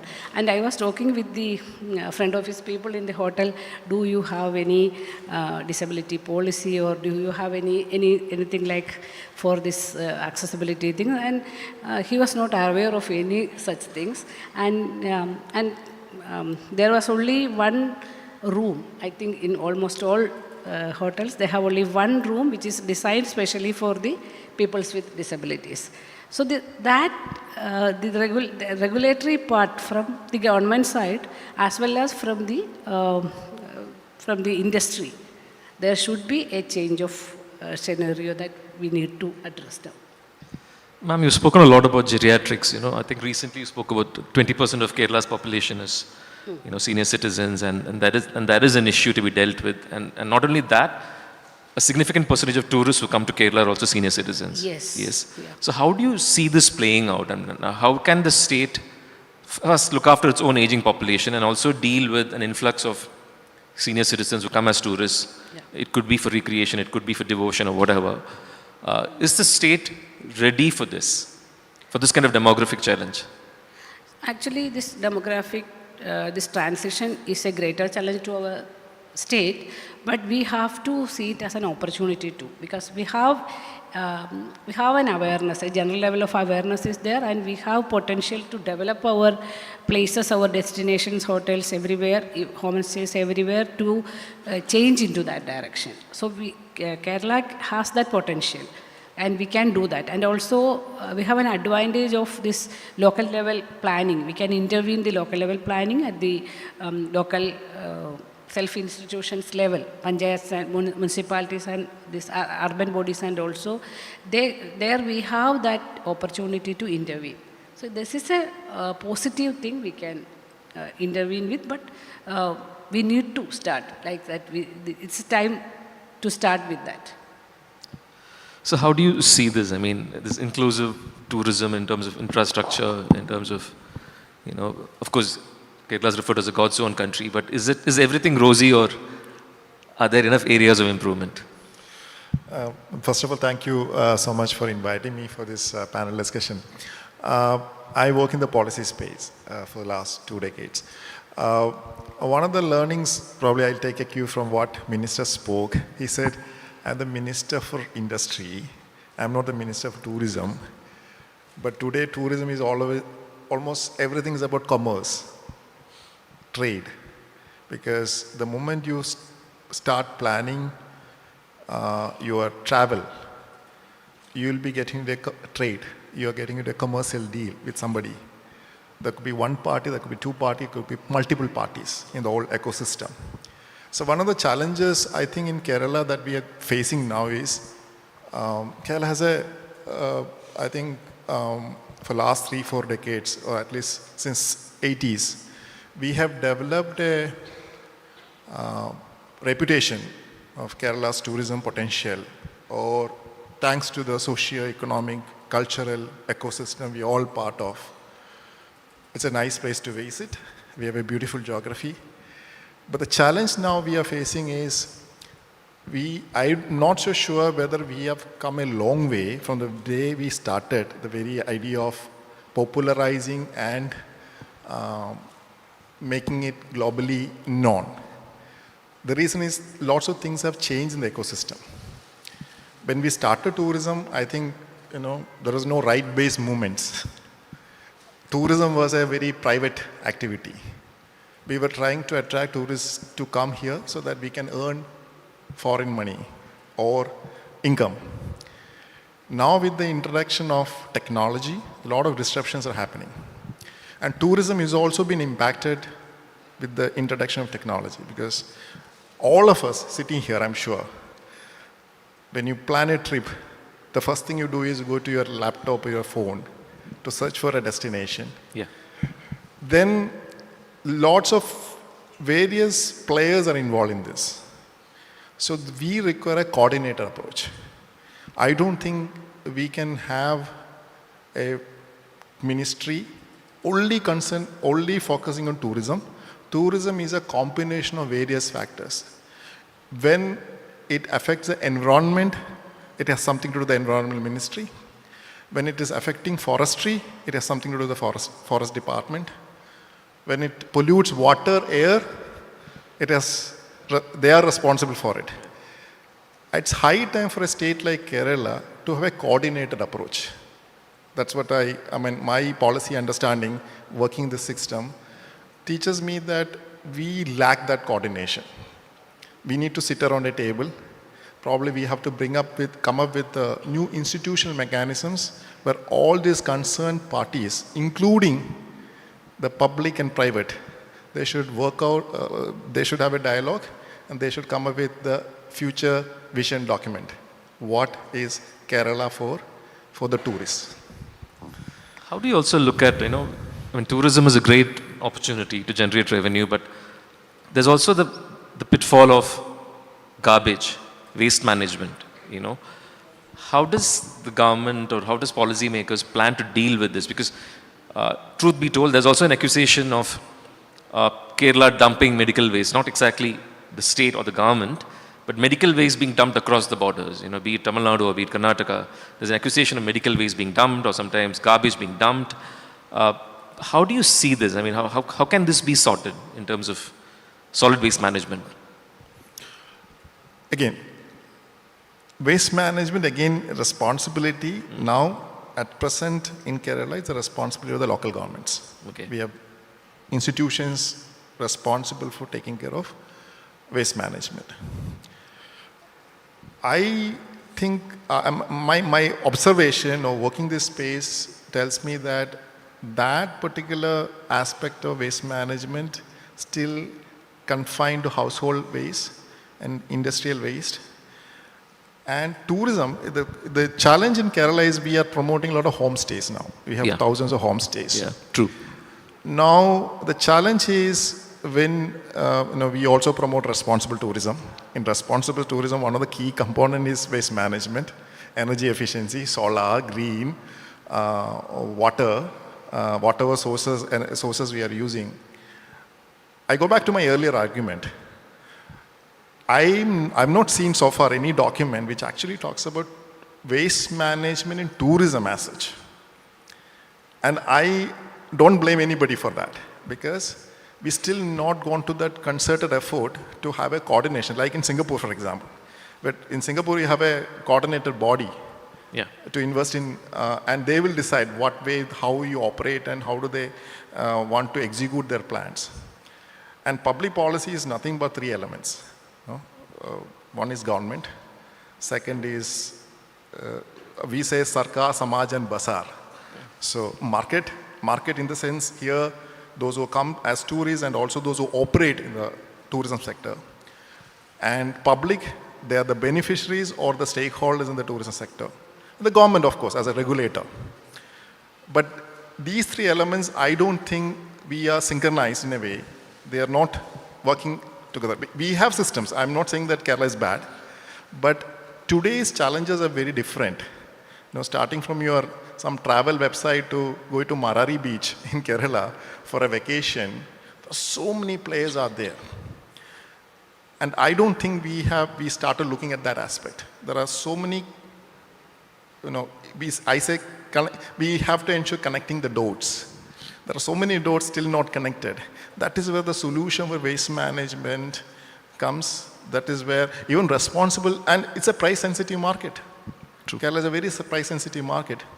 Even though we have these many hotels in Kerala, I'm not sure whether we have the capacity to accommodate all the tourists coming to Kerala, one thing. If you look at the data, it also shows that Kerala's tourist arrivals are less compared to the rest of the country, even though we have highest number of 5-star hotels. Yeah. So what is the requirement or what is the expectation from the tourists coming here is something that we have to go a deep dive research now. And I strongly believe, sometimes I'm a little critical about the tourism department also. I think sometimes I feel like it's a very highly regulated market. When we talk to stakeholders, they're like, we have to get these many licenses, these many, probably intent is right. Intent was right when they were introduced, but the outcome is bad. So we have to revisit the old, I think the last policy came, 1995 there was a policy, 2012 there was a policy, 2017 there is a policy. But in the last 8 years, the global tourism circuit changed, Kerala's tourism changed. So we need to revisit all these policies, institutional mechanisms that we have now in Kerala. Yeah. Ma'am, there's always this, speculation about whether focus, in tourism is kind of, dealt with in a particular zone. For instance, in Karnataka, they say there's a lot of focus on Bangalore and Mysore, that particular sector. Okay, you have Hampi and you have Badami, but generally the focus is on Bangalore and Mysore. In Kerala, for instance, there's also this feeling that sometimes there's a lot of focus in southern Kerala. Well, there's a lot more stuff happening in Malabar, and especially after the movie called Kantara released in Kannada, and though it's dealing with Bhutakola and Mangalore and Udupi and Kundapura, whatever, the spillover was that there's a lot of focus on Theyyam and Malabar, right? Is it an area that Kerala tourism can tap into? Tap into, in Malabar especially, in terms of infrastructure, in terms of showcasing it? Actually, it was like southern Kerala was more popularized in terms of tourism. It's a Thekkady, Munnar, Kumarakom circuit. Kochi, Thekkady, Munnar, and also known as the honeymoon circuit. And yes, and Alappuzha, the backwaters, like that. But now it is changing, no? There are new destinations are developing, and the major hotels, these groups are coming into Malabar, and Wayanad, of course, is becoming a destination from the other states and all. So that is developing, and government is also giving more importance towards that region, developing new places and all. But what you said is correct, that it was like that, but now it is changing. So what is our strength for tourism in our state, in Kerala? That is mainly the nature.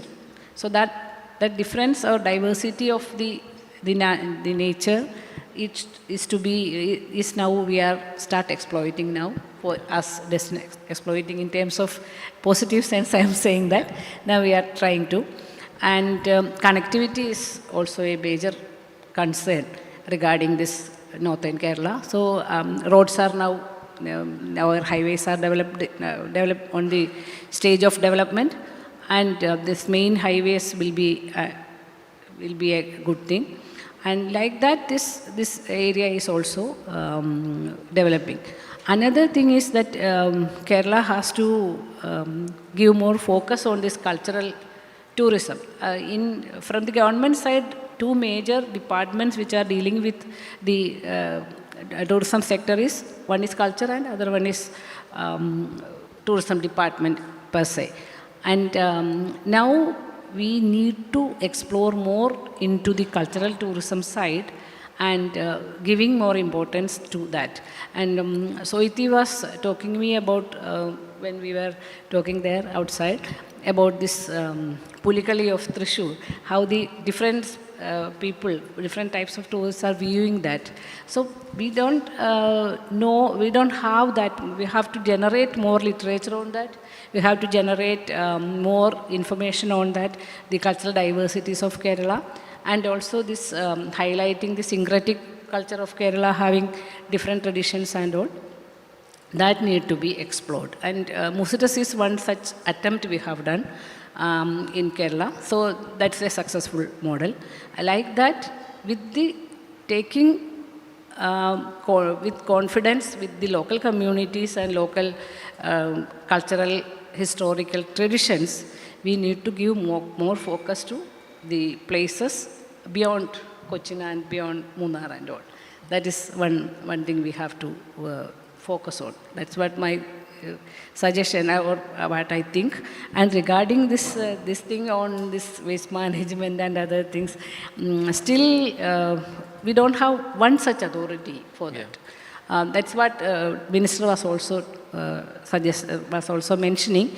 We don't have one such authority, and if there is an active discussion happening about how can we see this as an industry, and what is the positive things if we are consider this as an industry. And in the planning aspect, we are considering tourism sector as part of an industry and one of the growing industry. Like the 1/5 of the total state income is now coming from the tourist industry. So in planning side, we are considering like this, but in the government sector, government sections, it is still not part of that.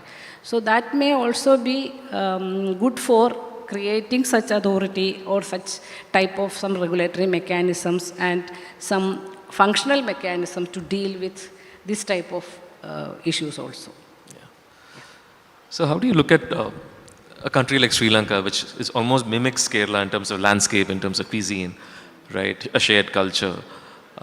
Is that also a threat in terms of people traveling from the UK or the US via Dubai and landing here?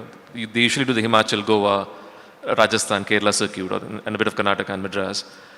Do you also see some of them just probably going straight to Ceylon and being there? And is that a threat? The data shows that now I think there's a change, but from 2016-17 onwards, let's say 2023, a lot of people were traveling to, tourists were traveling to Sri Lanka, you know, they were supposed to come to Kerala. There are many reasons. You know, one is, of course, your alcohol policy. Yes. Second, I think the Arak is good there. This is one of the challenges in tourism sector, because different departments are taking different decisions. Maybe there could be some reasons for that, but it also has undercurrents in the tourism sector. So I can talk about tourism, excess policy, I can talk about transport policy, I can talk about we were actually working with land use policy, right? That is where I see, again, the coordination is lacking most of the times. And, but at the same time, I think Kerala tourism is also confused. I mean, when I look at it. The reason I say this, you know, our tagline is God's own country. So today, what's God's own country? Right? Part of the, I know that there was a session on responsible tourism here. Yeah. So are we promoting responsible tourism? I know by intent, by policy, we want to promote responsible tourism. So what are we trying to do for that? We are actually, you know, bringing that homely atmosphere, responsibility in energy sources, water, energy, transport, everything. Everything would be green, waste management. But we should also know that it's a price-sensitive market. Yeah. There comes the dichotomy of the issues. One is a price-sensitive market. When you start doing all this, you know, those tourists who want to come here, the price escalates because you have an investment for all this. At least there's an initial investment, and your recovery would be next 8 to 10 years. As a small entrepreneur putting money in this would like to see immediate recovery because you're not getting financial support from banks and other institutions. Only Taj will get that big support. Then we need to, because we also been famous for the greenery, we are also famous for inland waters and everything, lagoons and all. We are also concerned about the environmental part. That's also reason responsible tourism is there. Our documents from 2012 and 2017 actually talks about we don't want more tourists. We want high-value tourists coming to Kerala. So that with less number of people. So are you saying no to backpackers? No, I'm not saying. This is a government document. I'm just reflecting on what's the government document. Tourism vision document of, I think, 2030 or 2035. There's a document now. The document says that we would expect less number of tourists, but high-value tourists, they will come and spend more money. Yeah. Right? Here, when we look at responsible tourism and all, there is a conflict of interest. Because when you are looking for high-value tourists coming here, and who are all coming, and at the same time, there's another issue now. Tourism sector in Kerala caters to different segments now. So health tourism, a lot of people come from Middle East, Bangladesh. They're not highly, rich countries. Yeah. Then 40% of the tourists come from Europe and America, USA. So you don't see, I did a study on this, I did a presentation to the government. I found that the high value tourists are actually not there in Kerala as such. Only, probably 20%. Supposed to be 80%, but we are getting only 20%. Then the competition for the neighboring regions will increase. Right? Because government wants less number, but at the same time we are having 4 airports, and we expect they to come here. And then you have homestays. Homestays have a challenge. I stayed in Marari Resort last weekend, and I walked around and talked to many people. They said it's a very, very highly competitive. And we also have a seasonal fluctuation because of monsoon and all. Now we started monsoon tourism and all. So sustainability and survival is also an issue for many people. Because if you have to run a homestay, I know many of the owners of homestays are here, they will have better they will have better say on this. You have to have some around 5 lakhs rupees to 7 lakhs rupees in a month to sustain, because you have staff, other maintenance cost, but sometimes you get only 1 lakh rupees. Then the higher end value of tourists you are expected to come, they are not coming also. Sure. Right. So there is a competition now. So I believe we need to decide now, what is that tagline, God's own country redefined in 2025 or 2030, what are we looking at? If you really want to do something like what they do in many of the other, Africa, other Latin American countries, if you want less tourists, are you going to price up? So I want only 50 tourists. There is actually interesting study between Sri Lanka and Kerala, I read somewhere. They said 50 tourists in Sri Lanka is equal to some 200 tourists in Kerala. Okay. Because with 50 tourists, they will make that money, but Kerala, we require 200 tourists to come to make that money. And this because I think we lost the direction. Okay. We are not lost the direction, probably we are confused now. Which part of the tourism we want to promote? Whether we want to promote low-value tourism, high-value tourism, 5-star hotel tourism, homestay tourism. And then around that, above all of these things, we also have so many regulatory systems that also prices up. I mean, we all speak about Kerala being a green state and lots of rivers, about 44 rivers and rivulets and whatever. But do you see rapid urbanization a challenge? Because the density of population is probably the highest in Kerala. It's a narrow strip of land flanked by the Arabian Sea and the Western Ghats on either side.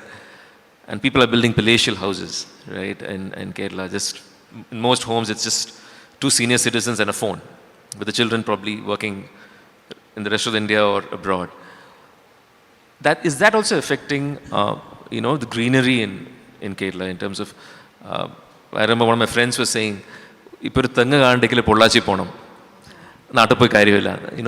So will that also affect the image of Kerala in the long run? This kind of urbanization where when you're driving down the NH, you're leaving one municipality and then entering another municipality immediately. My answer to that, we can't stop urbanization. Okay. People are aspiring. Yeah. They want good job, better quality of life. Whether the present urbanization will lead to better quality of life, that's a different debate. But certain things that we can do simultaneously. For example, we are, I do a lot of work in urbanization, accessibility part. Now we are building, for example, 65,000 crores from north to south. We are widening the road, right? What about transportation? I give an example. Before COVID, when I land in Kochi, when I travel to outside Kerala, and when I land in Kochi airport, I see tourists ask me, how do I commute to Fort Kochi? Right? That time, we had so many buses originating from Cochin International Airport to Fort Kochi. Destination will be Fort Kochi. Okay. So, KSRTC, Kerala State Road Transport bus. After COVID, they stopped. Now we talk about sustainability part. Now all the tourists come there, they take a cab and drive to Fort Kochi. Okay. Now I take the example of old Kerala now. The most arrivals of tourists in Kerala happens in Kochi International Airport. Okay. Now you talk about how we take these tourists to different destinations in Kerala. We have a poor transport infrastructure. We may have now next 3-4 years, probably we have sound and excellent national highways. Hardware is there, software is missing. Right? So urbanization, the impact of urbanization. Okay. I fear now, last week, when we checked the air quality index in Kochi, for the first time in my experience last few years, it crossed 100. It's around 148. Anything above 100, as far as I understand, is not a great sign. Thanks to our seashore, it is not going to affect us immediately. So air pollution could be there, traffic congestion could be there. These are all affecting your tourist arrival plus their enjoyment. Everybody is coming for a leisure. And you don't want to be in traffic and why? Because you are not also promoting the other side of the development that you are supposed to do. So this is a holistic thing. Along with that, culture ministry, energy ministry, trade or commerce ministry, I think we should have transport ministry also sit and talk to tourism guys. Sure. There should be a concerted effort how to take it forward from here. Ma'am, this slightly, I'm digressing here, but we talk about Kerala having a great syncretic culture. People are warm, welcoming, you know. And right from the days of the Arabs in Vasco da Gama and waves of people coming and settling down here, there's always this talk about Kerala being very hospitable. But on the flip side, there's also a bit of moral policing that happens in some pockets. I mean, I think it was partially dealt with in that Mammootty film in 2018 called Uncle. It partially dealt with moral policing and stuff like that. For a state to be a warm, hospitable place, you know, where people come from different cultures, wearing different types of clothes, what is the sensitizing activities that probably happen or need to do in Kerala? Regarding the issues of this moral policing and all, in my experience and observation, it is coming down, no? Okay. Not very.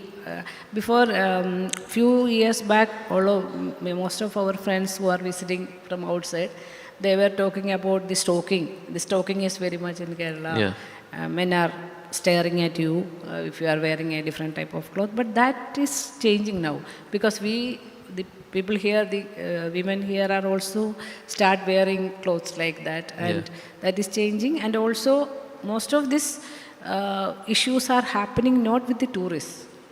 It is always happening with where it is happening. It is mainly the people who want to moral police is more concerned about the morality of their own women, not the people who are visiting here. Yeah. So that is coming down at once, this thing.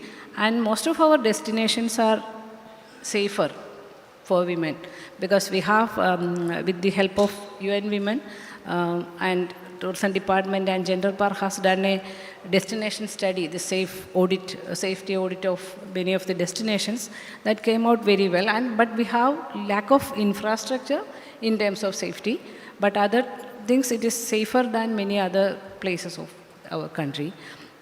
So the concern is that whether the place is safe or safer, and that's the concern.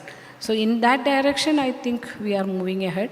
And also, another, you are asking about the urbanization and all.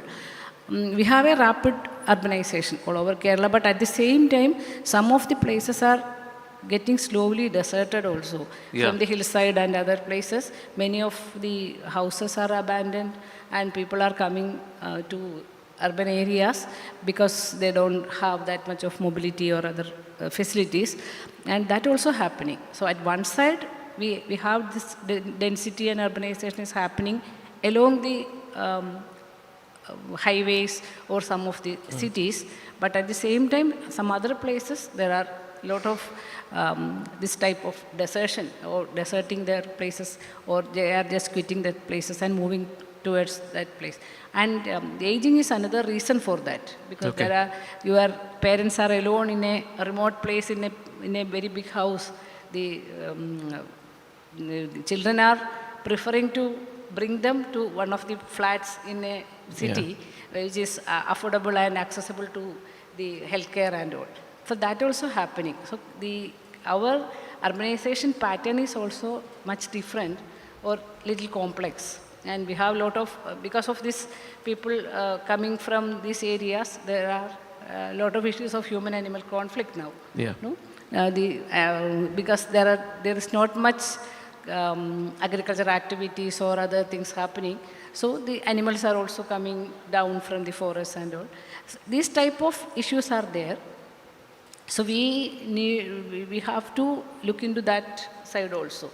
So it won't affect like suddenly. It won't affect to the industry or to our responsible tourism initiatives or anything. But we have to have a look at that. Another major challenge is the climate issues, the climate changes, and many of the low-lying areas and the coastal areas are having issues, and at the hillside also we have such issues. And recently, people are very much concerned about this. People who are working with the climate resilience projects, they are very much concerned about the heat stress. Sure. During some of the months, the heat stress is increasing. So that causes a major problem for our this sector also, because people coming here for a better environment, better climatic condition and all, then this all will be an issue.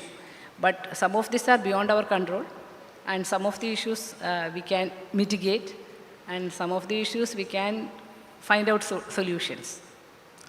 This is all talk about infrastructure. For instance, the state highways are really good. I mean, generally good. There are enough signages for even the nearest temple or a church or a mosque or a museum or whatever. There's enough signages by the tourism department. But the main NH, the one that links Kanyakumari with Panvel, that goes through Kerala, I mean, there's this, I don't know for how many years they've been doing it up. In Malabar, for instance, probably the only good road is the Talasheri-Mahi bypass. Otherwise, it's a pain to drive from Talasheri to Kozhikode. It takes about 3 hours. A train takes about 1 hour, right? Isn't that also an issue that can affect tourism? And if people cannot drive, and suppose someone wants to do a road trip from Kasaragod to Trivandrum, it would really test your patience. It's easier to cut across this way. I mean, it's easier to, say, drive from Talasheri to Virajpet or Cochin to Munnar and then to Theni or Adrapalli to Valparai. It's easier that way than to go this way, from Kasaragod to Trivandrum. Is it a national highways issue? Is it a central government issue, or is it a state government issue? How do you see this?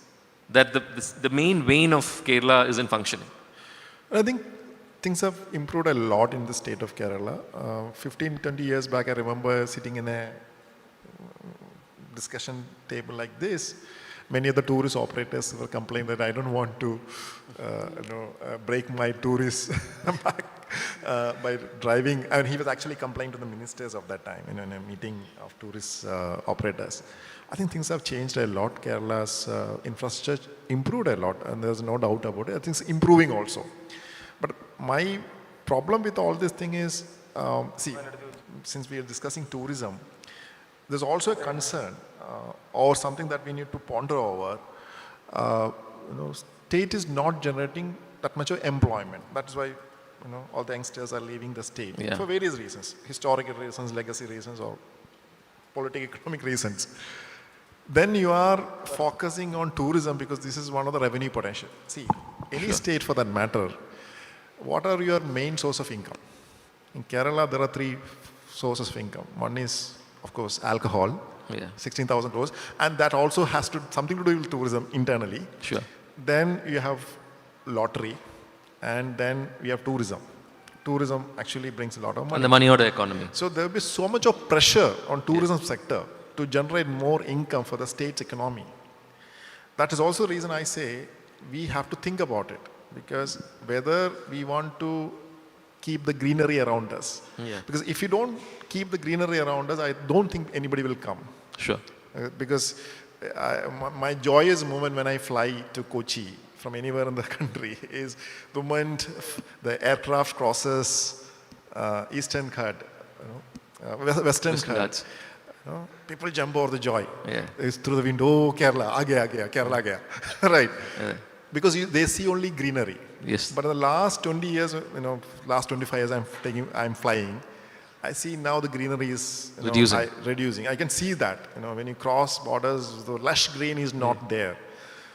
And if it is not there, I'm sure, and if you don't have the clean drinking water, if you don't have clean neighborhood, if you don't have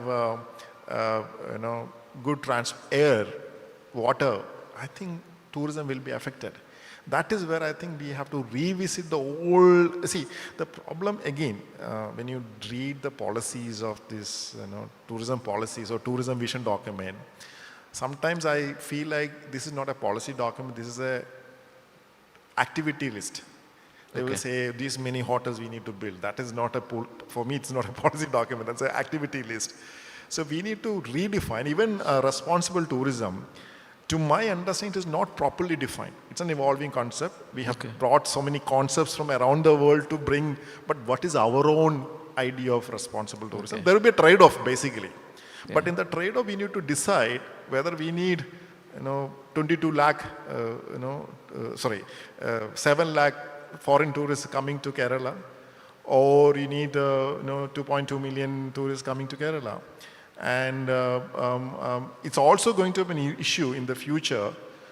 Say, for example, if you go to Alleppey, the houseboats. I took a houseboat last week, and it's like a highway. Clocked. I mean, you have friends. I can't see because we have like 6 lane traffic. One after another, the houseboats are going. But we can also blame many of them because it's a livelihood. So we need to come to a better understanding. Tourism means what for Kerala, right? So only the income part, or you are showcasing the state, or you are making money, you are generating employment. If you are thinking tourism will generate more employment, then I think we are going in the wrong direction. Because tourism can't meet all the employment opportunities. Tourism can't meet the state's economic requirements. You have to be very conscious about it. How do you also deal with this challenge of social media tourism or Instagram or influencer tourism? Because someone puts a reel on Kolangod and then everyone piles onto Kolangod. Someone puts a reel on Gavi and then everyone runs into Gavi. And maybe these places don't have the infrastructure to support that much of an influx. Manjumal Boys was released and everyone ran to Guna Caves and Kode, right? How do you deal with this trend, this very micro trend of Instagram and social media causing a rush, right? Is there any solution to it, or is it FOMO, fear of missing out? I think we missed a very important element, the local governments in Kerala. Okay. Right? Because in many other states, local governments are not powerful as the local governments of Kerala. Yeah. Local governments have a community interface. You're talking about panchayats? Panchayats, local panchayats, local municipalities, local governments, LSGs. This Instagram tourism, that is where I really want to debate it. See, some Latin American countries started the movement. They are restricting the number of tourists inflow, right? If one local panchayat says that I don't want to entertain more than 1,000, 2,000 people every year, are we ready? Because the problem is, because of the socio-political or political economy, the legacy of Kerala is a very socialist state. Yes. So we believe that everybody should have the access to everything in the state. Sure. Right? Yeah. So it is in conflict with the very idea of tourism, actually. Right? Then you may say this tourism is only for elite people. But the political legacy of the state will not allow you to do that. Sure. This will be a debatable point. That is where the Instagram tourist is. If somebody posts some picture and next 5 days, a lot of people in the next 5 months, a lot of them are traveling to that spot, then the local government says enough is enough. And we also have a problem. For example, Munnar, I read this story, the water problem. Because the tourists actually consume more water because they don't believe your water here, local water. Yeah. They buy the packaged water, so there are a lot of wastage, waste management problems, you have a depletion of water problem. So consumption is very high. Right? So now the Munnar local town panchayat, local municipality or local panchayat says that, I don't want to entertain these many people. What will be your political response to that? That will be very interesting. But some sort of this type of reactions and controls are coming also. Is it? In some places, especially in some of the near forest areas, there is some sort of control restrictions are now. For example, recently I went to a place near Trivandrum, near Ponmudi. There's a forest trail there, and they allow only 50 people per day. Okay. It is also run by a local community. Gavi also is like that. And it is, that thing is managed by a local forest support committee or something. It's a community-led thing and supported by the forest department as well as the tourist department. They are regulating like that, and they won't allow more people to go in that way. Like that, some sort of these things are coming because this is part of the local. They are all also aware about their own rights and all these things. That's a good thing coming. And also the responsible tourism. One of the strength of the responsible tourism is that they work with the community. So it is not only for job or employment. So they can do that. So I'm not seeing it as dark as... You're optimistic. Yeah, because this responsible tourism can... definitely they are making a difference because they are working with the community. So they know what is the limit and what is the cultural and other things. And the social media thing, it is a real problem, but it has some positive side also because many things they are also popularizing and all. But this overdoing of the social media is everywhere, no? Yeah. We are experiencing the most vulgar type of this thing in other aspects, like in politics and in what is it called, calling names to other people and intruding our privacy, everything. That social media problem is everywhere. So here also, in tourism also it's a problem. But one thing is, awareness about this over-consumption, waste management, and many things are coming up. The awareness is growing, not deteriorating. It's growing. And also we can, many of these communities are also aware about their right to live. So they will come out with this thing, not only with the monetary benefits. That's what I feel from this ground. Yeah. So on that sliver of optimism, we'll conclude this wonderful session. Thank you very much, panelists. Round of applause, please. Thank you.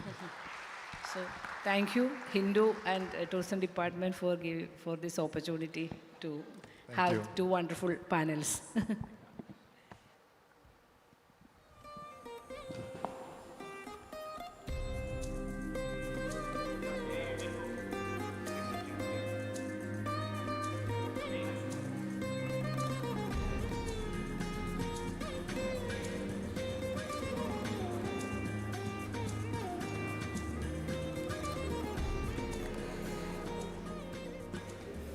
Thank you, everybody. All right, so we had Ms. Mini Sukumar, Mr. D. Dhanuraj, and Mr. Vijay Kumar Casey for this wonderful session. Now moving on with the next, which is accessibility first, designing tourism without barriers.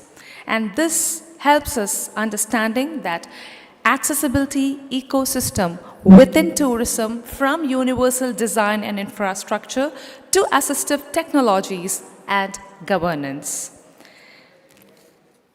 That would be our next session. I request the speakers and the moderator to please be ready.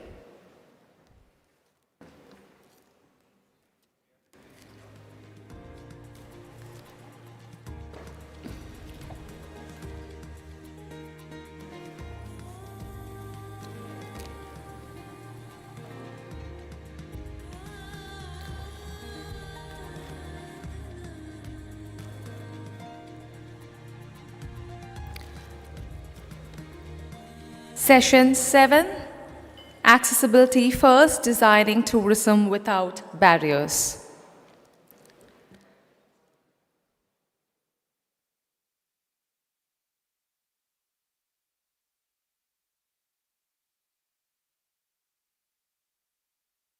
I will just have a small sneak peek again about the session.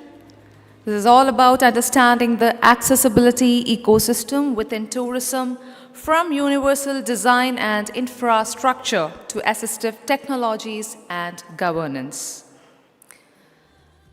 The speakers for this session, I guess, are ready. We will be having them on stage in a while. Welcoming Ms. Priyanjali Prabhakaran, Principal Investigator, Barrier Free Consultancy Cell, CET. We have Ms. Priyanjali Prabhakaran, Principal Investigator, Barrier Free Consultancy Cell, CET. Ms. Kavita Murugar, Architect and Universal Design Evangelist. And the session would be moderated by I request everybody, ladies and gentlemen, to please pay attention as we are moving ahead with session 7, especially the speakers and the moderators. Can we please have Ms. Priyanjali Prabhakaran, Principal Investigator, Barrier Free Consultancy Cell, CET, Ms. Kavita Murugar, Architect and Universal Design Evangelist, moderated by Mr. S. Anandan, Resident Editor, Kerala, The Hindu. I request the speakers and the moderator to kindly reside and go ahead with the session. Thank you.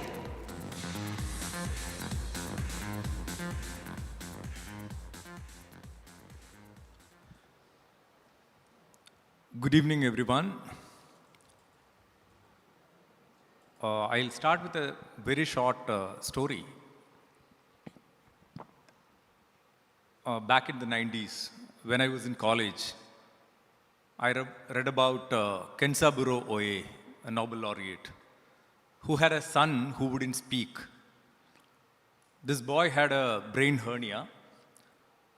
He was autistic, obviously. And the parents would record bird calls and would play it on a tape recorder for the boy. When the kid was 6 years old, Kensaburo Oe took him on his shoulders to the woods, to the forest. And then there was a bird call coming from somewhere. Obviously, Oe couldn't recognize it. He was a journalist, writer, but then not a specialist in this particular area. But suddenly he heard a voice from behind saying, that is the call of a water rail. The boy was 6 years. That was the first time the boy had ever uttered a word. So had he not been taken there into the forest by his father, this probably wouldn't have happened. Oe had in fact regretted the birth of the child all his life, those 6 years.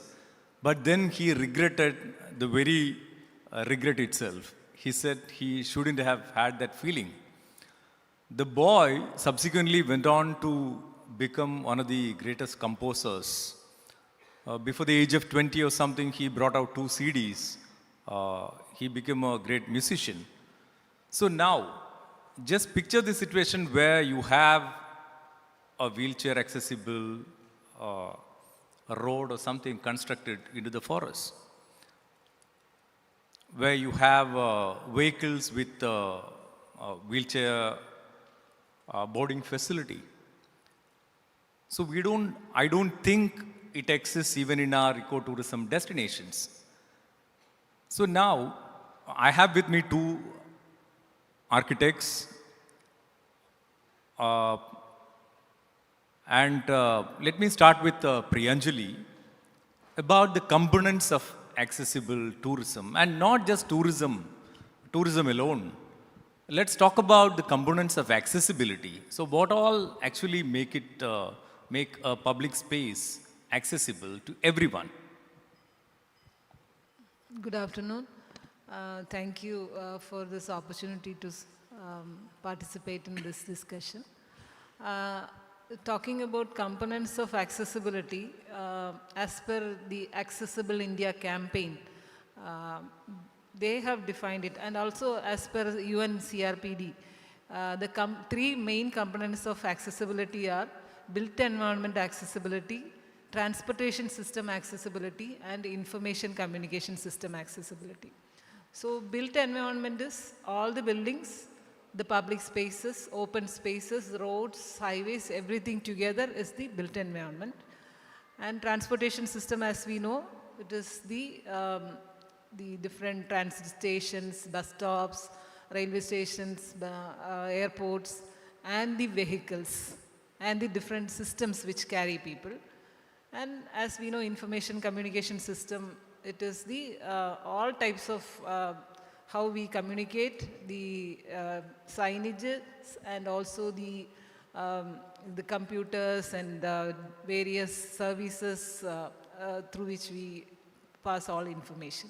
So accessibility of all these 3 systems is very important for total accessibility of everybody. So that these are the major components of accessibility. That's regarding mobility. mobility for all, mobility also. Okay, so generally talking about our public spaces, we have, say for example, under the smart city projects, we have tactile tile paved pavements, but then they are not seamlessly connected. So how do you actually overcome this? Because this is not just about tourism. It's also about creating the public infrastructure for general mobility. Exactly. Actually, we have a lot of standards. We have standards for built environment, for our buildings, for roads, highways, everything we have standards. If we follow standards in the proper manner, definitely we'll be able to make seamless connectivity. But the problem is, those who are in the construction sector, they are not that empathetic and they do not know why these things are happening. In many places, what we see is these tactile tiles are being laid without knowing why this is being done. So many people probably at the grassroots, at the level of laying down these things, it is left to the construction workers and nobody is supervising. So some of them think this is just decorative tile. So we can see that in many places they are not laid in the proper manner. Similarly, if you take the case of ramp, everybody talks about ramp. So in most cases, we see that ramps are not done in the proper manner. So ultimately, we can't have proper accessibility if these things are not done properly. We have standards for ramps or all types of built environment accessibility, how these have to be designed and how these have to be constructed. It is all there in the standards. So we have National Building Code and we also have the harmonized guidelines and space standards. Our earlier speaker, Professor Gaurav Raheja, was one of the leaders of making these 2021 harmonized guidelines. So we have these guidelines, but mostly what we do is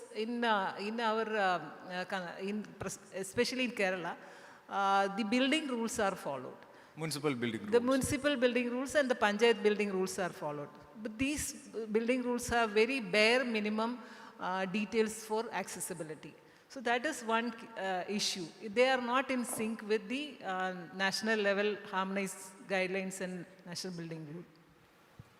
Yeah, and now coming to Kavita, you were part of a team which conducted audit of our some 100 ASI heritage structures, monuments. Under the Ministry of Culture, this initiative was undertaken. Were these monuments actually accessible to everyone? So what really came out of that study? Was it restricted to just one department's concern, or, I mean, was it an interdepartmental exercise? Yes. So if you allow, I would like to also respond on the previous question and then come to your question. Sure. So, of course, like she said, there are standards, there are guidelines, and yet, we are not seeing the implementation happening on the ground. But I slightly beg to differ in terms of, why it is not happening. It's not just the lack of empathy. I think there is not, to that extent, the required dissemination of this information too, right? I mean, even with architects today, I would like to take the onus as an architect that there are, there is statistics that can show that there is a very small percentage of architects who are aware of these guidelines and are even kind of, going to the next level of ensuring that their building designs are incorporating these. Even in the curriculum and in the schools of architecture and design, this is still not mainstreamed, and so we are still seeing architects graduating without sound knowledge and technical capacity of implementing accessibility or ensuring that their designs are universally, working for all kinds of people. Furthermore, I mean, if, it's not coming into the design, and also it's not an intent that is coming from the client itself, be it a private or be it, the government agency, then at the client's end, the people who are actually managing it, who are going to be implementing it, who are going to be supervising it, they are not trained, they are not having the the necessary technical knowledge again of what is accessibility, how is it done, and things like that, and what are the errors that need to be avoided. So the last person is the one who is, kind of constructing it, right? So I think there has to be a proper training and capacity building, apart from, of course, empathy building and sensitization, that will have to be done before we actually see the correct implementation of those guidelines and the enforcement of the act. I can give you one example of, of another kind of big architectural firm. I wouldn't like to name it, but then, I mean, when they implemented it in my own city, and we saw that, it was more of a beautification project, and accessibility completely missed out. And in fact, the tactiles were, kind of put around the bus stop like a decorative band. So the firm, when they were asked, they themselves were not sure about what is the purpose and why is it being put. And that, I mean, also, this whole idea about, okay, out of those 10 things that need to be done, probably, maybe 5 are enough and 5 are not enough, without really thinking of that, okay, probably a curb ramp is a different user group's requirement and a tactile guiding path is a different users group requirement, and they are not, a kind of options. They are uncompromisable features or built environment elements that need to be incorporated. Okay. Yeah. So I think the technical capacity building is something that we are lacking. At the other end, we also need to sensitize and train the users.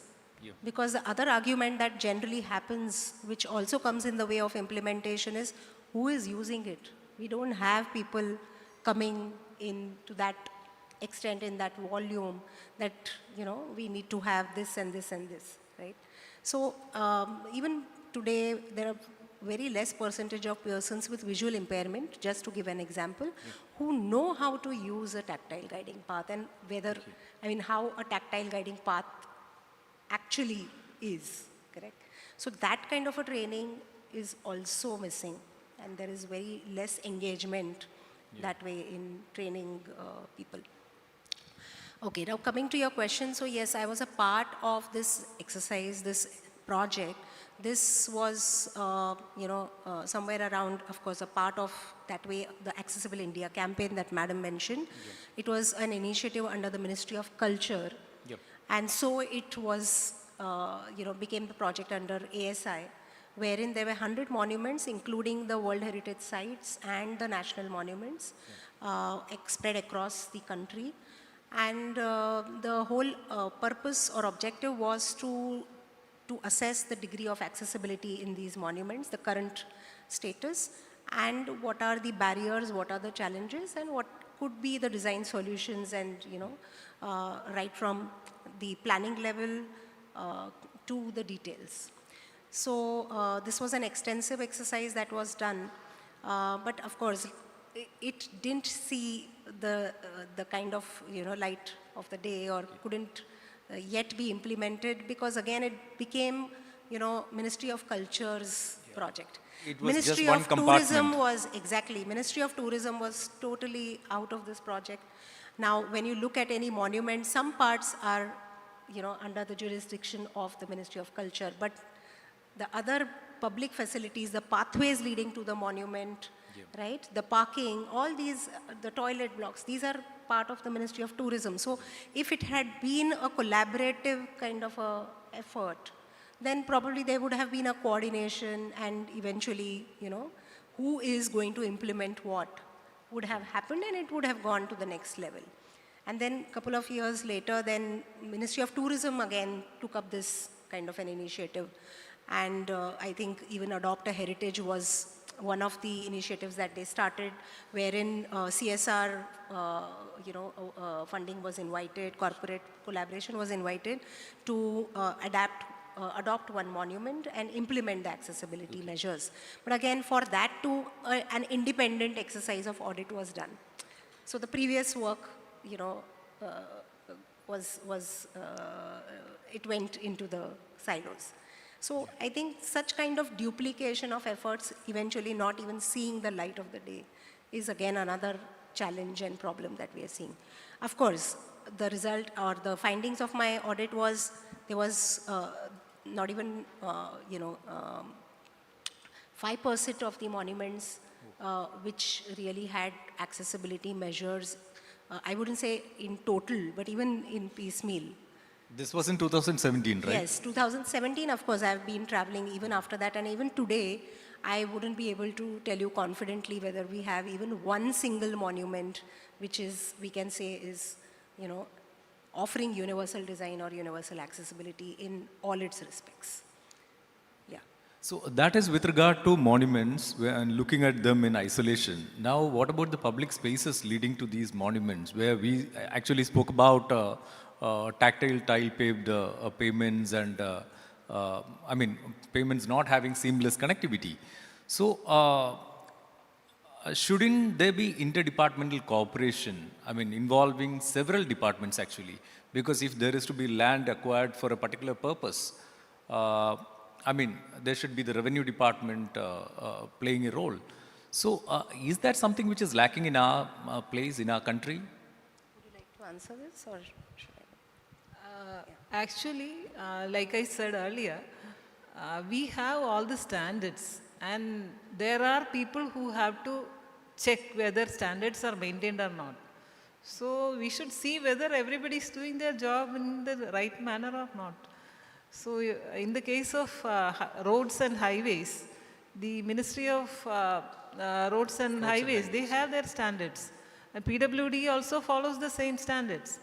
So usually what happens is, only for the vehicle, they provide everything, all facilities, and everything else is, if there is space, we will do. That is the attitude of people. Whether it is PWD, whether it is other agencies who are doing the road, they will say, okay, we have the road, that is the priority. For vehicles, that is a priority. If there is space left behind, we will do the sidewalk, footpath also. So, and another thing is, all the other, the seamless connectivity is not a priority. Yep. So everywhere, they will have afterthoughts. They will complete all the roads, then only they will think of, okay, there is no drain. So then they will create another huge hole, and that will be connected to some nearby drain. So there have been many accidents. Even our students and many our friends, they will say that they fell into some ditch on the road. And forget about accessibility for persons coming in wheelchairs. Everybody is having these issues. So our public spaces are not safe for all, people who walk, people who, or for children it is not safe. So such cases, how can we call it accessible? It is all the duty of our agencies to make it proper. We have designated agencies who are custodians of these public spaces. But probably they also have their issues, like fund may not be properly allocated, or personnel may not be there, enough number of technical personnel may not be there. So all these issues will be there.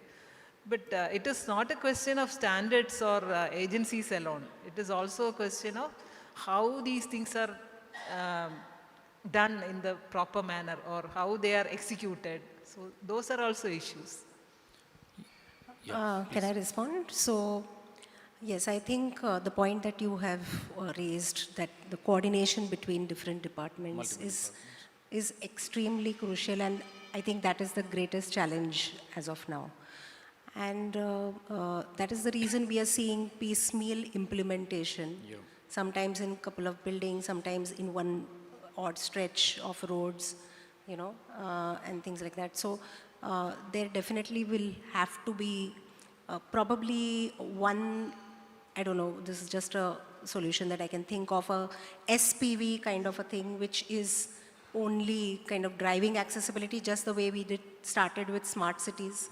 And we had an SPV to, kind of kickstart it and, set the ball rolling, and then eventually it was handed over to the municipality or the ULB. So similarly, I mean, if we start with such kind of a department which is actually bringing or coordinating between departments and ensuring that, everybody is doing their part and everybody is involved, I think there will be gaps in communication and coordination. The other thing is, it's not just the PWD department's job, right? So it's the garden department, it is the sanitation department, it is the transportation, like you said, the land and revenue and all that. So, I mean, bringing them all on board would require a coordinating central agency or department which would kind of bring this together. I'm not sure if Kerala government has also notified the RPWD Act, but if it has, then even the local bylaws, now of course you have the common set of bylaws for everybody, development regulation guidelines, but still, I mean, do they incorporate, like she said, at the till the Gram Panchayat level, are these being notified and have the accessibility requirements been integrated? So that is also something that will have to be simultaneously checked. Could it also be a question of multiple acts existing in different places or prevailing in different places? Like she said, she spoke about municipal building rules. But then there is a mismatch between that and whatever guidelines issued by the center. So that's what I said. I mean, there is an act which supersedes everything. So that act has to be, so based on the act, there is a policy. Based on the policy, there are national building code and guidelines. And now these guidelines have to be kind of incorporated into your municipal rules and processes. Priyanjali, you're a teacher, and there is a barrier-free cell construction teaching that's happening in CET. Now, how do you train your students to understand the issues concerning lack of proper accessibility? Actually, Barrier-Free Consultancy Cell is a sponsored research project by the Social Justice Department of Government of Kerala. So this is running for past 5 years. So what we do is 3 things. One is training students and the technical personnel for accessibility, doing accessibility auditing, and we also ourselves do accessibility auditing of different public buildings, and then we also conduct research. So while we conduct our training programs, usually we conduct one-day training programs, we make our participants experience the issues of accessibility. So we make them use the assistive devices, that is the wheelchair or the white cane, and we ask them to experience the spaces. So how it is like using a white cane, how can they read the tactile tiles? Or if they are sitting in a wheelchair, how can different types of ramps, how do they experience it? And each level difference on the floor, how do they experience? So once you have a first-hand experience, you will know what are the issues. Then you will be more sensitive enough to create seamless connectivity in the public space, or actually it is mandatory that as per RPWD Act, it is mandatory that all local self-governments and appropriate governments should ensure that accessibility is there. So it's the duty of governments to ensure that accessibility is there for everyone, not just for people who can run or like that. So for everybody, accessibility is a right. So it is the duty of governments to ensure it. So these are the standards which we have to follow to make it. So it is very important that we train our architects and our engineers in ensuring accessibility through proper construction standards. So most of the engineers who are practicing now, they must have studied much before 2016 so 2016 is the time when these guidelines have come. And 2021 revised guidelines have come. So they may not be well versed in all these guidelines. So those are also issues. They have to be continuously thinking about all these things, and they should be knowing the issues of people having different mobility issues. One more thing I want to say is like in transportation system, we don't have vehicles which accommodate wheelchairs. Absolutely. Only the metro rail, you can take a wheelchair. Yep. You can't travel in a train in a wheelchair. Trains only there is be one compartment. You have to get special assistance to get into that particular compartment. And other buses also, it's very difficult. So traveling, and some, I know we have friends who use wheelchairs. Some of them have modified their own cars to make this wheelchair compatible. Yeah. But many others, they can't afford to have all these. And there are no taxis also available. There is no taxi service which can have a wheelchair in the vehicle. So we need these types of systems. I'm sure in tourist places, we will have more people coming in wheelchairs. So we should have these types of facilities to accommodate persons having different types of such mobility aids. Yeah, Kavita, you want to respond to that? Yeah, so couple of things that came to my mind. Talking about the last point first. So the transportation, I think it's not that people have not tried this, but somewhere the demand and the supply and the whole business model of it doesn't work out, and that is the reason such kind of initiatives fail. And the onus can't be put only on the government to bring the required change and to get India accessible. So I think each one of us, be it as an individual, as an organization, private or public, have to contribute to this thing, believing that this is not for them but for us, but for all of us. Because like many other speakers have been talking, it's a need for everybody. Maybe not today, but it is going to be a need for tomorrow. Yeah. And just like we invest in insurance to ensure that we are well equipped in the future if there is at all of health crisis or any other type. Similarly, I think it's an investment for all of us for our future, which is going to be maybe we are in terms of aging, having disabilities and things like that. Our society is moving from an interdependence model to a kind of an independent model, because families are becoming nuclear, support system is shrinking and things like that. So in that sense, the infrastructure technology will have to be such that it enables, empowers individuals to kind of, to live and work independently without really requiring human assistance. So in that sense, if everybody takes the ownership and understands that this is for me, then I'm sure that this would happen. But to kind of, how to kickstart it, probably we can learn from the green building movement, wherein now we see that, a lot of buildings are coming forward and trying to get green building rating to their building and contributing to the environment and the climate change kind of demands.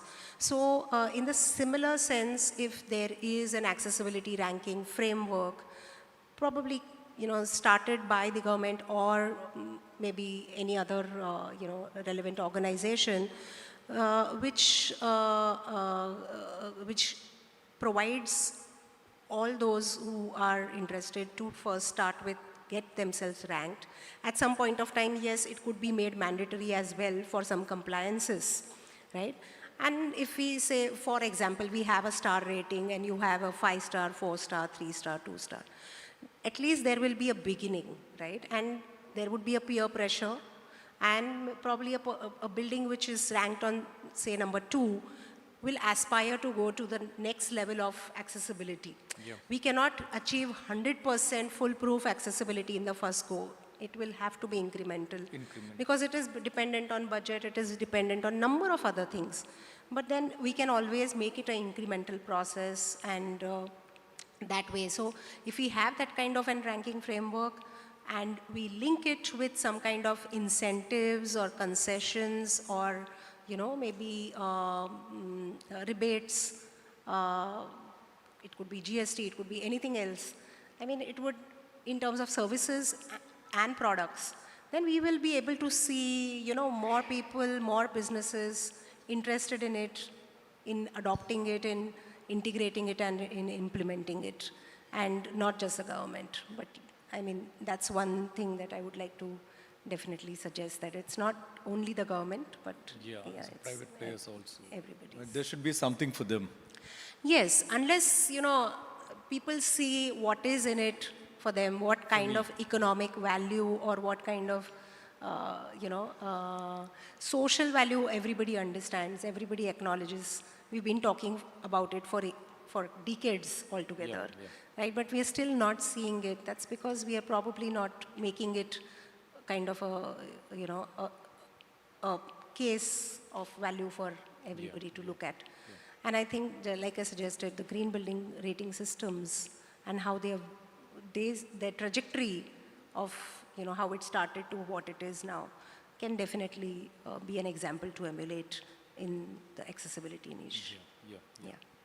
Yeah, returning, you want to add something? Yeah, I wanted to add about the third component, that is the information communication system accessibility also. So for that also we have standards. The Government of India standards for websites, it's there. But in reality, very few websites follow these standards. Even government websites are not following the standards. Because as per the standards, even persons who are having visual impairment, they should be able to use these websites, not just websites, and all other services provided through the information communication system. But there are many such websites which do not comply with all these standards. And people who have low vision, people who have color blindness, they all should be able to use this. And also maybe people who have neurodiverse abilities, they also should be able to use these. So we have to have simple things. So like earlier somebody was mentioning, the buildings should be designed in simple manner, so that it should not, it should be consistent, that people should be able to understand, okay, without seeing, people who can't see it also, they should be able to sense where these facilities are, and it should not be unsafe for them. So signages, they are also very important. Even when you have some systems in place, if you don't announce that it is here, this is the place where you can keep your, there is an assisted, this entrance is there, or there is a parking. So these things have to be there as per the signage also should be there. So information and communication is also very important in ensuring accessibility. Yes, I mean, the problem is with the execution. Everybody knows what is to be done, why and all that, and how as well to some extent, because there are things. But of course, technical capacity building is definitely not to that extent there. So if the execution has to be strengthened, then we need to have also, like I said, some kind of incentive or some kind of motivation.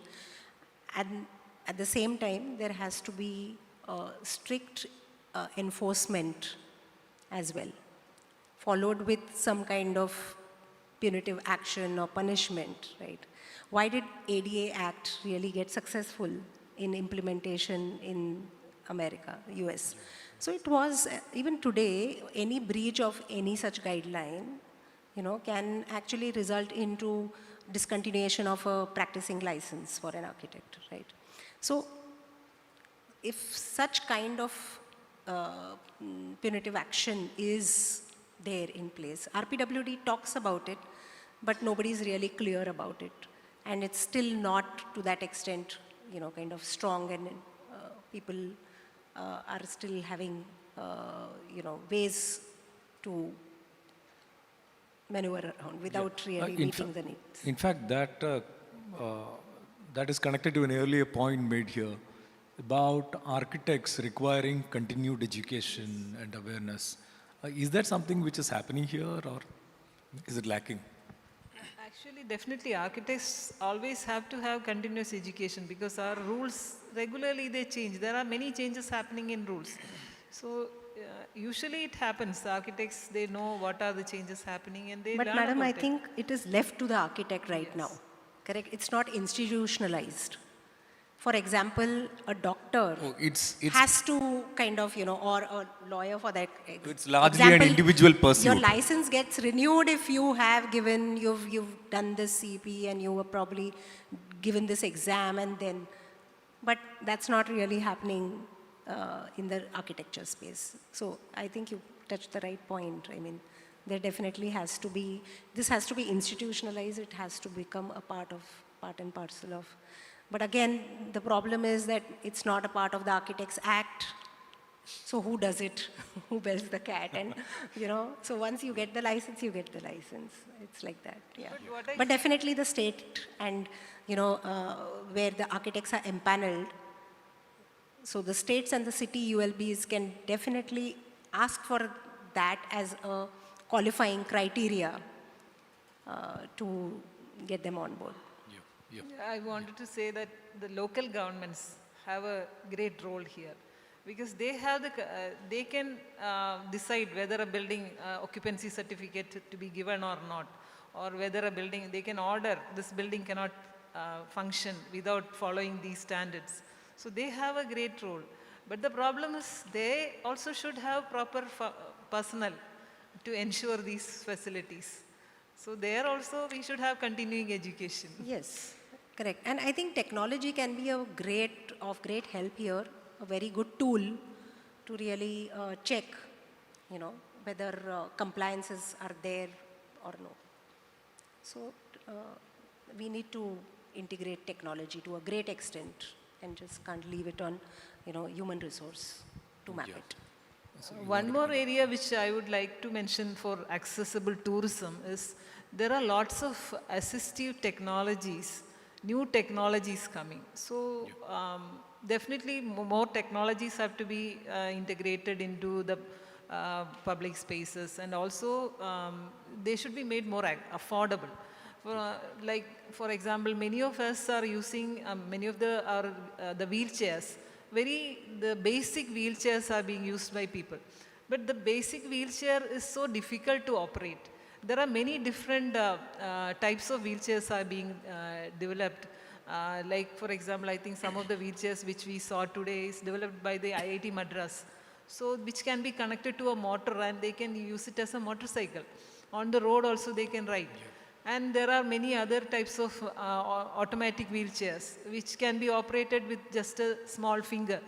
So there are many such new developments coming, and also in talk back and different technologies in using smartphones, and people who have visual impairments, they can use some app to describe what is happening in front of them. And so many different such technologies are there. These also should be incorporated in tourism destinations, so that people with diverse abilities will be able to use those facilities, they will be able to communicate there. So I think the managers who run these facilities, they also should be educated about the new possibilities. Yeah, that again points to the fact that this shouldn't be restricted to tourism alone, because it has to be a policy decision and integrated into the larger policies of the state, especially of local self-governments, where, they can issue their own guidelines and they can harness these technologies also and train people eventually. Yes, yes. So, and Kerala being a state with a very robust local body system can actually work much better along these areas. In that connection, we were doing one project which we are currently doing is we are preparing guidelines for making the whole panchayats more friendly for persons with disability. So what are the different sectors through which they have to act? So most of the sectors like employment, there should be more employment for them. So more employment opportunities should be there, not just the government, the private players also should offer employment to persons with different abilities. And also in education, all the education institutions should be accessible. That is there in the law. In the RPWD Act says that it is the duty of the education institutions to make them accessible, completely accessible. But we don't have all our education institutions accessible. we don't have lifts, or we don't have, most of the buildings, they have, at least in Kerala, I think, ramps are there. Toilets also, many of the institutions have, but toilet in the sense, toilet is as per the appropriate standards. It is not the usual small toilet. Accessible toilet is a larger one with 2 meters by 2.2 meters. That is the dimension of an accessible toilet, with fixtures also. All these details are, everything is there in National Building Code and Harmonies guidelines. So only thing is, you only need to follow these.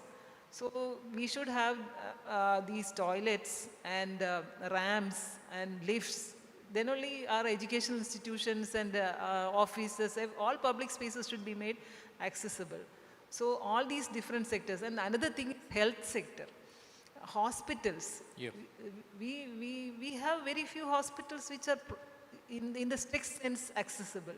So in hospitals, it is not just the wheelchair. The stretcher also should be moving through the hospital. And we also have to think of a caregiver who may be coming in a wheelchair.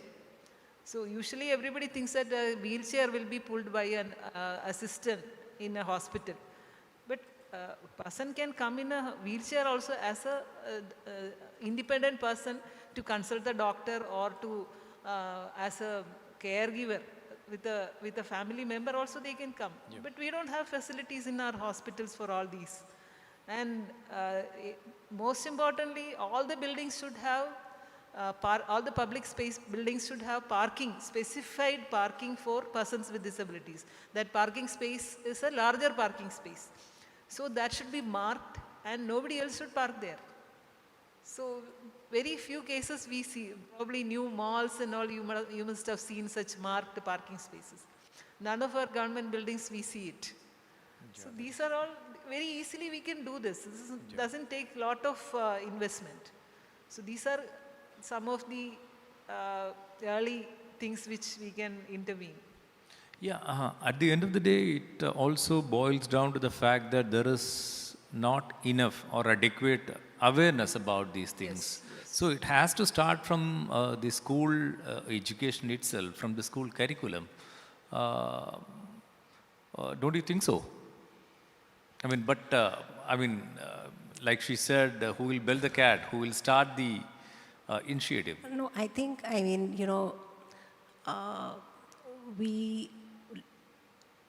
we learn in 2 ways. One is a formal way, Yep. where we are taught, and one is by learning through the environment that we are in. We imbibe a lot of values from that environment, right? Particularly in academics, in our space, we say architects shape societies, or architecture shapes society.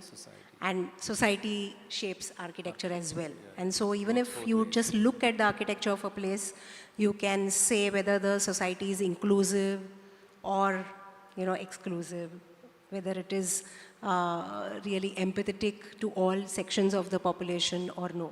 Correct? So I feel, we are talking about schools, we are talking about colleges, we are talking. So again, I would like to say, let's start with ourselves. Let's ensure our college, our school, our university, our campus is accessible. To initiate this discussion. Correct? And then students will follow it. For instance, the first thing when I got into the chair of a principal of a college of architecture in Pune is made my building accessible. I got the faulty ramp corrected. Okay. I got it, the right kind of flooring, the right kind of railing, the right kind of edge condition, the right kind of location, design, 100 parameters that you need to look at. I got the lift installed. I got the accessible toilet created, right? I ensured that my seminar hall stage also has a ramp for anybody who would need it at any point of time. But again, it's left to individuals to So do now the same. when I have done it, my students are, they don't have to go anywhere outside to see what accessibility is. And that will, like I said, there are 2 ways. One, you can teach, and the other is also by kind of, learning from the environment, and the space where you are needs to have that value system. and it will automatically get into it. So if at the school level, if there are children of all kinds of disabilities learning in the same classroom, in a inclusive building, in an accessible building, then I don't think they will grow up with, understanding that yes, they are different than us, or they need special needs. There are common needs, and needs or solutions that work for everybody. You don't have to create special solutions. Certainly. Yeah, you want to add something to that? I completely agree with her. We have to definitely should start from our colleges and schools, but at the same time, people at the you have to make a beginning somewhere. Yes. And people at the policy making level also should be aware of all these. Absolutely. Yes. So more fund has to be, definitely accessibility requires a lot of investment. That's it. So thank you for the conversation, and let's take some questions.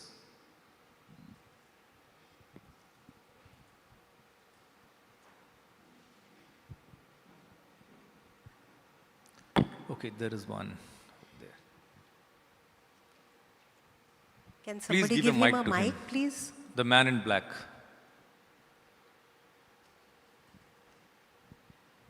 You can take this one. No. Oh,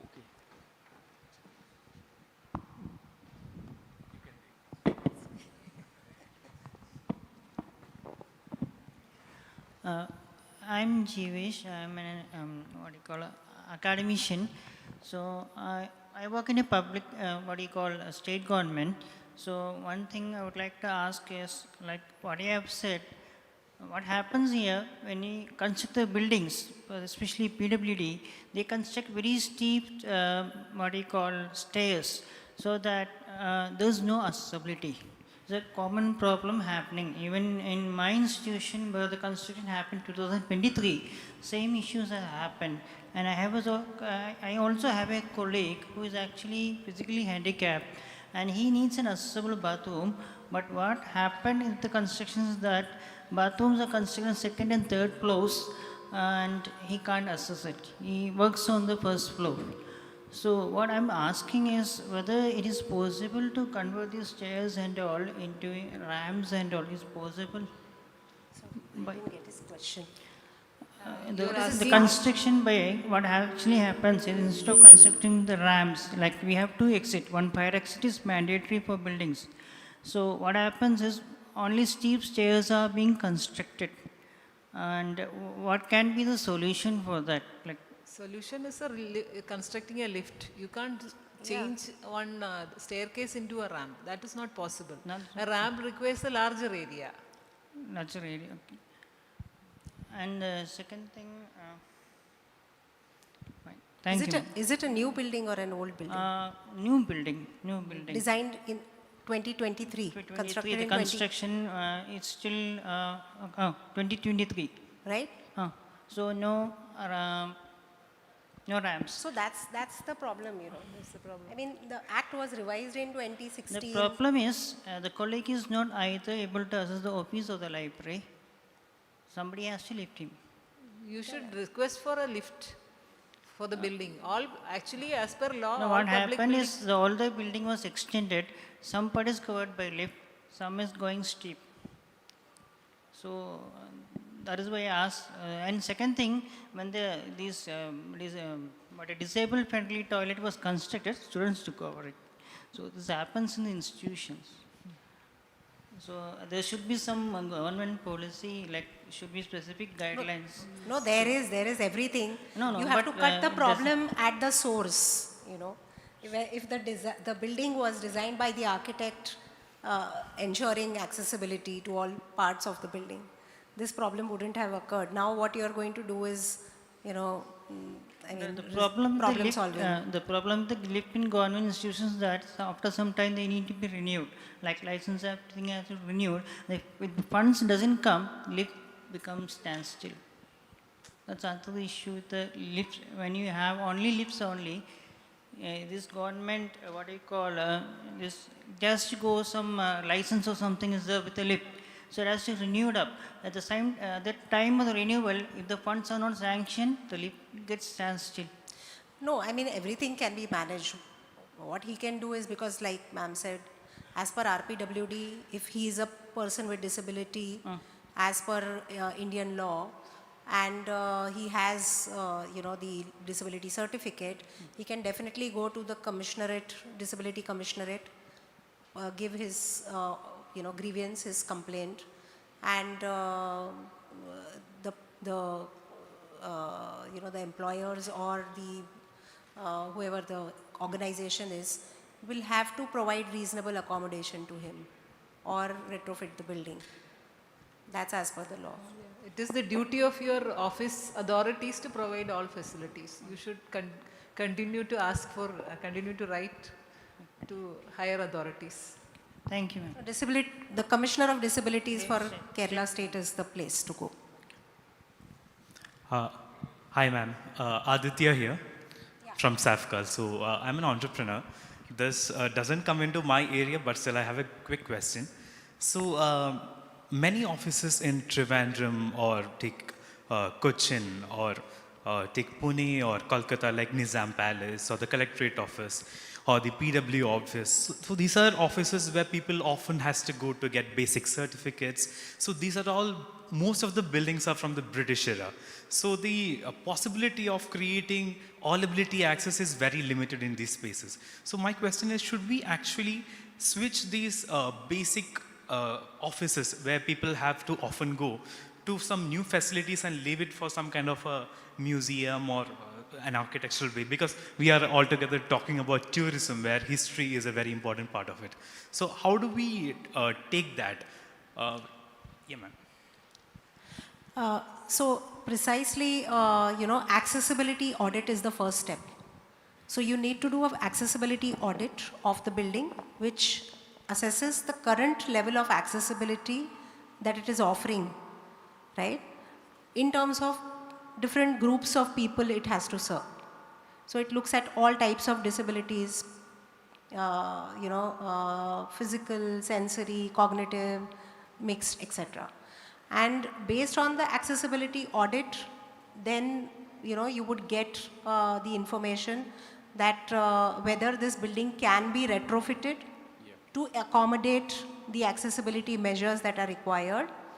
And if it cannot be retrofitted, then you would have to look at, of course, I mean, the impact is large, then it has to be proposed or shifted into a new facility. And then maybe some kind of an adaptive reuse of the existing building can be done.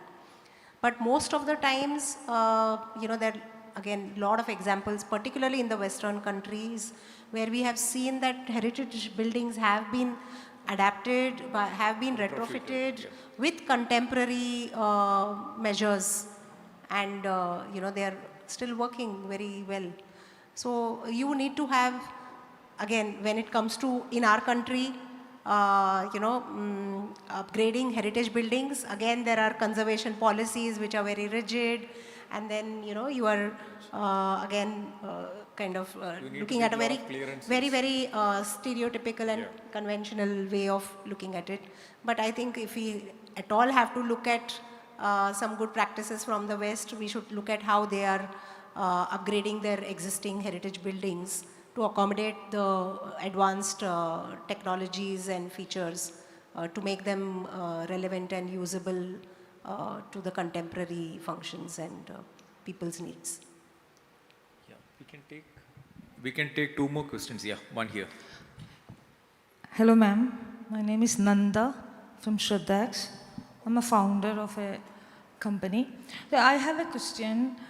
How can we use the talent of intellectually challenged citizens according to accessibility design?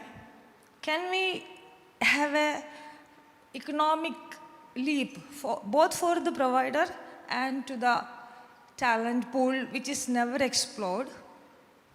That's my question. You want to answer this, should I? That question? Okay.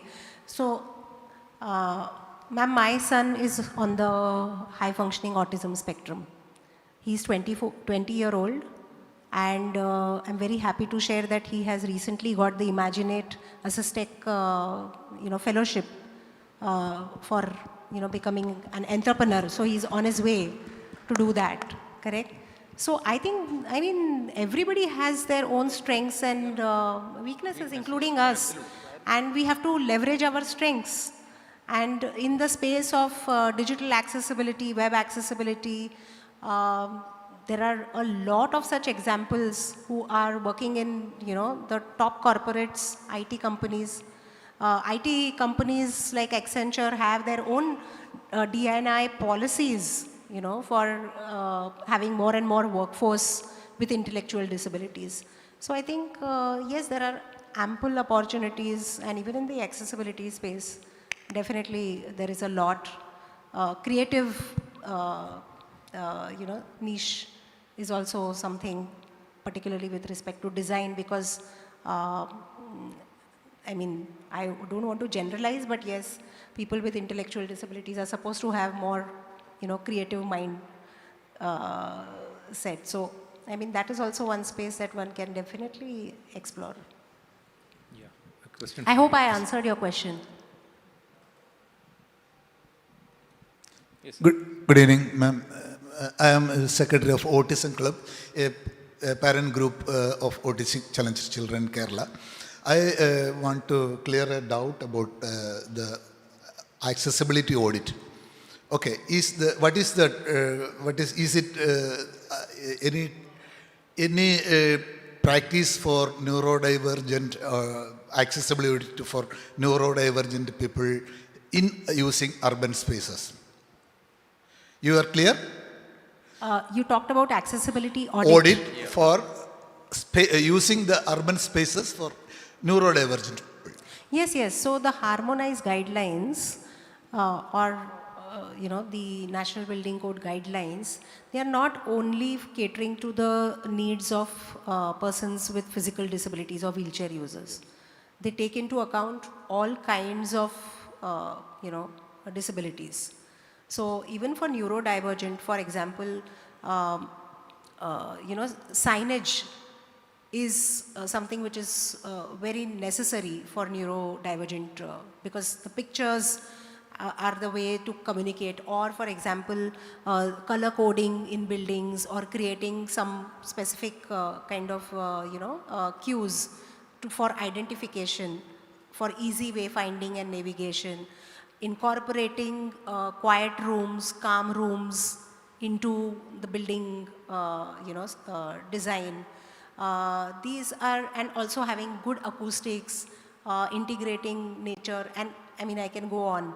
But these are some of the things that can be incorporated. So talking about, I mean, public spaces, yes, so you need to have more green spaces, public spaces, which kind of allow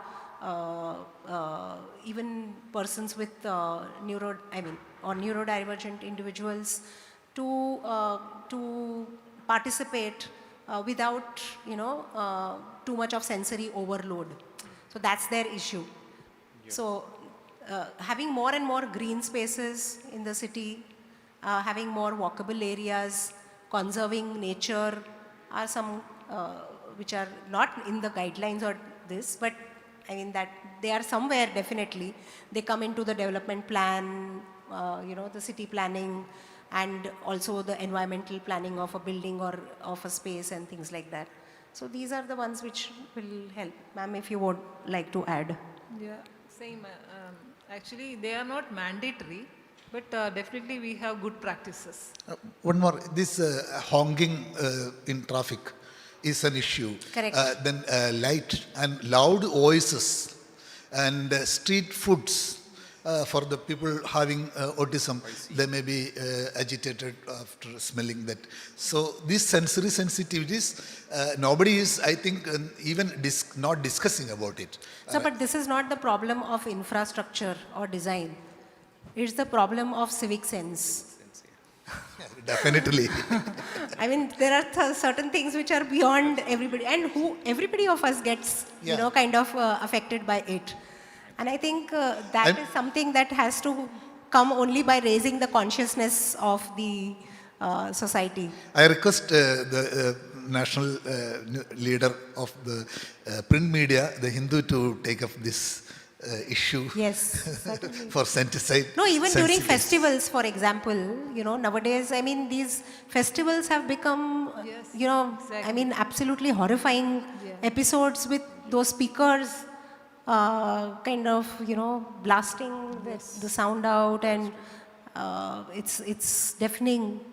Not just for neurodivergent, but I mean for a small child to a pregnant lady to senior citizens, many more. So yes, as a society we need to really become more sensitive.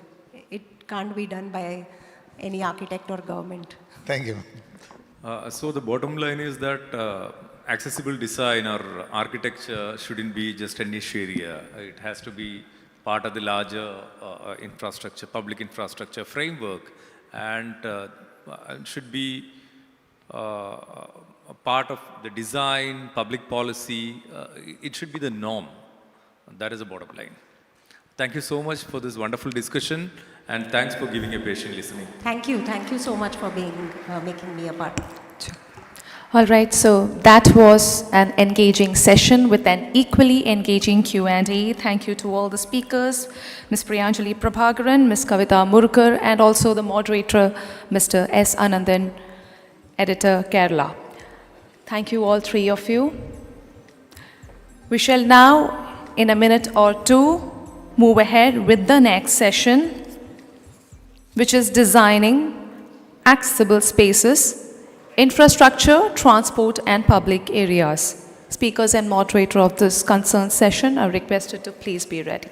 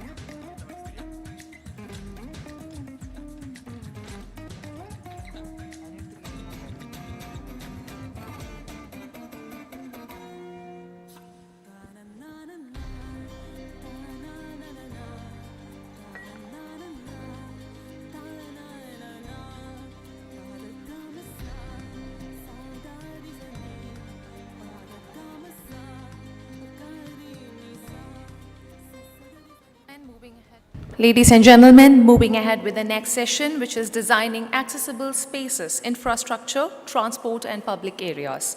So this session is going to focus on the creation of accessible physical environments across transport system, heritage sites, public spaces, and urban infrastructure, which indeed form the foundation of accessible tourism.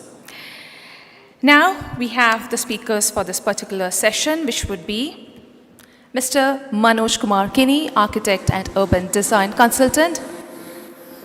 Mr. Manoj Kumar Kini, Architect and Urban Design Consultant, our first speaker for the session.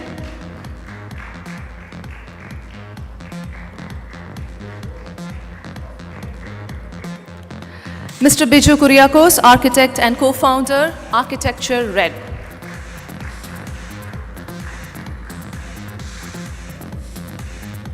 second speaker for the session. We have the third speaker, Mr. Sheetal Uday Harpale, architect and universal accessibility auditor.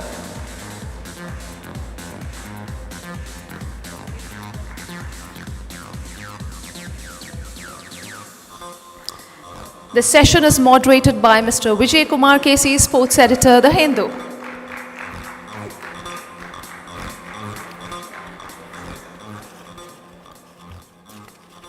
Gearing up for the next expertise, looking forward for a wonderful session. Thank you. Good evening all. Probably the penultimate session, so I just hope we keep the energy levels going. I mean, the whole day we've been speaking about inclusive tourism, accessibility points, and all that. So, Sheetal, I would ask you first, I mean, when you say inclusive, but what are the exceptions? I mean, what are the exceptions that have to be included in this inclusive accessibility audit? Right.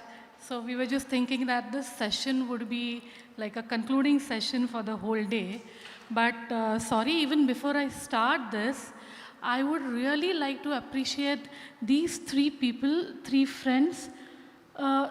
Since morning I've been watching them.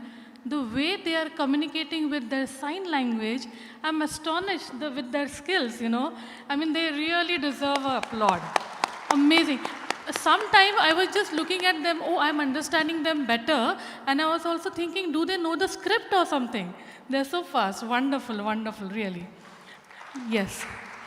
And coming back to your question, what do we really mean by being inclusive? We've been saying this since morning, and we've been, you know, there are so many harmonized guidelines, as Kavita ma'am and other ma'am was telling us. That was a wonderful session, I must say. Being inclusive means we are talking about 21 disabilities. When we are saying accessibility, we are literally talking about 21 disabilities, and they can be broadly divided into physical, where under physical there are 6 disabilities mentioned, then sensory, there are 5, like visual, then, you know, like visual and hearing, and then the mixed one. In physical, there is locomotor. Of course, locomotor disabilities are there, but you'll be surprised the acid attack victims are included in physical, and then other physical disabilities like dwarfism or something like that. Moving ahead, there are cognitive disabilities. So under cognitive disabilities also there are 3 types which are mentioned. One is learning disability. Under learning disability, dysgraphia, dyslexia, thanks to Amir Khan for Tare Zameen Par, now we know these words. And then moving on to autism. And then also speech. You know, there are speech disabilities. That also comes under cognitive. Then there are neurological. Okay, so neurological are something related with maybe injuries or the neural pathways not working right. A very good example can be Parkinson's disease. That comes under neurological. And the last one, not even the last one. So there is psychological, of course, the mental illnesses. That is also considered in this 21 disabilities. And there are 3 disabilities which are considered for the blood diseases. So, so in total, we have to consider all these kind of disabilities. We only think about wheelchair, ramps, but no. This is a wide perspective that we are looking at. And that's why inclusive for all is something we are talking for 21 mentioned disabilities. And of course, I remember the ma'am, I think Kavita ma'am mentioned that there are different types of, the act says, the 2016 act, actually the earlier act came in 1995, and the latest is 2016, which is called Rights for Disabilities. So RP, with physical disabilities, which is 2016, says that you should be working on the built environment, then the the communication and the infrastructure, and of course, you know, the kind of, wherever we are going, I would say, I mean, I'm not saying that it is incomplete, but I would say a psychological aspect should be added apart from those 5 things which are already mentioned in Act. So I will go on with this, but this is a broad perspective when we say inclusive. And it should be easy. It should not be forced, is what I would say. So you also audit spaces for accessibility. That's right. So what are the challenges you face? I mean, what are the parameters you try and follow, and what are the challenges you face? Very frankly, the very first challenge is nobody calls us for audit. I mean, people are so, that why audit required? But yes, and that will be great if audit is not required, if architects themselves are designing that way. But unfortunately, there is not a very good syllabus which is developed, which would include universal accessibility in the whole process of being an architect. But yes, thanks to some institution like where I go as a visiting faculty, we have elective which only deals with universal accessibility. And the other challenges are, it's time consuming. It's a whole process. We have to compare with the harmonized guidelines and then the act and then compare. See, the built environment, not only the built, the external, the internal, and comparing everything, whether it's right with the harmonized guidelines, it's a time-consuming thing. So those are the 2 major challenges. Yeah. I think when we just look at architecture, at probably the granular level, we say it's about getting a roof over one's head, it's about a house, it's functional. And then we go to the other spectrum and we say monuments and Taj Mahal and, the Tanjore Temple or Hampi and all that. But there's also something significant called town and country planning. And probably we all have dealt with it, at least partially in school, like a civic class or whatever. So, Biju, when you talk about town and country planning, what are the challenges you face? It's not just about you drawing a plan, right? I mean, there could be a lot of pressure points, factors that you got to work around. How do you deal with that? In terms of accessibility, yes. Accessibility. Yeah, so I think I'm also an urban designer and a lot of my work is in the public space. Yeah. I think one of the things we need to realize is that we look at, of course, accessibility in this particular context we are talking about, disabled access, there are many kinds of accessibility issues the way we are building cities today. Yeah. I often say that if you look at urban India, for example, almost 30% of urban India today goes to work by foot. Okay? Pedestrians. Pedestrians. Yes. And maybe another 15 or 20% goes by bicycles. In other words, almost 50% of urban India goes to work by non-motorized transit. Yes. Yet we don't build our cities for people who walk. Yeah. Right? And for physically challenged, all of those things. Our understanding of how we build our cities have completely changed or was never there in some sense. And hence, we are actually building our cities in a very, very exclusive way. I mean, we are actually, the more we build, the more we grow. We are not really growing in the right sense, because every time, when somebody asks me to design a street, the first thing I often put is a sidewalk. Yeah.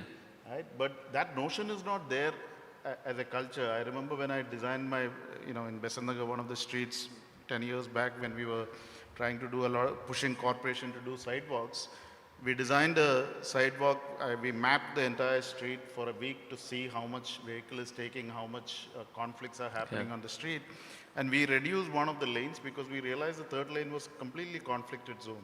Okay. And nobody was there and people were wandering around, and we said, give it to the pedestrians. And then we reduced we increased the sidewalk and reduced the carriageway, and there was a poster put out there with our name and etc. And somebody called me who walks on the street, he called me and he started abusing me and say, a first year student could design better than this. How can you reduce the size of the road? Right? And it made me wonder why it is, and this guy doesn't even have a car. Okay. Right? So why would somebody would think like that? I think in our aspiration, even the poorest of person aspire to have a car one day. Yeah. And people's idea of cities and progress of cities are directly connected to how wide and how many cars can drive on that road. Yeah. So I think there is a need to largely sensitize people about the idea of cities, the idea of shared living. And I think all these accessibility issues start there. I think when we talk about inclusive cities, but it often remains in an Excel chart and a label. You know, we are not thinking holistically about what inclusivity means. And hence we need to kind of, whether it's in our policies or as an architect when I sit to design, I think we need to think much more holistically about porosity, openness, publicness, and then make inclusivity, all kinds of people, be part of that thinking process. And I think often we fail because we look at this as one of those checklists and try and find, and I was discussing with somebody that even when you design a building, of course the policy says that if I take the Chennai Metropolitan Development Authority's requirements, it of course has a accessible ramp required for the building. But it only says that a ramp is required at 1 to 8. But it's not essential. It's not essential. No, it is required in commercial buildings. But like Professor was presenting in the afternoon, there is an arrow which says if you need to access that, you walk this way and come that route. Okay. Right? Because it is not part of, not the imagination of how does it mean when you have to build 2 FSI on a site, right? In the holistic thinking of how you develop that building, that thinking is not there. It remains as one checklist. And hence, even though you provide that ramp, you are still excluding them, you know, because mentally or physically, they are not still being told that you have to take another route to kind of reach there. So I think there has to be a larger thinking on inclusivity, and I don't want to then categorize them in different categories. Of course, it's an extremely important issue, but we also need to think that if you have to really change this, we have to take a step back and think about porosity, how to kind of, because in some sense for me, porosity is a political act, you know, it kind of, it challenges the exclusivity in many ways. Right? It opens up the society. You know, our open spaces are all closed today. I mean, if you come to Chennai, I can tell you, I can only go to my open space between this time and this time, you know, and which is kind of ridiculous and you know, defeats all purposes. So we need to think of inclusivity in a much more holistic way, even as a designer, even as policymakers, and think of it as a larger society where we start to see everybody equal and then define a policy and accessibility concerns so that everyone has accessible to spaces that they need to access. You know? So. Is there a sense of elitism in some sections of town and country? I'm not talking about architects, but city corporations or mayors or whatever, because in Bangalore a few years back, or like probably a decade back or whatever, there was a tender for sure project which only targeted the CBD, the Central Business District. So MG Road, Brigade Road, you know, you could actually walk across St. Mark's Road, beautiful pavements, you know, gardens, and they also shrunk the carriageway. But there was a bit of resistance to that. Why was the carriageway shrunk?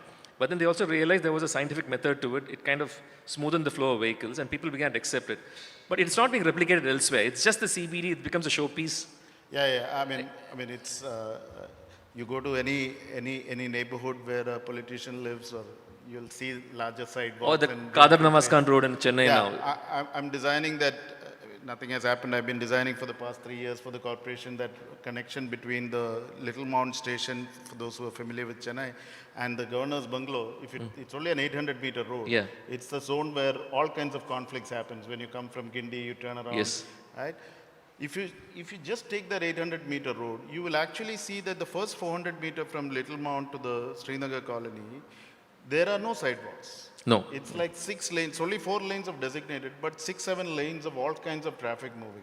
But if you take from next 400 meters from Srinagar colony to Governor's bungalow, there are beautiful trees, wider sidewalks, but not a single person on that sidewalk. Because that is where the Governor's bungalow is accessed, right? So of course there is elitism, the way we kind of look at these things, and that's why I said we need to look at. We have to get it into our DNA. It has to not just become a checklist in the policy. It has to be implemented.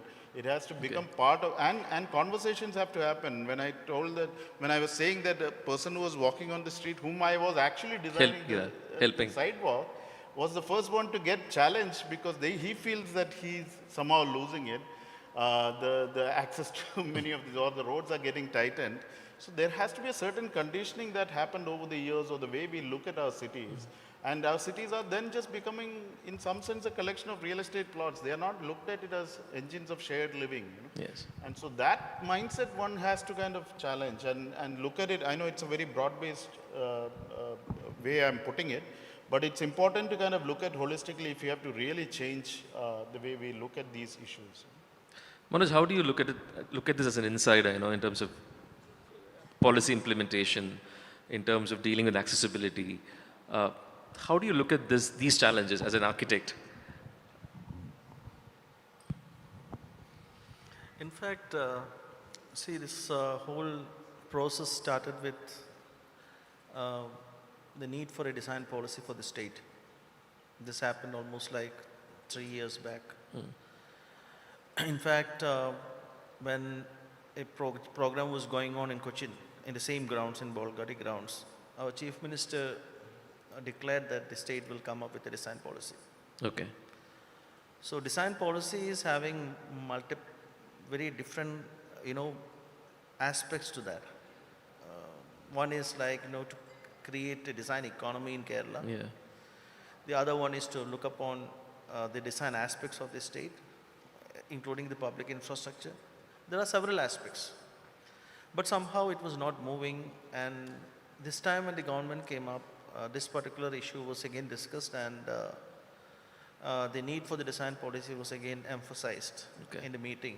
And it was a very tedious process where we had several consultancy meetings with several organizations like, Indian Institute of Architects, then Institute of Interior Designers, Society of Landscape Architects, then we had engineers, LensFed. So several sections of the society, those people who are involved in this, they were all involved. And they had the stakeholder meetings and they came up with their proposals. And all these proposals were consulted, and we invited everybody, whomever is involved in this. Yeah. They all came together in Trivandrum once, and we had a workshop for 3 days. And in that workshop, we brainstormed in 9 different verticals. One was on accessibility. Okay. So we had, different aspects of design where it was discussed. And these deliberations were wonderful, 24/7 in fact. I don't know how people, that much of energy, people coming together, almost like around 300 experts there were people who came from outside India, who are, Indians, but who are very much fond of, to contribute. So it was such a great kind of a, experience for us. And we all came together and sat, and we drafted a design policy, and it had to go through its own, the legal mechanism which exists. Finally, it was approved by the ministers and Council of Ministers, and it became finally, a legal document which is available now. It's a, policy document. Now the next problem is you make a policy, and based on the policy now we had to develop a strategy. Yeah. Then again another workshop on strategy making, and the strategy was in place, and again it was approved. So there are several things that you have to do. It's not very easy to bring a policy down to the implementation level, especially in a government system and in a democracy. So you have to go through several hurdles, which we are going through. And in fact, I'm so happy that this is also happening, because this is also a part of design policy. Yeah. Because awareness is something which is very, very important. So we had discussed all the technical aspects here. From the morning we were discussing about the various technical aspects. But the problem is that awareness is something which is very, very important for implementation. So I will be happy if I can see things are getting implemented, finally on site. Only then we can say that it's a success. Yeah. So for that to happen, I think that there should be synergy between the various stakeholders, including the bureaucracy, the implementing officers, the society, everyone. So media also do have a major role to play here, because awareness is something which is very, very important for us to make that happen within the system. So we are coming up with small examples, like for example the V Park that we created in Kollam. We have designed almost 16 V Parks now in different parts. The idea was to identify the derelict sites within the city and to make it accessible for the general public. Yeah. And V Park, you will wonder, this is again a 24/7 kind of an exercise which is happening. Anybody who has gone through Kollam might have seen that it's under the PWD bridge, where you can see all sort of people. Okay. Old people, those people who are, disabled, kids, youth, everybody is there. And it's a space where anybody can come and sit and relax or maybe do some activity. And there are different segments where these people can engage. So I was so happy to hear when somebody was interviewing. So that's a time when I really understood that there are people who can't sleep in their houses because they do have only 1 room or 2 rooms. Yes. And the family is big. And they take turns to sleep. That is happening in Kerala. Yeah. And the elder man and his friend, they are sitting there in the park. And they were happily saying that, this is a place where nobody will throw us out. Okay. So it's kind of a safe place for us to sit. So we need such spaces within our system. But frankly speaking, we are not, that much concerned about these type of, already we discussed about several set of people. It's not just like physical disability alone. There are several set of people in the society where we need to support them, give them space, give them consideration, which is not happening somehow, and majorly because of the density of the population. It's pretty high in numbers. Yeah. May Yes. I add something? Yeah, to sure. this? So, very rightly said, very aptly said, Manoj. And first of all, of course, geriatric population is there in these 21 disabilities, locomotive disabilities. But isn't it obvious that many of us are going to be senior citizens? And I mean, why are we so surprised that, this is not a disability? This is a phase of life, Life, yes. right? So we should be quite aware about it. And widely, if we say, I may say that, like a macro, meso, and micro. So when we say macro, we should be talking about the policies which are related with urban planning. And when we go meso, then we come to cities, the streetscapes, Yep. after the master planning. And micro is home. Like what Manoj was mentioning, that there are so many things a geriatric population will need when they are at home. The home should be safe, Yeah. but naturally, not obviously Okay. that, the things are made only for the geriatric population. But that should come very naturally, the whole design process and the policies from macro, meso to micro. That is what I wanted to add. There's one point I would like to mention here is that, Yeah, sure. We are all aware of urban planning. But I don't think that many people are aware of urban design. Yes. And many people doesn't know the difference between urban planning and urban design. So the problem here is that I'm speaking about the higher level where, decision making happens. Yeah. So many a times I had to, go and, argue about what design can do. Urban planning is basically a kind of a, larger level guidelines through which, you come up with certain guidelines from where you have to finally implement it on site, where only urban designers can do that. But if you look at the system existing, urban designers are not posted anywhere. Sure. And urban designers are not even considered for any kind of, this type of work. So when professionals are existing within the system and those professionals are not used for the purpose, then what is the whole purpose of education? So there's a lacuna here, There's a kind of a disconnect between what is existing and what we need. And it is that gap that we have to fill. Again, it is connected to awareness. Because people don't know what an urban designer can do on site. Like for example, that's why, I don't know whether you can notice, even in the city you go, you can see paved pathways where suddenly it constricts, depending upon the availability of the space, because the right of way is kept like 6.5, 6.5. Yeah. Then what is the balance? Somewhere it will be 1.2, somewhere it will be 20 centimeters. So they will restrict it. It comes like a small bottleneck sort of a space where you can't even move. You have to come out to the road and move.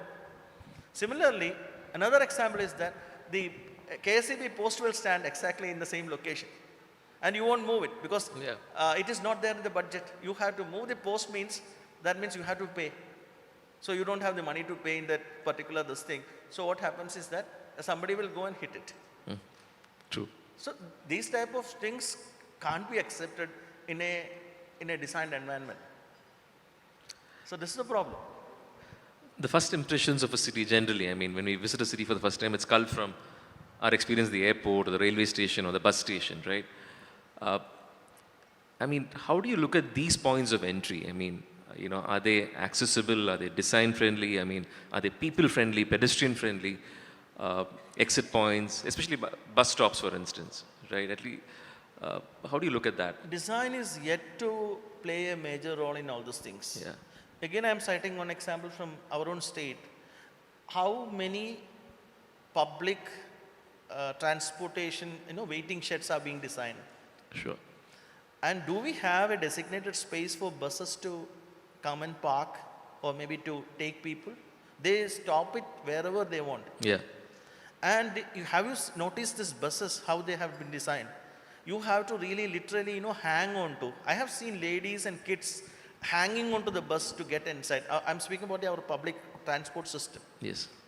And now you have buses where pneumatic systems are available where you can take it down and take it up. The Volvo buses that we used to have. The low floor. Yeah, low floor buses. They were designed like that. So even now we haven't thought of that. Forget about a wheelchair to get inside. Normal people can't even get inside. Yeah. That's how it has been designed. And even the bus shelters, you look at the way they have provided the seating there.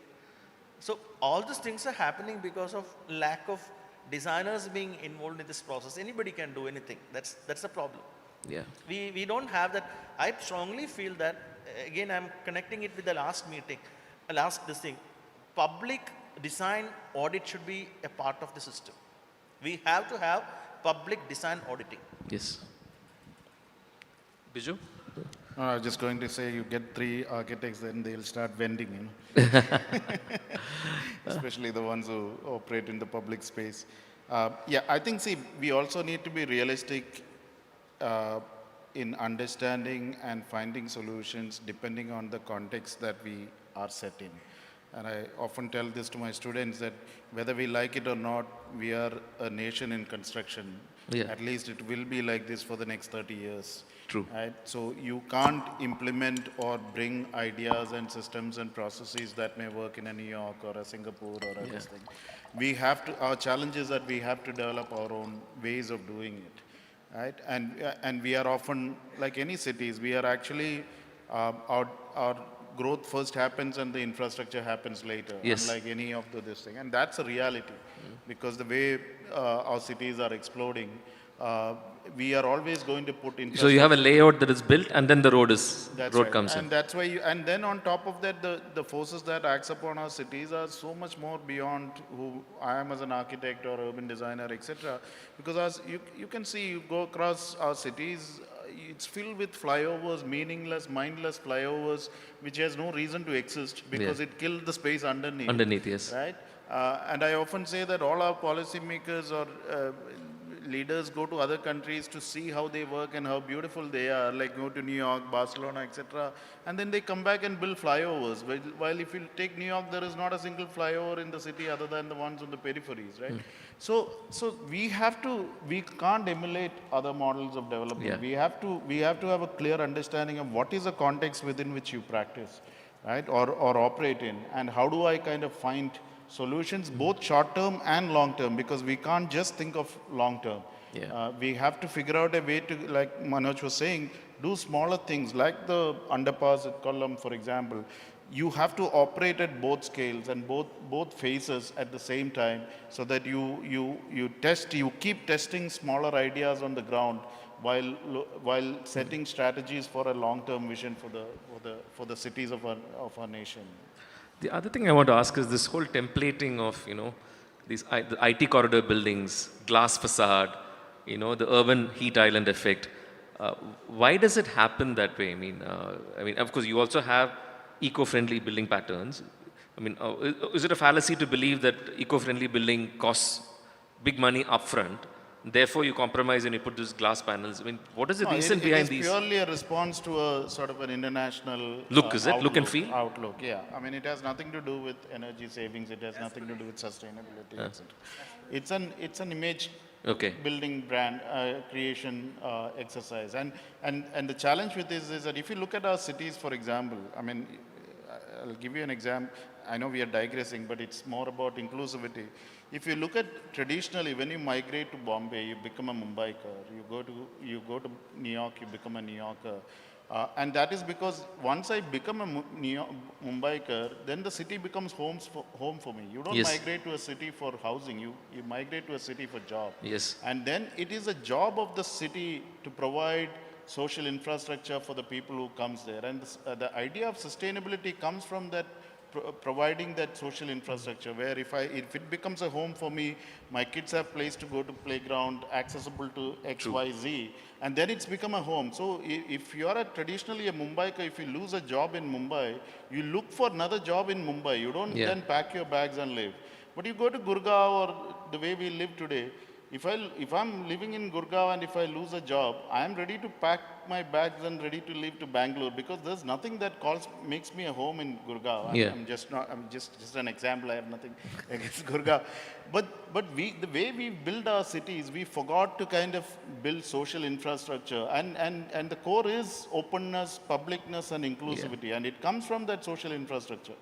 And so unless we kind of continuously build it along with it, we will always have accessibility issues. We'll constantly looking at making our cities more and more opaque. Because if somebody comes to me and say, design a Chennai today, they will have a brief which says Besant Nagar should be gated, Adayar should be gated, right? That would be the brief today. And that's how we are building our cities today. And just imagine what kind of city that would be. We're just becoming exclusivist. It is an exclusive. Yeah. And why is there a resistance to preserve heritage? I mean, you go abroad, like in England, for instance, a Victorian home has to be maintained a certain way. The color pattern has to be maintained a certain way. But here we seem to, we go for garish colors. Of course, I'm talking about aesthetics here. Even within Kerala, for instance, this whole trend of having old-fashioned Tarawad homes with manglue tile. Of course, they say it's a cost, or the wooden rafters and the tiles crack and all that. So extreme concretization happens. Why is there a seemingly an aversion towards maintaining heritage buildings? I mean, is it a cost factor or is it taking the easy way out? I mean, as architects, how do you look at that? I mean, personally, I look at it multiple ways. One is that our land is very expensive. It comes down to that. See, so you build vertically? Yeah, see, we are a nation which has 18% of global population. Right? We have 2.5% of global land. Yes. Right? We have a very unfair share of land compared to the population that we have. So the pressure on the land will always be there. Urbanization is happening and will continue to happen.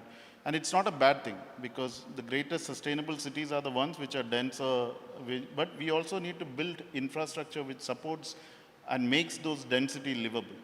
Right? And part of that is to kind of decide what do I choose to keep with me as I go into my due development? What do I want to take along with me? And that policy is not there. If something is worth preserving, we need to take that along with me, and that's what progress. It's not development, it's progress, right? I have to decide what do I want to take with me as I go into the future.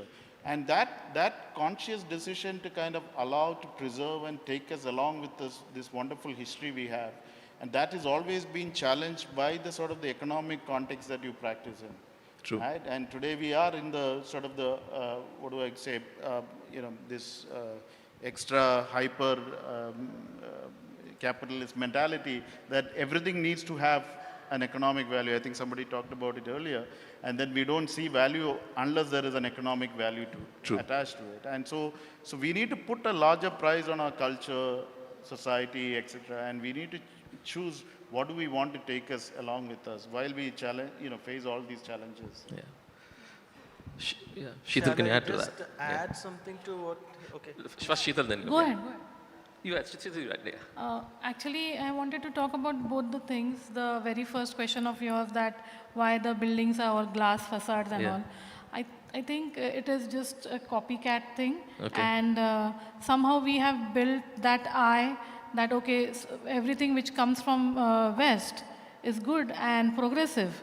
Whereas, like for example, why have we left using khadi or the natural materials? Because they are the most comfortable. Still, we would go for synthetic or something like that, because we think then, oh, we are becoming progressive. Yeah. So that is the mindset. So Biju had shared this experience of him that, he had designed the perfect thing, but that person had that idea in his mind that no, the road should be wide, whether the pathway is there or not. Similarly, we have got that the buildings which are like New York buildings, or all glass facade. It doesn't matter where the sustainability is into that. Yeah. So environment and all those things are not looked, only the aesthetics. I would say ethics and aesthetics. When we are talking about that, when we are designing as an architect, they aren't opposites. Yeah. They should be in harmony with each other. That one question, and the other question about how the transport we were talking about. I would like to mention airports over here. Since we have started in India working on airports, so what is transport for us? If we just try to narrow it down to 2 words, easy and fast, isn't it? And which is the best way possible? Airlines, like airports, easy and fast. But with some government things coming up like Udan scheme and all over India, this is upcoming sector now. Yeah. We have so many airports coming up, but again, we have to go back to the fact that are they really easy and fast? Biggest international airport, even Rajiv Gandhi International Airport of Hyderabad, has tactile tiles which are, stopping abruptly. Yes. So person who is following that, and if he has to really reach the gate, he or she is not going to reach that gate. So only for the sake of it, if you're doing, that is not the right way of doing it. If we are considering airport as the upcoming sector and we want to be inclusive, then we should complete the circle and not do it only for the sake of it. Yeah. Manoj, the last word belongs to you. In fact, I was just trying to connect what you were asking and what Biju was replying to. In fact, urbanization is against humanity. I always feel that urbanization is a cancer, frankly speaking, though it's having a lot of positivities as it's an economic, generator and generator of jobs, everything is fine. But urbanization is basically very, very critical to the human existence. So if you look at the past, you asked about heritage. If you look at the past, there was always a concern for the society. There was always a concern for every kind of people. If you look at a traditional fabric, whether it is in Kerala or Gujarat or any state, you can see that, there were places where people whom used to carry the load could rest it. നമ്മുടെ നാട്ടില് ഈ എന്താ പറയാ താങ്ങി എന്ന് പറയും ഇല്ലേ ആ സാധനം. പിന്നെ ജംഗ്ഷനിലൊക്കെ വലിയ വെള്ളം കുടിക്കാൻ വേണ്ടി ഈ കാലികൾക്ക് വെള്ളം കുടിക്കാൻ വേണ്ടി ഇങ്ങനെ കൽത്തൊട്ടി വെക്കും. അങ്ങനെ നമ്മുടെ സമൂഹത്തിൽ നോക്കിയാൽ തന്നെ നമുക്ക് പലയിടത്തും we could find these type of elements, which was basically a response to the public space from people who used to use it or maybe who used to own it. അങ്ങനത്തെ സൊസൈറ്റി ആയിരുന്നു നമ്മുടേത്. നമ്മുടെ street were always negotiated spaces. അവിടെ we had multiple plurality there. അതിനൊക്കെ മാറി modernisation വന്നപ്പോൾ, urbanization വന്നപ്പോൾ ഈ പറയുന്ന നെഗോഷിയേറ്റിംഗ് ക്വാളിറ്റി സ്ട്രീറ്റിനെ പോയി കിട്ടി. ഈ പറയുന്ന പ്ലൂറാലിറ്റി എന്ന് പറയുന്നത് ഇല്ലാതായി, എല്ലാം ഇൻഡിവിജ്വലിസ്റ്റിക് ആയി സ്പേസസ് കംപ്ലീറ്റ്. അവിടെ സംഭവിക്കുന്നത് എന്താണെന്ന് വെച്ച് കഴിഞ്ഞാൽ ഇതെല്ലാം it is leading to gentrification, it is leading to lack of inclusivity. ഇതെല്ലാം വരുന്നതിൻ്റെ റീസണാണ് ഞാൻ ഈ പറയുന്നത്. അപ്പോൾ ഈ ഹെറിറ്റേജ് എന്ന് ഞാൻ പറയുന്നത്, I am not speaking about heritage in terms of build. There is a heritage for the way to build a city. Or there is a heritage of designing public spaces. നമ്മുടെ കൊളക്കടവുകൾ, നമ്മുടെ അമ്പലപ്പറമ്പുകൾ, ഇതൊക്കെ ശരിക്കും നമ്മുടെ ഹെറിറ്റേജിൻ്റെ ഭാഗമാണ്. ഇതൊക്കെ നമ്മുടെ പബ്ലിക് സ്പേസസ് ആയിരുന്നു. ഇങ്ങനത്തെ സാധനങ്ങളൊക്കെ പോയിക്കൊണ്ടിരിക്കുകയാണ് നമ്മുടെ ഇതിനകത്ത്. I will cite one good example, നമ്മുടെ മറൈൻ ഡ്രൈവ് ഫോർ എക്സാമ്പിൾ. ഈ മറൈൻ ഡ്രൈവ് ശരിക്കും കൊച്ചിയിലുള്ള പോലത്തെ അതിൻ്റെ ഒരു പ്രതിഫലനമായിരുന്നു. You just imagine ഈ ബ്രോഡ്വേയിലെല്ലാം പഴയ ബംഗ്ലാവ് ബിൽഡിങ്സ് ആയിരുന്നു.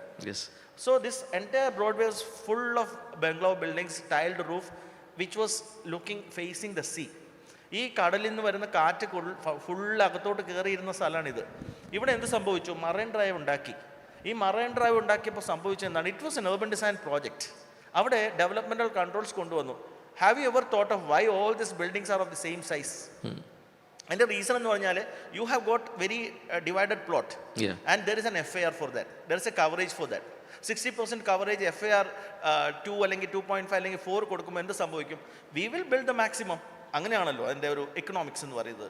So what will happen is that a block will come there which is having a specific height and width.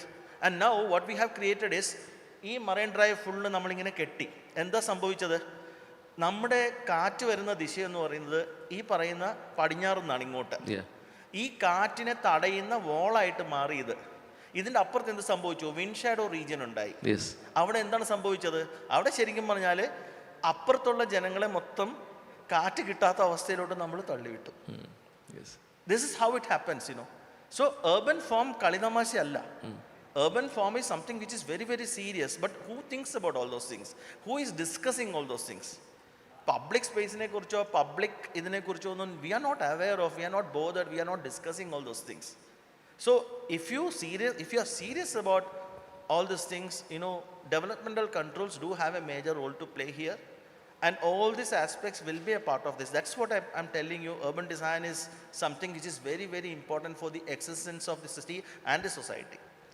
Thanks, Manoj. Thank you all. Engrossing discussion. And it's a bit sad that probably the biggest stakeholders in urban planning and urban design don't get the space they need to. Thank you very much. Thank you all for sharing your expertise. All right, so the Q&A session is actually cancelled for this session because we are running short of time. Thank you everybody for sharing your expertise. Please take back your seats and enjoy the last session ahead, which would be integrating accessibility and inclusion into sustainable tourism. This is going to be a one-on-one chat. So I request everybody to kindly give us a 3-minute break to set the stage.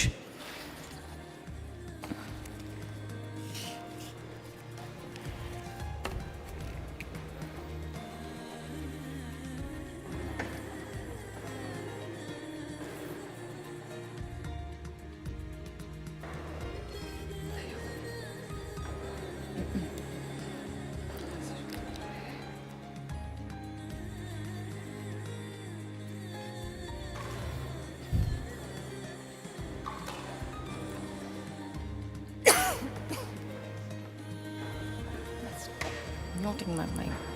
Just move to the far side. Far side, sure. Just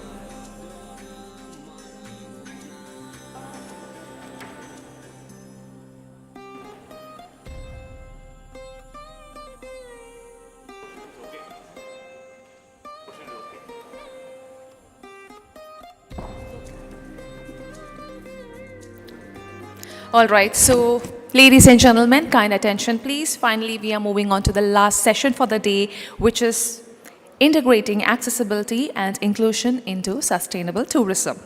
So this is actually a fireside chat on integrating accessibility and inclusion into sustainable tourism, where we include the challenges, gaps, and the way forward. And this conversation is going to reflect on practical challenges and identifies actionable pathways for integration.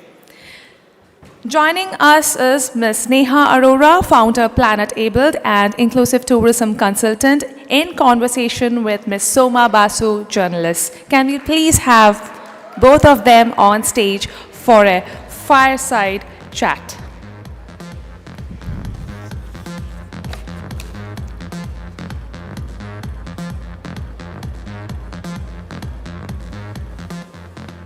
Thank you so much.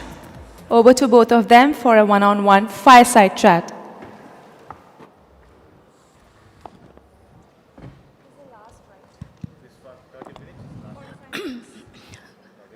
Good evening, and so we are into the last session of day 1 of Kerala for All Tourism Conclave.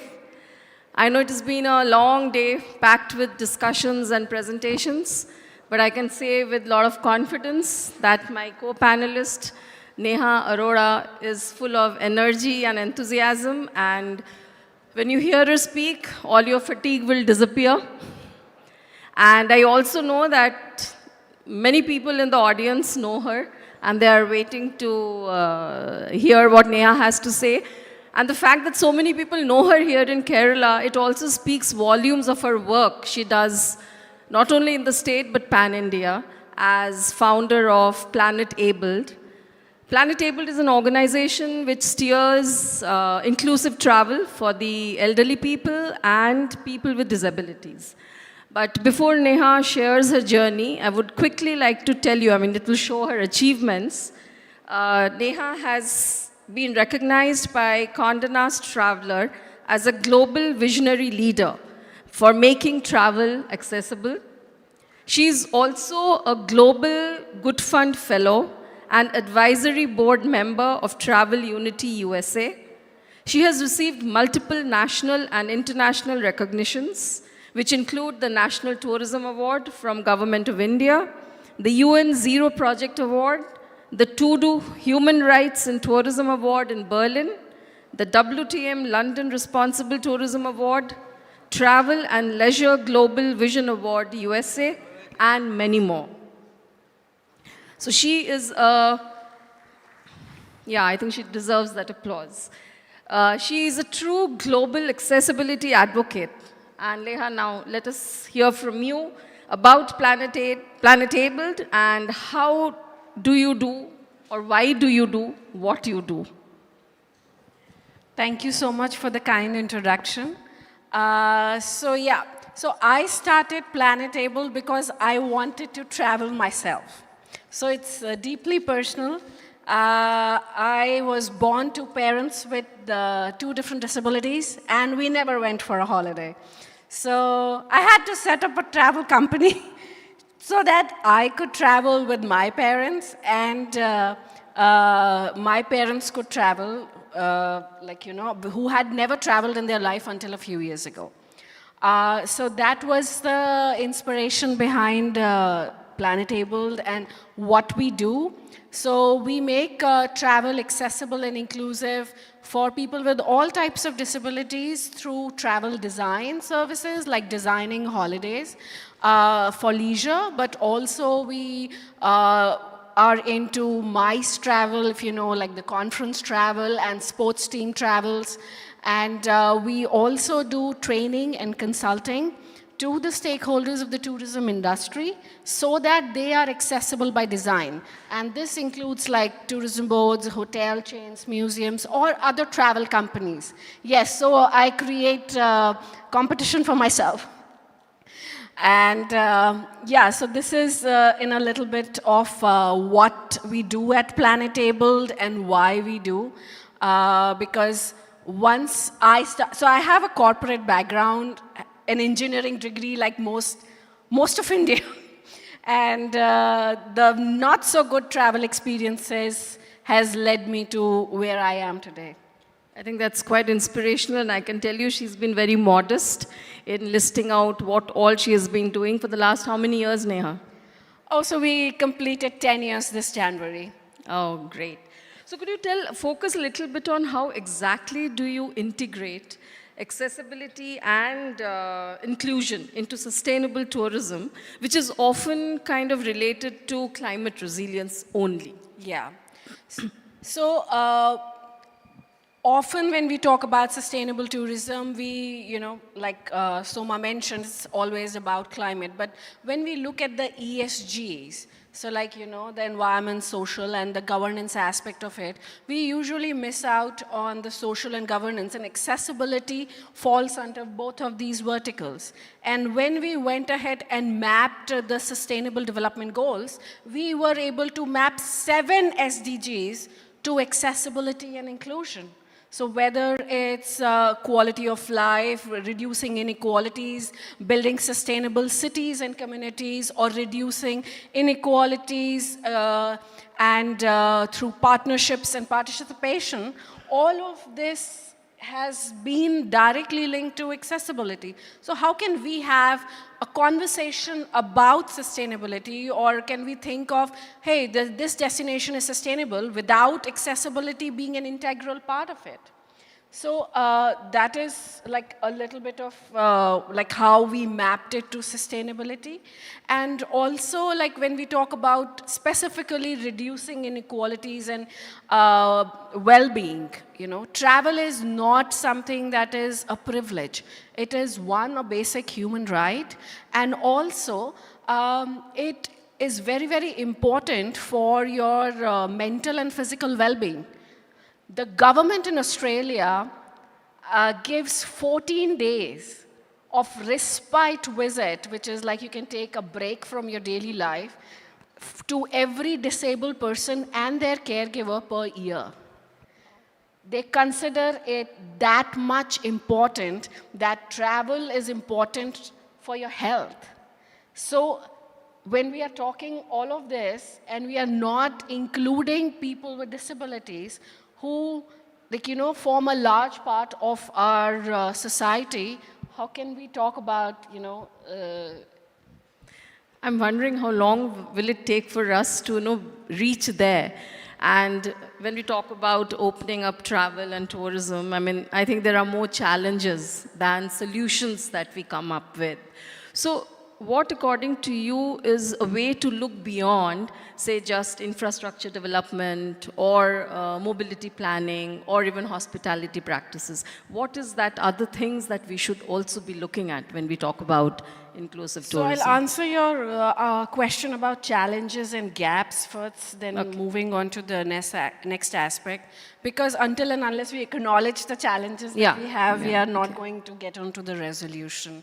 So when we talk about the challenges, like we have had a long day talking about the infrastructural challenges, right? But the challenges is as much about infrastructure. Accessibility kind of spreads across one built environment that we have been talking about, but it also spans across digital accessibility, information accessibility, communication accessibility, and human accessibility as well. So if any of these pillars is not there, it's not accessible. Because I'll give you some examples. So when we are talking about built environment, all of this while, we have had some great architects doing great work. But what about when we consider travel? The journey never starts when a person reaches a destination. The journey starts when they think about traveling, that I want to travel. And how do every one of us do? We go online and look for, okay, where can I travel? And then if the website is not accessible, if the content, travel content, the fancy videos, the social media posts on Instagram that you see, if they are not accessible in the first place, you have zero information access. If you do not have accessibility information about that destination, like, okay, what does this destination offer to a blind person? Or what does it offer to a person with autism? Then you have no idea. You are just hitting an arrow in dark and you are not able to take a decision. So, okay, you get over that barrier, you take a decision, you take someone's help. Then are you able to book by yourself? In all of the online travel platforms that we have, only Expedia has consciously worked on digital accessibility. No other platform has been digitally accessible fully. Not even your Make My Trips or your Booking.com. And even the filters on their accessibility do not work. I mean, there is a filter, they work, but the data that comes in, that is not trustworthy. You cannot really depend on that. So if you, and then you drop off at that point, you are not able to book. Suppose you're able to book. Then you reach a destination, then there is air travel, train travel, bus travel, the mobility is involved. Then how accessible it is? We are talking about wheelchair users.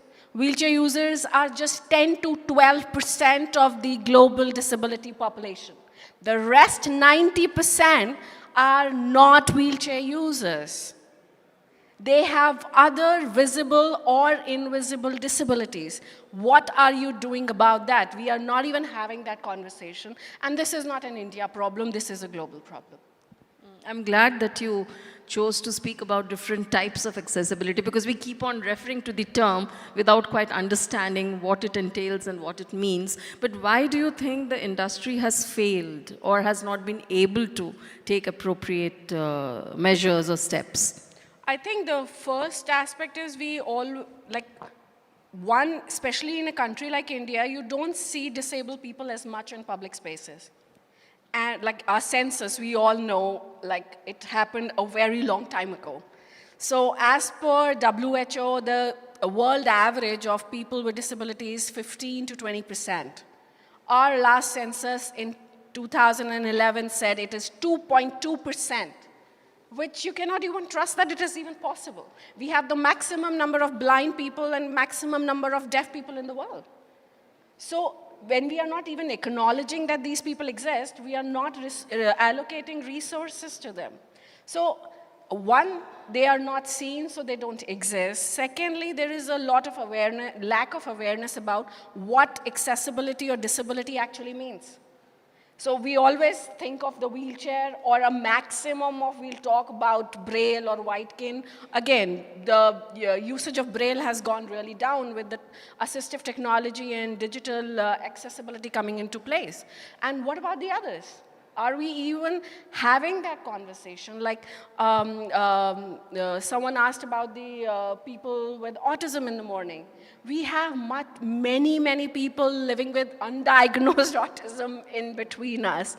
So what about them? What about accessibility for them? What about people who have severe health disorders or who have cancer or dialysis? So anything that disables you from living a day-to-day life or creates a barrier, that is a disability. We have an aging population. In India, we don't even consider that aging, any impairment acquired due to age is a disability, because it's something, you don't talk about. So that is another challenge. One, the industry hasn't realized that it is a huge market. Disability is always linked to charity. When I went to school, I was asked by sometimes parents of my classmates, who pays your school fees? So for me, that was my normal, but then for others, they never even imagined that two people with disabilities could get married and be working, raise a nuclear family and have a child and send her to a convent school. So, and I'll just add another challenge from the industry perspective, which is there have been people who have invested in accessibility. It's not that they have, they're good people everywhere. The challenge has been they haven't had the proper ROI onto it because they never marketed it. As much as it is important to implement accessibility, you have to tell the world that you are accessible. How many hotels' website have a mention about a disabled-friendly room? However, it's only wheelchair accessible room, but how many of them mention? Except Marriott, which has a global mandate, none of the hotels mention or post pictures about the disabled-friendly room on their websites. So if you're not telling the world you're accessible, you're making it only out of compliance, then how would you think you'll get the business? So how does the business really work, the business potential, like when you were talking about things not being mentioned. So like I was talking to you earlier, if I am offering you a service, and you want to go out with your family of 4 members, but that service cannot be equitably used by all the 4 members, then what happens? The business loss is not just of that one member. The entire family's business will be lost. Huh? So how do we kind of bridge this gap again? I mean, I think we have to keep on reiterating the messages, I'll give you some numbers to give you the size of the market. So I mentioned that, as per WHO, 15 to 20% of the world population has a disability. So that amounts to 1.3 billion people globally who have a disability. Almost the population of our country. And there are over 1 billion people which are growing over 60. and 46% of them have a disability.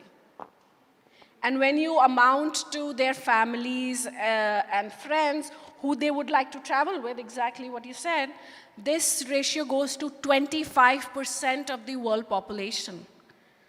And it means 1/4 of the population you are not catering to if you are not accessible and inclusive.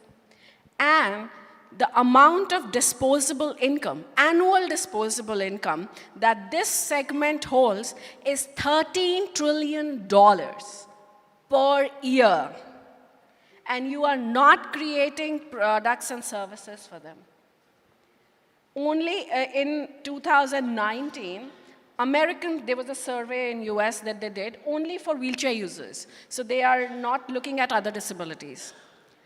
Americans with disabilities who are wheelchair users spend $58 billion on travel in 1 year.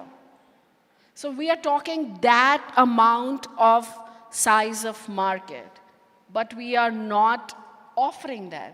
Like in India, none of the hotel chains have more than 2 rooms. So how do you think you can offer a group travel service to a group of people with disabilities if you do not have a disabled-friendly room? So what exactly will it require to bring these? Because we keep on talking and we are not able to, we are not having any actionable framework. And while you're talking, you shared, I'm glad you shared such statistics, and it gives the idea how huge is the market. And so when we also talk about intersectionality, like morning we were saying what percentage of the queer community has people with disability issues, or we have people with disability, they are caretakers of disabled people. So what really, how do we bring this conversation back to table? Why is it that we go on talking and sharing statistics? See, I think at the end of the day, whatever the destination is or whatever the tourism or hospitality business is, they want money on the table and in their bank. Then they're? In their bank. Like, everyone wants money. Like, like being good and being socially aware and everything can only take you so far. And we have to move away from this charity model of disability, because you need to understand there is dignity involved when a person with disability travels and spends money. So you cannot afford to offer them a subpar experience. Like anyone who goes to a museum in India at the moment, and they pay the same ticket price because none of the ASI monuments have a discounted pricing. If you go to Europe, you will either get a discounted ticket or a free entry with a caretaker to any of the museums. So you pay the same price as anyone else, but you get a subpar experience because the museum is not accessible for you. So, and the government, I think it's the onus of the government to actually take the responsibility. We have the Disability Act, which came into force in 2017. And it is a good act. I'm not saying it is bad, and it is good as much as the ADA in the US. But what about the implementation? The government is the biggest defaulter. If anyone from the government is there in the room, you need to understand until and unless you will put it into a policy. So there were accessible tourism draft guidelines that were released for review in 2022 by the Ministry of Tourism in India. We gave a review document, rather we wrote the whole document ourselves because it was too long and it was not practical implementation. We did that, and it was endorsed by 61 disability organizations across the country. Like from Nagaland to Jammu Kashmir to Kerala, there was a disability organization that had endorsed it. We haven't seen anything after that, right? There was a draft document that was there, and then after that, nothing happened. So this and it was not even very long. We just said, do this, do this, do this, and do that. So first we have to start with the policy. You make a policy, then you build a roadmap, because you cannot achieve accessibility in one day or in one project, because inclusion is a journey which you decide to take one day, and then you have to continue doing it, because it is as much important as if you know customer service is important in your DNA of hospitality. You build a roadmap that phase-wise, how would you implement it? Then you allocate resources, whether it's human resources or financial resources. And then you do the whole training and implementation aspect. Build a feedback loop as well with the people who are visiting, with the real life people, because everyone is different. Like, every person with disability is different. Like we talked about intersectionality. We talk about women travel, but they are women with disabilities. We talk about black travel. They are black women with disabilities. Then we talk about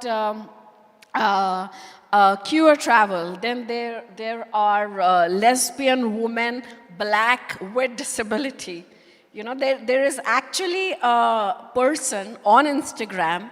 So this person is Hispanic, queer, adopted, is hearing impaired, autistic, and a wheelchair user. So this one identity, there's no one identity in this person. There are multiple identities in one person, and these people exist between us. So when we are designing, this is inclusive design, like making sure no one gets excluded. And when we design in this way, then, you know, it benefits everyone. It's not just that if you are designing for accessibility, only the disabled people will benefit. No. I'll give you some examples. If you make a curb cut on a roadside, or if you make a ramp or a lift, it will not just benefit a wheelchair user or a person with mobility impairment who might be using a stick, crutches, or whatever, but it would also benefit a pregnant woman. It would also benefit an elderly person. It would also benefit someone who is carrying heavy luggage, you know, or parents with children in prams. And if you design, say for example, we have been talking about assistive technology a little bit. So if you design for indoor navigation apps, tech implementation into a big resort, it won't only do good for a blind person, it would also benefit someone with ADHD like me who might get overwhelmed with a big place, or anyone who tends to get lost in a big place. It's just as a navigation feature. If you are talking about room service for deaf people, right? So we live in a world where we chat and type more than we talk on the phone. We don't want to pick up the phone and talk to anyone. And do you know the texting that you're doing was invented for deaf people? We all use it today. The Alexa and Google Home in your houses was invented for people with severe mobility issues, and we all use it today. Your pinch in and pinch out on your phones, which you use every day, was invented for people with low vision that you use every day. Your keyboard on the laptop is a successor to the typewriter, which was invented for the blind. It was invented by two blind friends who wanted to write letters to each other. So imagine this is what happens when you design for accessibility or inclusion, include multiple identities, and everyone benefits. Like if you will do a text-based room service, it won't only help a deaf person who cannot pick up a phone and order food, it would help any one of us who do not want to talk on the phone to anyone. Yeah, I think this journey from, as you mentioned, charity to dignity will 100% ensure a very safe and sound future perspective. But the market is ready? Good question. I think if I talk of when I started 10 years ago and I was going to hotels, I was the least traveled travel company owner 10 years ago. And when I went to these guys, they were like, these guys don't travel. Why are you even bothered? Or they do not have the money to travel. Why are you asking us to become accessible? But today, I think a lot has changed. Today I see we are having this event like this, so at least there is a conversation. There is consciousness, there has to be done something about it. And with the aging population, you will need this accessibility at some point in your life. I mean, you are just either one accident, one medical condition, one new birth, or if you are lucky enough to live longer, you will need accessibility. So I think we are there, but still there is, what I strongly feel is, a lack of investment that is needed to make the changes. So everyone gets, like, when I talk to people, like, they get overwhelmed. Oh, we'll have to make a bigger room for people with disabilities, and there is a lot of investment. I can't make my hotel accessible, or I can't make my museum accessible. But you know what? Don't do the 10 to 12% wheelchair users. Don't go there. Cater to the rest 90%. What's stopping you? That is the lack of awareness that exists in the industry. I mean, if your hotel or a homestay is not accessible for wheelchair users, fine.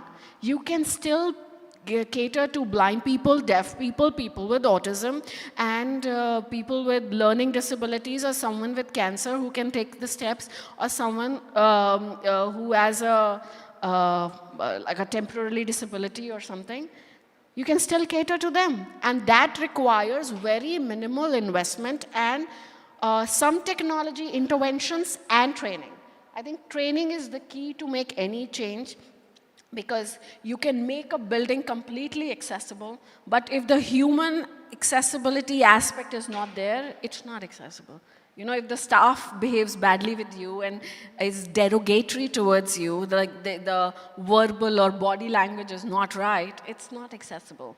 So I think that is where you can start. You don't need many resources to get into inclusive travel. You just need the intention and the time and effort that, hey, I want to become accessible and I want to offer an inclusive travel experience to everyone. So do you think that tourism as a livelihood for people with disabilities could perhaps push up these efforts in a different direction and be more broad-based and inclusive? Absolutely, because, I think then, like today, I am talking about it because I have a personal story attached to it. Why don't you hire people with disabilities in the tourism and hospitality industry? Like, even though we have been a small and lean company, I've always had people with disabilities working with me, even in such a small setup, in the sense we don't work mostly on a part-time or project basis. So there have always been people with disabilities involved, and then they are your representation. They will represent themselves and drive the change. The right way to do it, okay, you are a hotel, have one person as your accessibility lead in your staff. Start with, someone with disability, train them, but with a senior person who has experience of hospitality. Because we do not have enough accessible and inclusive hospitality or tourism education in this country. So they would learn by shadowing, but they would need to be there in leadership position, not at a lower level, like, some of the hotel chains hire. Oh, we have people with disabilities in our workforce. They are all in blue-collar jobs. How many of them are in decision-making and leadership position? So if they cannot take the decision for themselves, if they cannot drive the policy change, then how would the change happen? Then it's just a good marketing story on your brand annual report. It's just that. That you can win awards, you can say, okay, they are very inclusive, but you have this many people with disabilities. How many rooms do you have? One? So we need people in leadership positions, that has to be there, who can take decisions, drive the change themselves, for themselves and their community. It is like fighting for women coming into leadership positions, and we are still breaking the glass ceiling, so it will take decades. So I have a goal that in my lifetime, I want to mainstream accessibility in tourism. Great. So that the travel service becomes irrelevant. So let's see if I can achieve that goal. I'm sure you will. Last 1 minute or maybe 45 seconds, we will have last question, and then maybe audience will have some questions for you. So since morning, we have been all talking about Kerala being on the top and really making strides, very pioneering measures. But what other ecosystem collabs would you think or recommend, like which would kind of really steer inclusive tourism in Kerala in a much maybe fast forward What kind of, sorry, I didn't get the word. What kind of? Ecosystem collabs. Ecosystem collaborations. Yeah, Okay, yeah, sure. yeah. Okay. Yeah, I think collaboration, when we talk about collaborations in the tourism and hospitality industry, how we can implement accessibility, we think of architects. Sure, they are needed to make the infrastructure changes. But I think there is a lot of awareness required even in the architect community that it's not always about, when we are, like how many people have talked about hearing loops since morning? Or how many people in the architecture community know about the hearing loops? Which is a very, very common thing if you travel to any developed country. Like we have been talking about built environment, but there are assistive technologies that exist. I think in the previous panel, someone did mention technologies being there. And we have a lot of assistive technology innovation going on globally and here. And these solutions have been around for a while, but they haven't found their way into the hospitality space. Like I mentioned, the indoor navigation apps, they exist. And they're not very expensive, neither the hardware, neither the software. And only one hotel in the world in Canary Islands has implemented it. One hotel in the world. They have implemented it. So imagine it's been around. But the thing is, people get overwhelmed, it's a lot of work.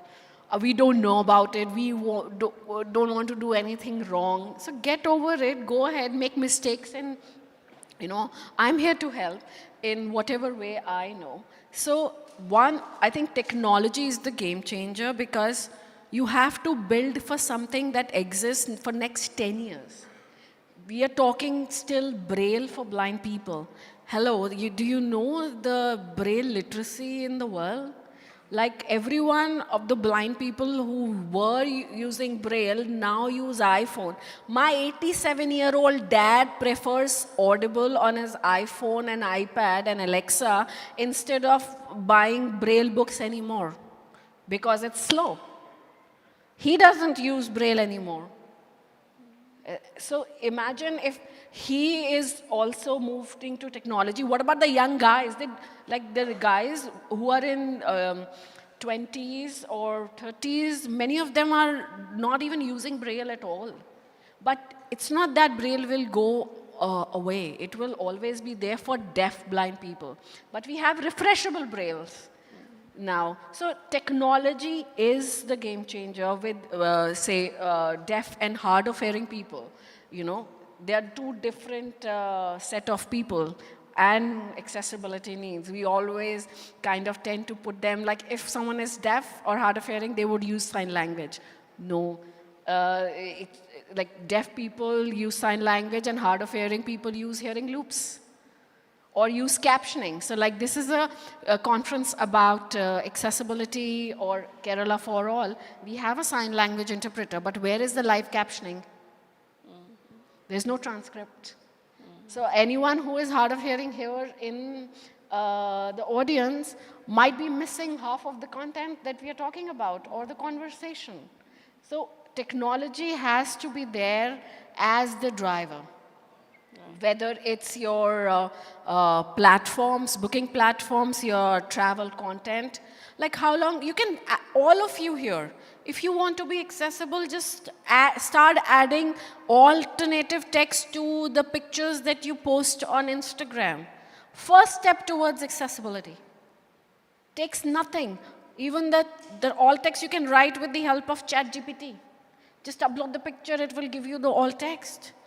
The videos that you post, and I hope all the videos that of this conference will have transcript and captioning. so that everyone can access the content of this conference who were not able to be here.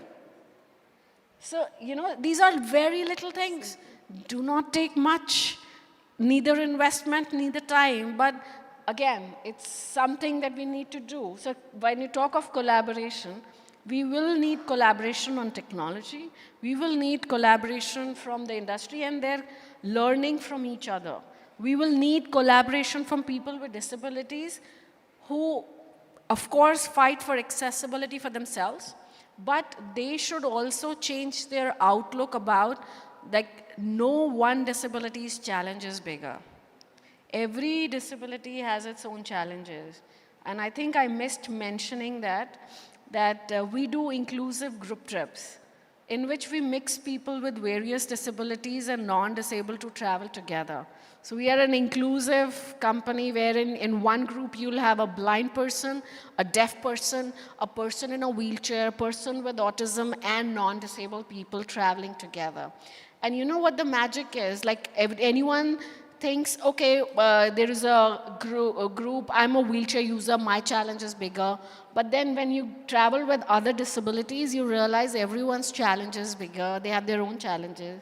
And so when one disabled person is asking for accessibility for themselves, please be cognizant that you need to ask for accessibility for other disabilities, your peers as well.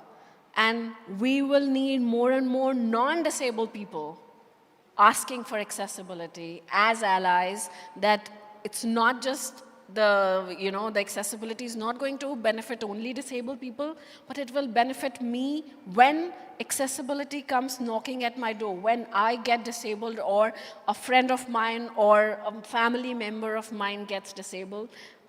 I will have a world which would be ready for me and my loved ones, instead of thinking at that point in time, what do I do now? Thank you, Neha, for that very compassionate wrap-up.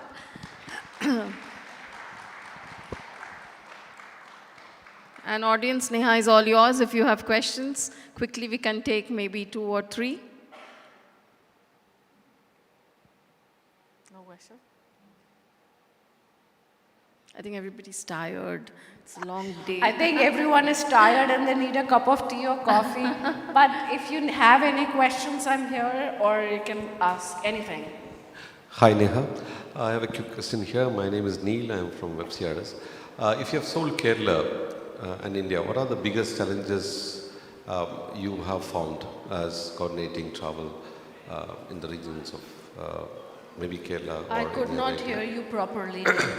So, sorry. Yeah, if you have sold travel in Kerala to people with, what are the biggest challenges you have faced in planning and coordinating travel, either in India or Kerala specific?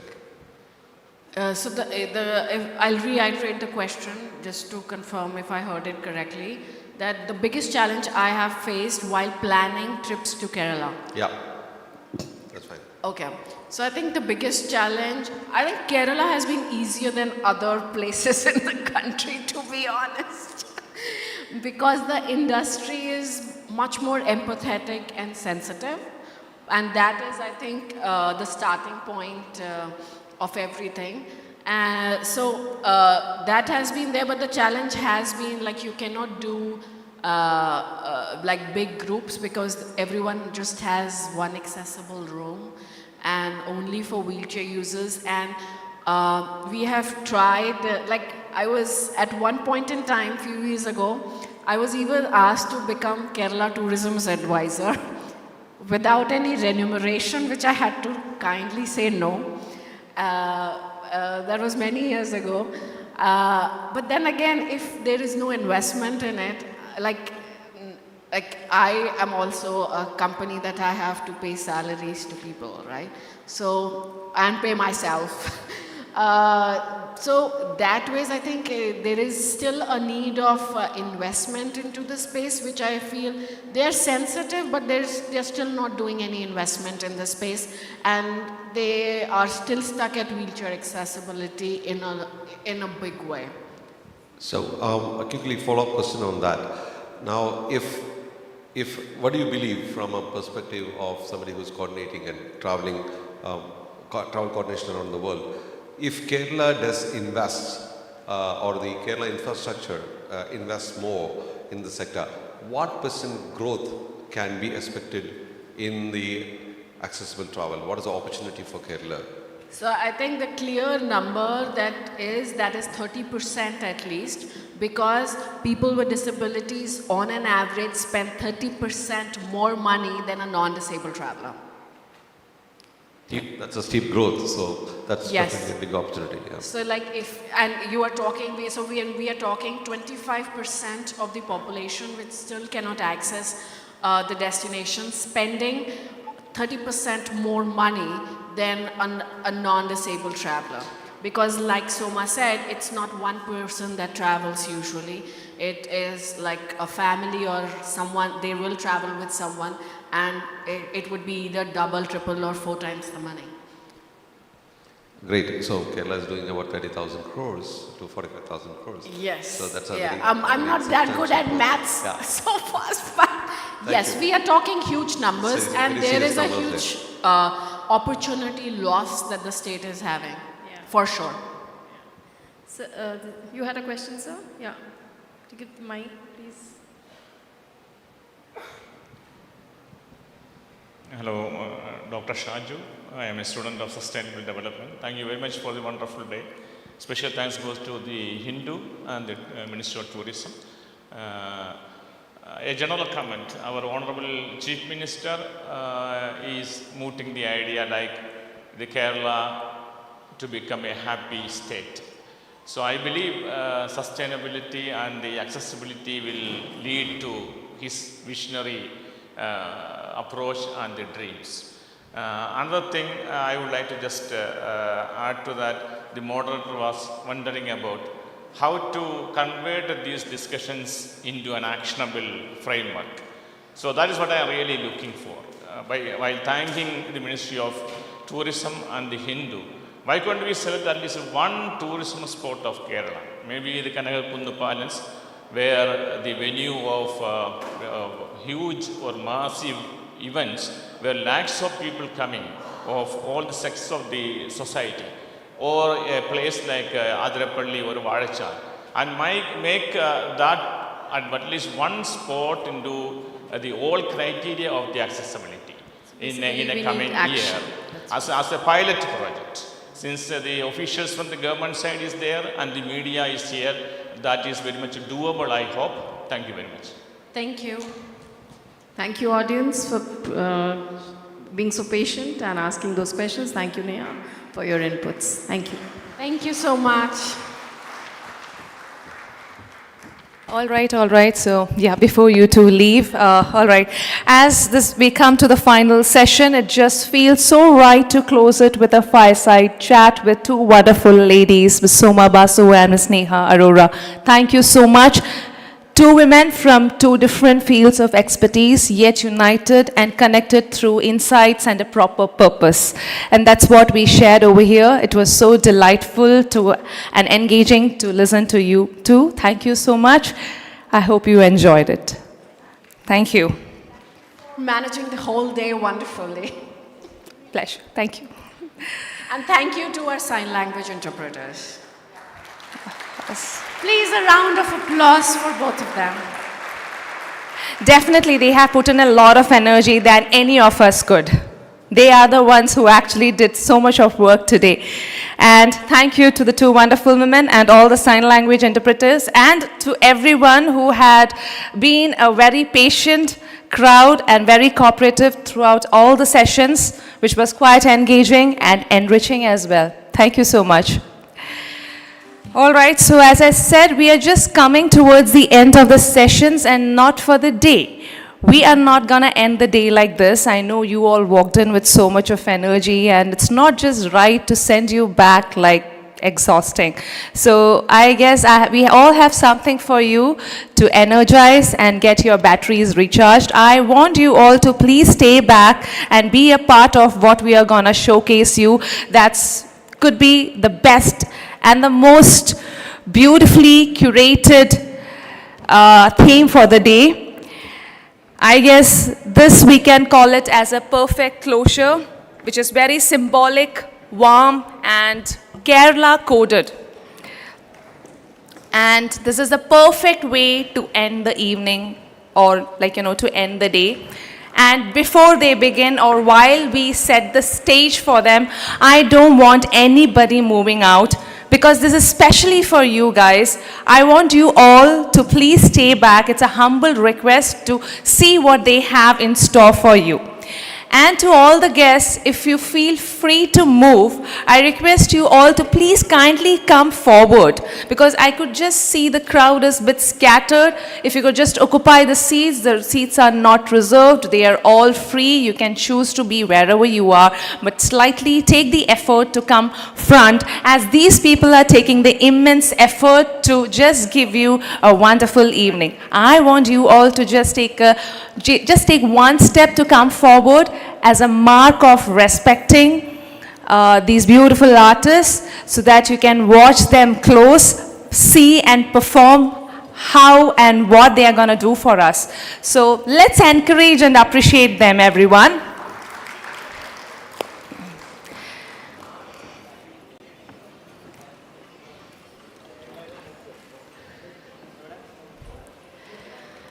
Yes, while the stage is getting set, I request all the guests, invitees, attendees, everybody to please move ahead and take the seats forward. Come together and you can watch them perform rather than being so back. I mean, there are no reservations right now. We are done with the official part, so please feel free to move around.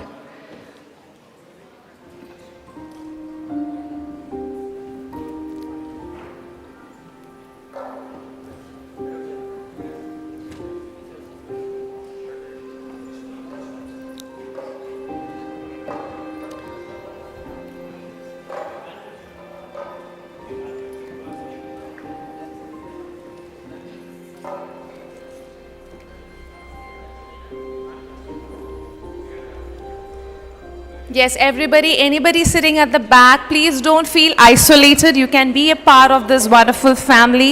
I request you all to kindly come forward. Don't think there are no chairs. There are plenty of chairs out here waiting for you. So please feel free to move.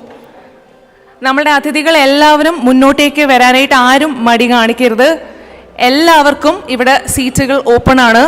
അപ്പോൾ I request you all to please come forward. നിങ്ങൾ മുന്നോട്ട് വന്ന് ഈ ഒരു performance enjoy ചെയ്യണം. അടുത്ത് വന്ന് enjoy ചെയ്യുമ്പം നമ്മളുടെ ആർട്ടിസ്റ്റുകൾക്കും അതൊരു ഭയങ്കര ഒരു സന്തോഷമാണ്. അവർക്ക് കൊടുക്കാൻ പറ്റുന്ന ഏറ്റവും വലിയൊരു അപ്രീസിയേഷൻ അല്ലെങ്കിൽ അനുഗ്രഹം തന്നെയാണത്. അതുകൊണ്ട് എത്രയും വേഗം അല്ലെങ്കിൽ പറ്റുന്ന അത്രയും നിങ്ങൾ മുന്നോട്ട് വരാനായിട്ട് കഴിവതും ശ്രമിക്കുക.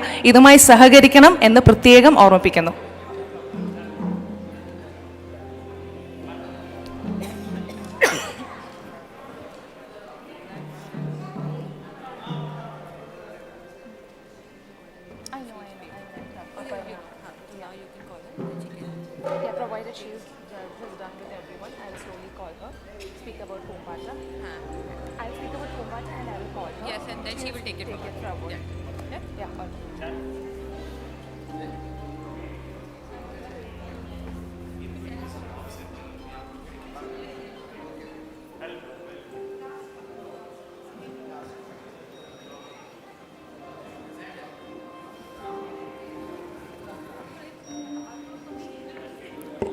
I don't think there would be a perfect closure for this evening than what we are gonna present before you.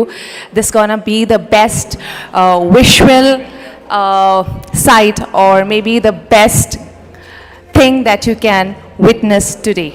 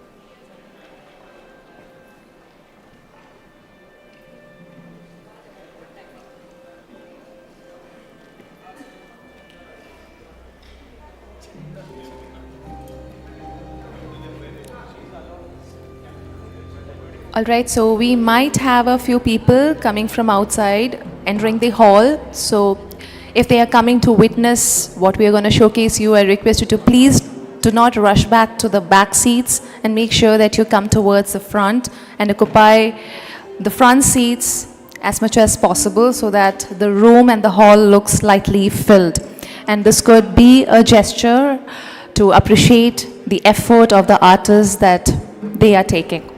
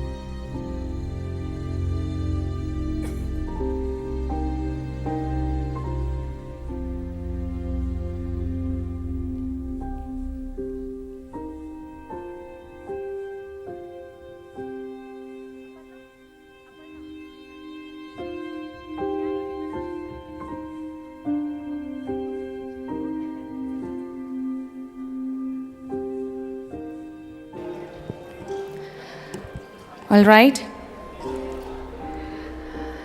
So, as we conclude the day's knowledge sessions, we are honored to present a cultural performance that truly embodies the spirit of Kerala for all. And I guess, as I said earlier, it's the perfect closure, which is very symbolic, warm, and Kerala coded. So ending it with a vibrant Chendamelam. A big round of applause. So before we move ahead, yes, the first applause for the day, I feel. Together with a sound. Thank you. And along with that, I would like to introduce Team Pumbata. Team Pumbata is a pioneering collective dedicated to nurturing the artistic talents of people with disabilities along with their parents and caregivers. They founded in 2012 under the leadership of Dr. Pepin George. It's Kerala's first ever Chenda percussion ensemble of differently abled performers. And each member, I must say, brings not just skill, but a very powerful and an inspiring story of determination, discipline, and passion. And they all just remind us that art doesn't recognize limitations, but it always prefers dedication and a beautiful heart. And through rhythm and unity, it transforms all its challenges into beats and differences into strength. So ladies and gentlemen, with over 200 members and more than 250 performances across major stages, it holds a Guinness World Record holder as well. And in 2026, the collective created history by launching Kerala's first wheelchair Shingari Melam ensemble as well. So, join me in welcoming Team Pumbata with a Shingari Melam performance, a powerful celebration of inclusion, resilience, and rhythm. But before that, I would like to invite our beautiful coordinator for Team Pumbata, Ms. Aparna. Hello, namaskara Aparna. Thank you. Hello everyone, very good evening. I'm Aparna, the coordinator of Team Pumbata and secretary. So just wanted to give a few quick intro. Already she has given a big intro, but still wanted to add few words from our side on Team Pumbata. So Team Pumbata's journey started way back in 2012 under the leadership of Pepin George. We have Pepin here. He's the founder and the president of Team Pumbata. So we are based out of Thrissur. We have a registered organization, society, registered as society. Pumbata's journey started with just 10 kids learning Chandamelam. Those are all differently abled kids having autism, cerebral palsy, Down syndrome, mental and physical disabilities. Over the years, from 2012 to 2026, we have around 260 children now under these different special kits. And we have already lit up around 250 stages. We have been one of the Guinness World Record holders for performing Chandamelam with 261 kids. So there is a difference here. We are not talking about this team. We are talking about a different team of kids who have been performing and conquering stages. So this wheelchair Shingari Melam team, the first ever in Kerala, is a new initiative by Team Pumbata. We just started 3 months back. Last puja, we started their arangetam.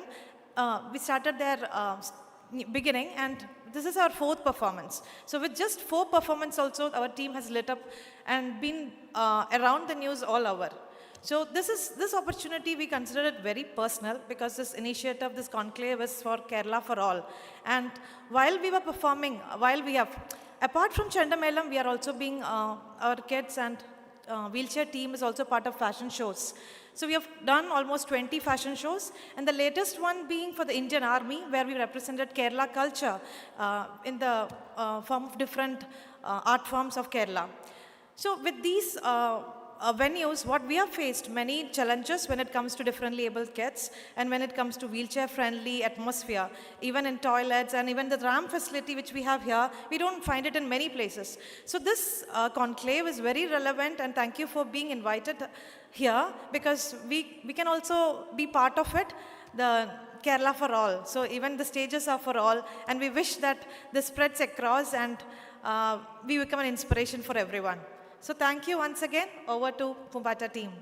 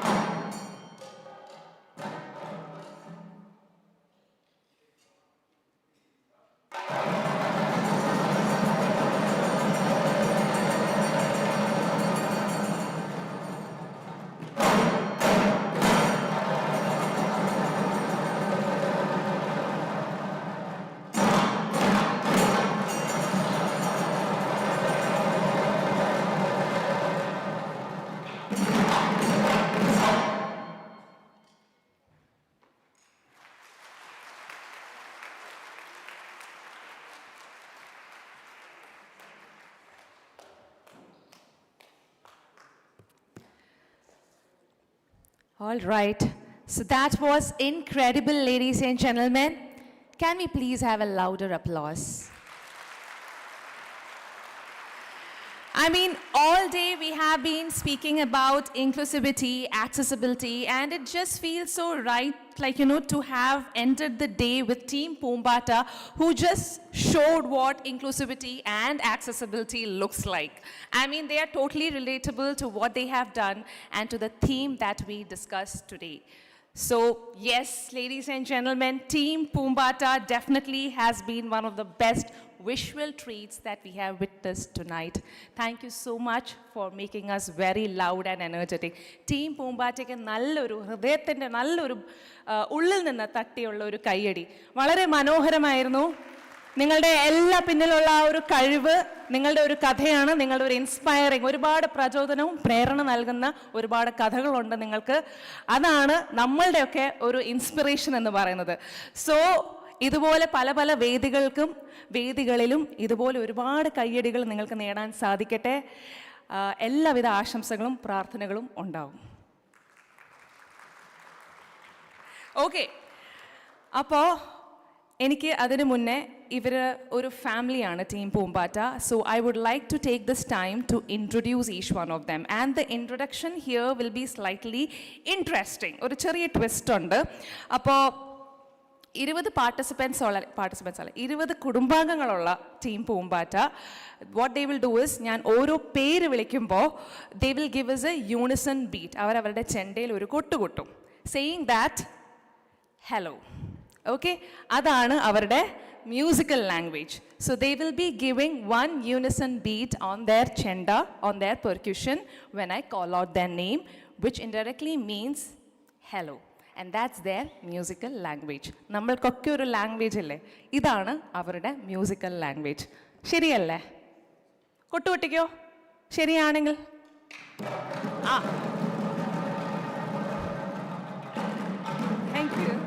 Thank you. ഒരുപാട് നന്ദി, സന്തോഷം. അപ്പോൾ നമ്മൾക്ക് കുടുംബാംഗങ്ങളെ എല്ലാം പരിചയപ്പെടാം. ആദ്യം തന്നെ രാജേഷ് ചേട്ടൻ, നിയാസ്, ബദ്രുദ്ദീൻ, സുരേഷ്, രമേശ്, ഉണ്ണികൃഷ്ണൻ, രാമകൃഷ്ണൻ, പൊളി, കുഞ്ഞു മുഹമ്മദ്, സുൽത്താൻ, രാജു ചേലക്കര, മിനി ചേച്ചി, ബിന്ദു,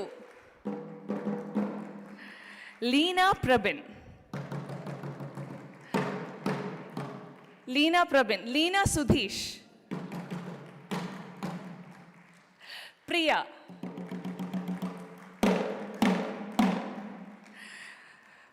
പ്രേമ,